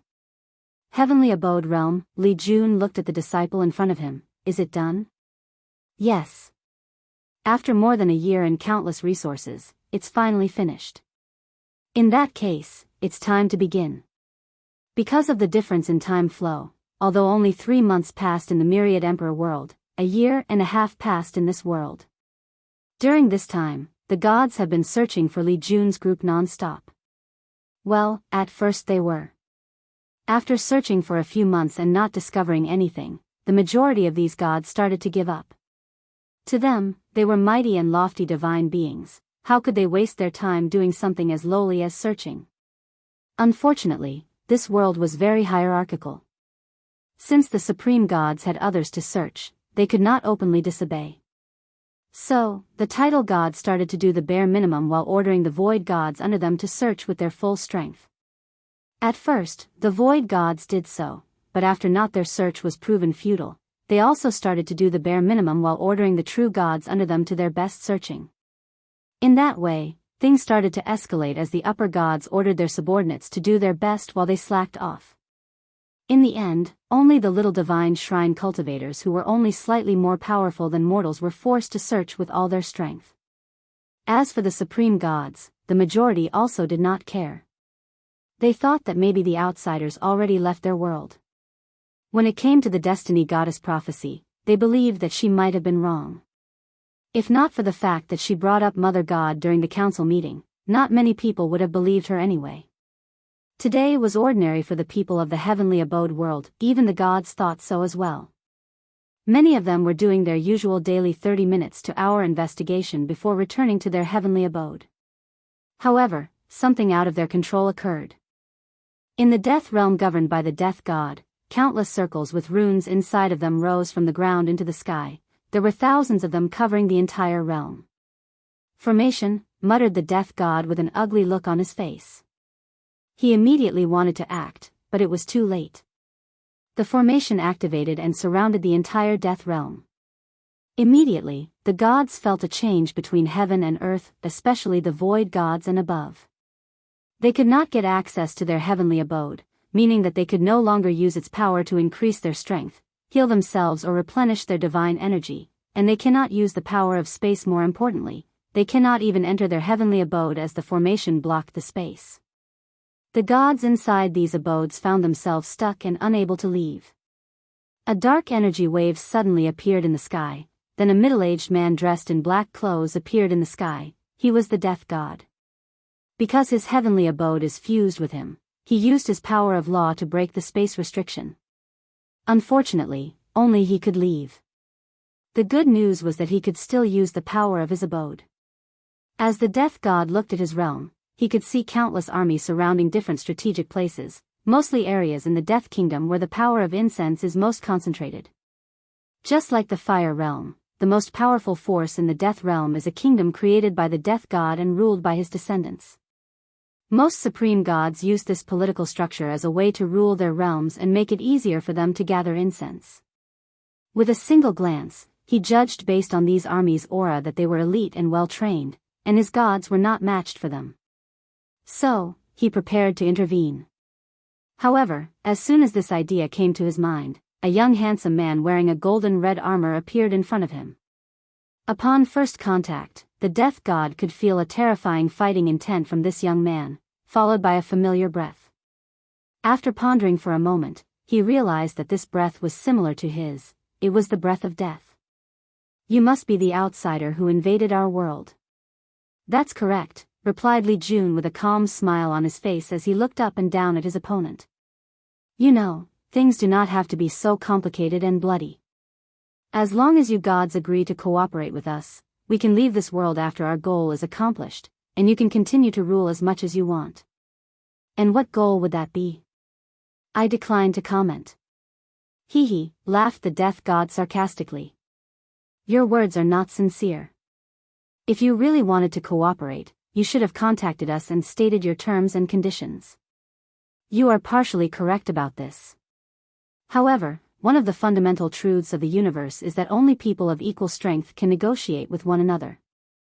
The death god's face became ugly as he said with a slightly raised voice, so, you guys want to kill the most powerful god to display your power, then advocate for communication and diplomacy? Li Jun paused for a moment. To be honest, we did not know that you were the most powerful god. We chose to attack you simply because your realm is the largest territory of all the supreme gods. This answer infuriated the death god. His opponent's meaning is obvious. To them, it did not matter how powerful the gods were, they could all be killed. Chapter 326. Li Jun internally shook his head as he watched the agitated death god. When searching for information about the death realm, of course, the group learned that it was the largest area, but also ruled by the most powerful god. Li Jun remembered when he was 5 or 6 years old and was going through his first enlightenment with children of similar age. In the first battle class he took, the teacher once asked what was the most important thing in a battle. The majority of children would say things like having powerful strength, being invincible, or having an invincible heart. His big brother Wang Wei answered that having the proper strategy before any battle. The teacher praised him but said that he was wrong. The teacher told him that the most important thing is the state of the mind. First, make sure that you are in a calm state of mind, then do whatever possible to disturb your opponent's state of mind.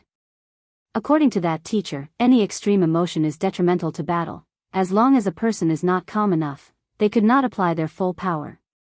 Even if a person can gain an increase in strength because of rage, it is only momentarily and would also make such an opponent have many flaws in his actions. In that class, that teacher boldly declared that no matter what cultivation a person is, even a great emperor, without a calm state of mind, they cannot fully display their strength. So, the teacher taught them how to use their words to agitate their opponent. Li Jun remembered how his big brother's lips twitched in disbelief and muttered softly, "So, we're learning on to trash talk." Li Jun once asked him what trash talk was, but he refused to answer him. It was not until they began to cultivate and asked again that he learned. His brother then taught him a bunch of vulgar ways to insult an opponent to disrupt their state of mind. Li Jun was shocked and swore that unless he was truly in despair and on the verge of death, these words will never come out of his mouth. After all, his mother raised him properly. Li Jun ignored the angered death god. With a swing of his arm, a weapon rack with 18 different weapons appeared behind him. This was his proven Dao artifact. Li Jun took out a blue halberd before the rack disappeared. His aura skyrocketed as he locked on to the death god. Are you ready? Today should be your last day in this world. The death god did not answer him but waved his hand. He mobilized the power of the law to create a gigantic black hand, descending on Li Jun. The sky became gloomy as the hand covered it. Countless souls screaming and wailing could be seen and heard from the hand. Boom! The hand hit Li Jun, causing a massive energy wave in the sky for hundreds of thousands of miles long. Luckily, the formation that surrounded the realm prevented the shockwave of this attack to hit the ground. The wind blew away the smoke in the position of Li Jun. All the people on the ground looked with bated breath. The gods had a sneer on their faces, while both Li Jun's slaughtered Dao Legion and Tai Gang's undead legion had a calm look on their faces. Once Li Jun's body was revealed, there was not even a scratch on him. His head was raised in the sky, seeming to look in a certain direction. "That's how it is," he muttered to himself.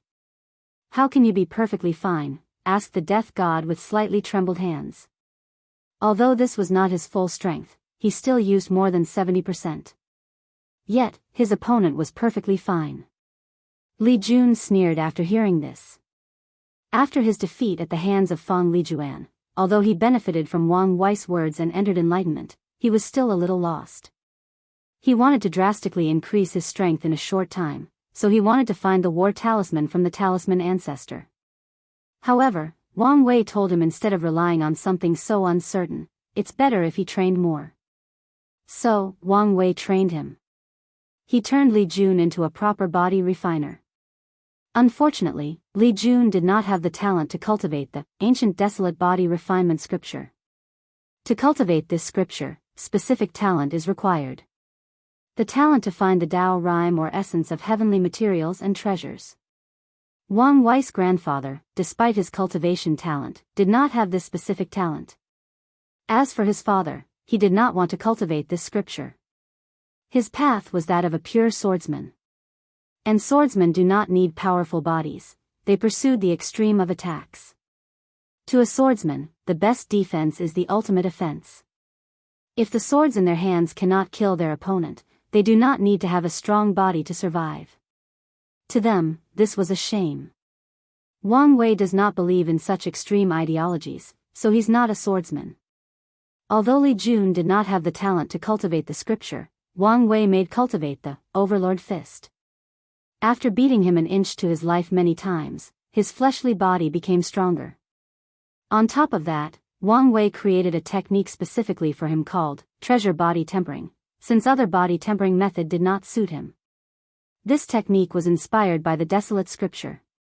Instead of absorbing the Tao rhyme or essence of a material, Wang Wei created a way to absorb the material itself inside the body. By treating the body as an artifact and refining it with heavenly ores and materials.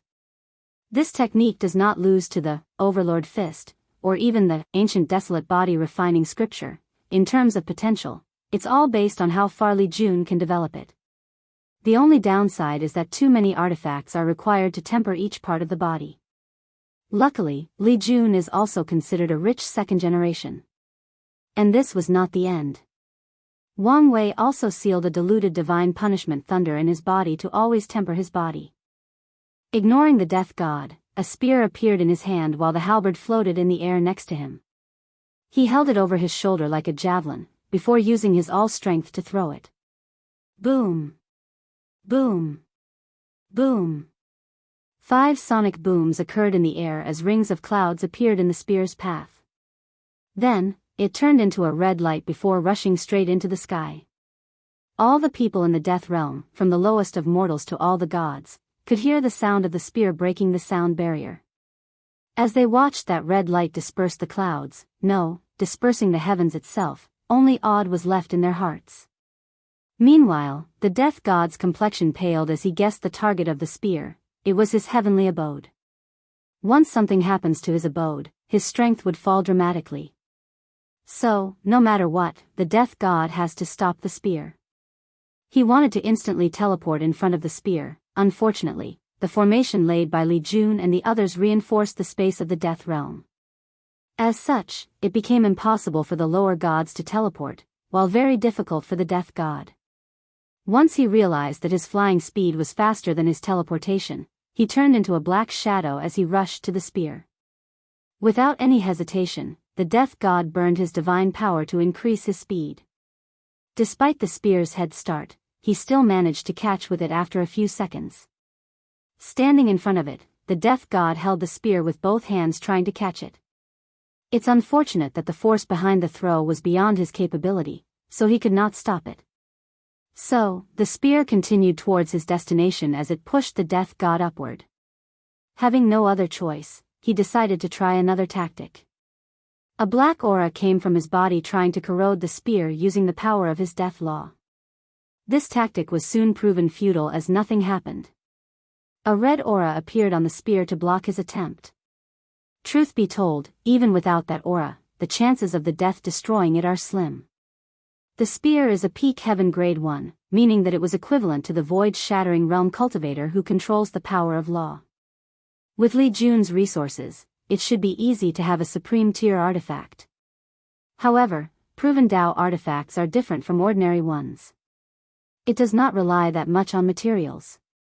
For a proven Dao artifact to grow in grades, it has to be constantly nourished by the owner's origin essence, spiritual power, and general strength. After seeing that his attempt was not working, the death god frowned. He was constantly being dragged towards his heavenly abode by the spear and he could not stop it. He knew that the majority of his strength came from the abode, and if something happened to it, he would lose the ability to control the law. So, the spear must be stopped no matter what. Chapter 327. Since using pure strength could not stop the spear, the death god decided to use tactics. So, while holding the spear in one hand and being dragged, he took out a scepter with the other hand. He concentrated all his power and hit the spear again, this time not trying to stop it, but changing its direction. Then, the death god moved away from its path. The spear flew to the sky at maximum speed until it hit the shield that surrounded the death realm. It did not penetrate it, only slightly shook it. This small reaction did not matter for the people inside, but this was important news for the ones outside. Outside of the death realm, the 35 supreme gods floated in the void as they looked at the shield that suddenly appeared and separated the death realm from the rest of the world. They finally realized that the outsiders have started to act against them. And what shocked them was that their first move was so large in scale. Previously, when they faced invasions from other worlds, of them were as powerful or efficient as this one. As such, the majority of them became flustered and did not know what to do. They began to argue between them about their next course of action. Luckily, the Destiny Goddess and the Life Goddess stood up and took charge. They asked the remaining people to use all their strength to try to break the shield and see what was happening inside. Unfortunately, no matter what method they used, the shield remained unaffected. But they did not stop their assault. Meanwhile, the death god became more furious after Li Jun's attack. In his infinite life, he had never suffered such humiliation. He looked at his opponent furiously, before flying away to his heavenly abode. Under his control, the abode turned into a small star and was absorbed by the death god. Instantly, a powerful aura emanating from his body covered the entire death realm. The aura was powerful, deadly, making the souls of all living things tremble and worship him. Fortunately, the Slaughter Legion and Undying Legions had a vast amount of slaughter chi in their bodies from their intense training. As soon as that aura wanted to invade their minds, a red aura suddenly enveloped these legions and protected them. As for people like Wang Ju, Tai Gang, and Yen Liling, they could not care less about such tactic of intimidation. Li Jun raised his head to look at the death god as he muttered to himself. His strength increased from the beginning of the shattered void realm to the peak. He can even be considered a half-saint. The fighting intent in his eyes increased. Although he was only in the divine body realm, his strength was equal to people in the saint realm after being trained by Wang Wei. He could kill ordinary saint, fight equally to genius saint, run away from heaven-chosen saint. Only heaven-defying saints like sect master Wang Tian could instantly kill him. Of course, this classification only applied to people who just entered the saint realm. So, the death god's current strength could only slightly raise his fighting spirit. He rushed towards his opponent with the halberd in his hands. With his armor, he looked like a god of war going through war. He swung it down with tremendous force. The death god was momentarily caught off guard by Li Jun's speed and reaction, so he could only instinctively raise his scepter and block. A powerful force came from the clash, forcing him to fly away a dozen kilometers before he managed to control himself. Once again, the death god felt humiliated. As a god, he was forced into this situation. He raised his hand and said out loud, "Death Judgment." A huge book suddenly appeared in the sky, gleaming with the power of law. It locked on Li Jun and began to scan his body and soul with some weird method. Finally, characters that composed of his name were slowly being written in the book, and Li Jun could feel that his lifespan was slowly dissipating. He could feel that once his name is completely written, he would die.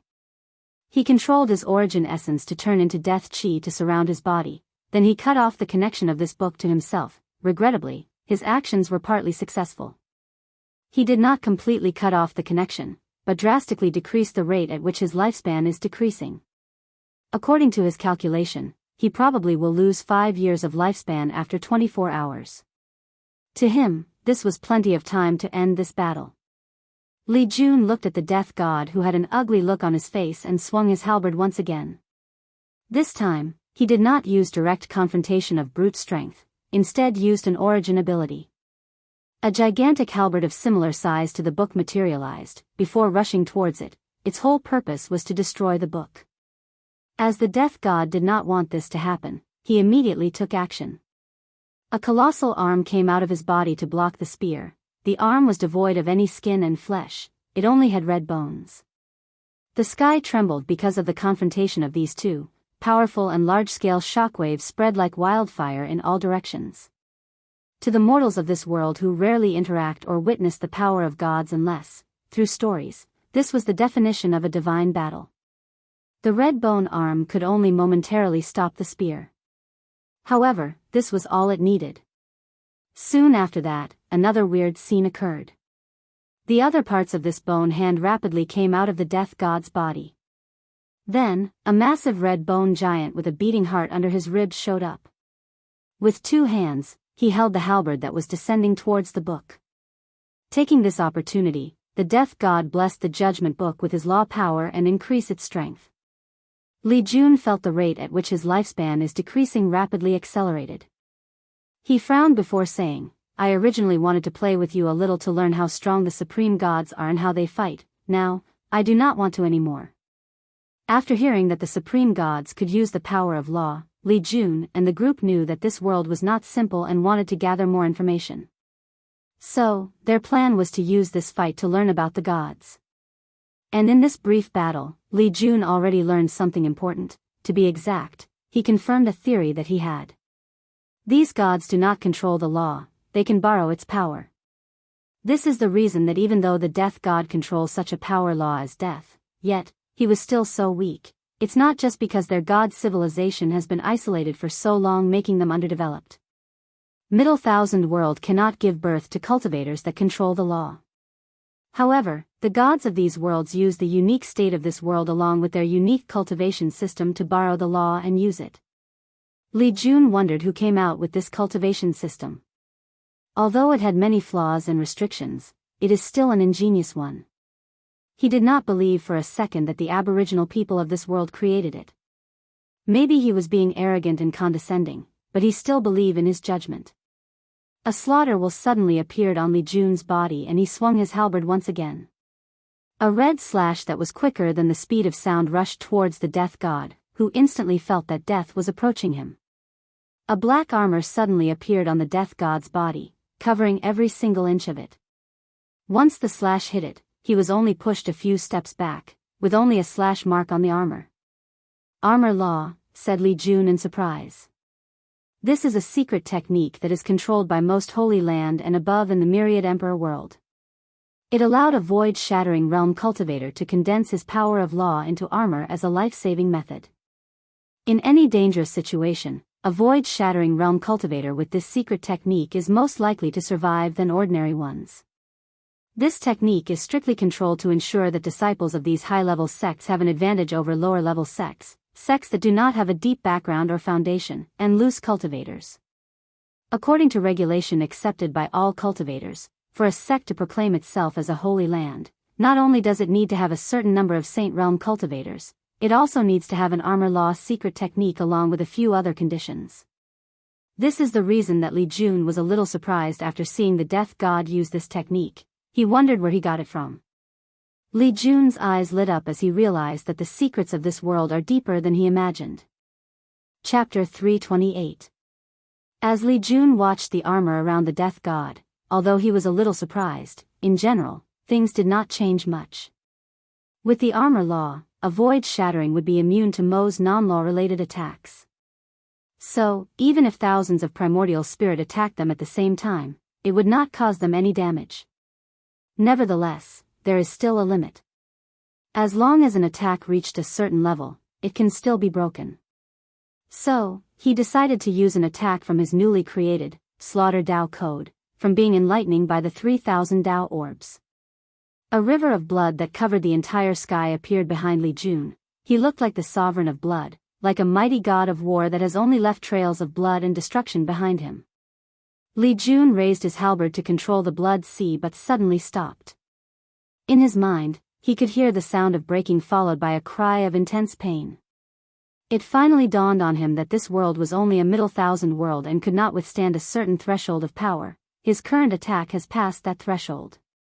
Truth be told, his short battle with the death god reached the power of void-shattering realm, which should be higher than the threshold of this world. However, since Heavenly Abode world is a special one, it was not that affected. However, the attack that Li Jun was about to use to break the death god's law armor was too powerful. After making this discovery, Li Jun dispersed his attack, an act which bewildered the death god. He thought that something might have happened to his opponent. Maybe the tide of this war will sway to my advantage, thought the death god. Unfortunately, his thought was very wrong. Li Jun took out a jade talisman to communicate with someone. A few seconds later, the formation in the sky shone brightly, then a look of horror happened on the death god's face. His armor slowly dissipated. "What have you done to Mother God?" he roared out loud. "Why can't I feel my connection with her?" Death God tried to mobilize his power of law, but nothing happened. He had lost his power as a supreme god. "Mother God? Is that what you people called the heavenly Tao of this world?" asked Li Jun, quite fitting I guess. "Answer my question." "We have long speculated that the power of law of your supreme gods came from heavenly Tao. As long as the connection between the two of you is broken, all of you should lose that power." The death god immediately became flustered after hearing this. All the gods revered heavenly Tao and considered her as their creator, their mother, hence the name. They believed that although she rarely intervened in the world, her power was supreme and almighty. But now, these outsiders have proven to have the ability to interfere with her, and even cut off the blessing that she gave them. Li Jun could read his change of emotions with a single glance. Internally, he shook his head. This is the difference between a powerful world and a small one. The way they see and understand the world is completely different. This manifests in the form of advanced civilization. The gods of this world never fathomed that someone could affect heavenly Tao. However, to Li Jun from a powerful world, completely enslaving the heavenly Tao of a middle thousand world is a very common thing. After shaking his head, Li Jun took out a sealing artifact that looked like a bead, preparing to seal the death god. Right now, the latter's strength has decreased from a half-saint to the primordial spirit realm. An accident then occurred. The death god, who was flustered and anxious, suddenly started to burn his soul and the majority of the incense inside his heavenly abode. Li Jun flicked his finger to throw the bead at an incredible speed. Once it arrived in front of the death god, the latter was instantly swallowed by it. However, Li Jun could feel that he was a step too late. As he held the bead in his hand, he could see the body of the death god inside, seeming to be in a forced sleep. After sighing, he used a teleport spell to arrive on top of the Death Kingdom capital. Although in the Myriad Emperor world, cultivators in the void-shattered realm can break the void to teleport, a few emperor lineages have developed space spells.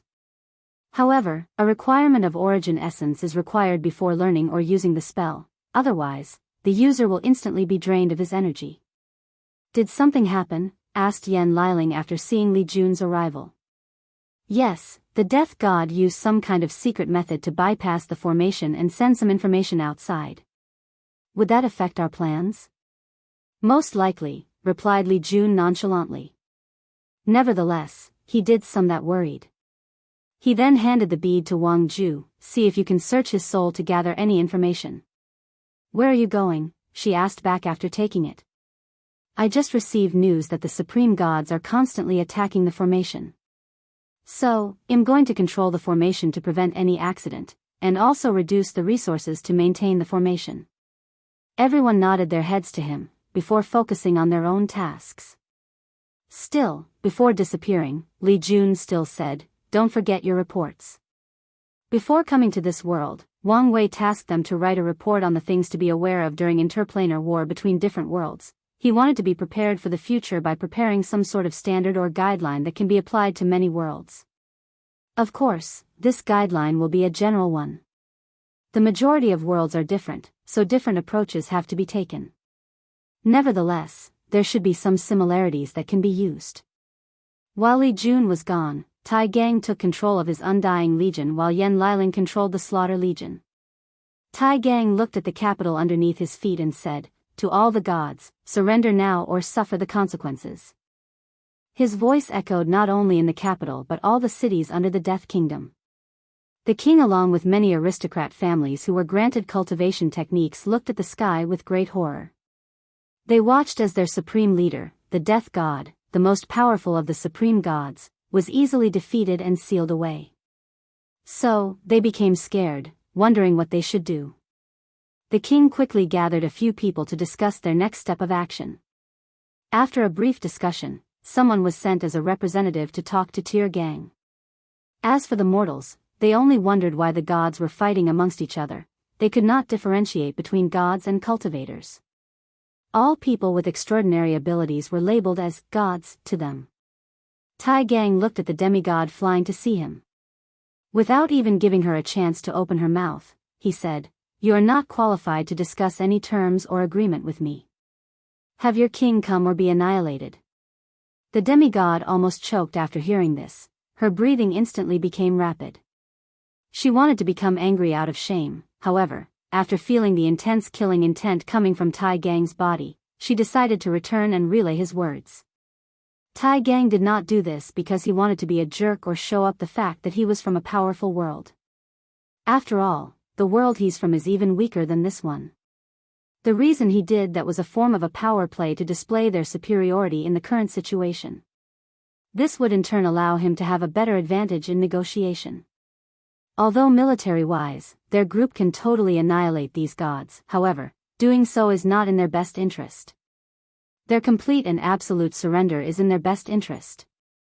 A few minutes later, a middle-aged man wearing a crown flew in front of Tai Gang. He had the aura of a true god which was equivalent to the supernatural realm. Tai Gang looked at him up and down before directly saying, "I will be direct. If you surrender and agree to worship our god instead, all of you can keep your strength, abilities, and titles as gods. If not, prepare to be annihilated." The Death King's eyes lit up after hearing this. What he feared the most was that those people will either kill them or strip them of their powers. But now, it seemed that all they wanted was for them to change their faith. "We will immediately surrender," replied the Death King. He did not care that he was the descendant of the Death God. After all, he could not even remember which generation of descendants he was. That's how long the Death God has lived. "Can you represent the other gods in the capital?" "Yes," replied the king. "However, there are a few that are considered fanatic believers. They will never abandon their faith in the Death God. Then, they will perish."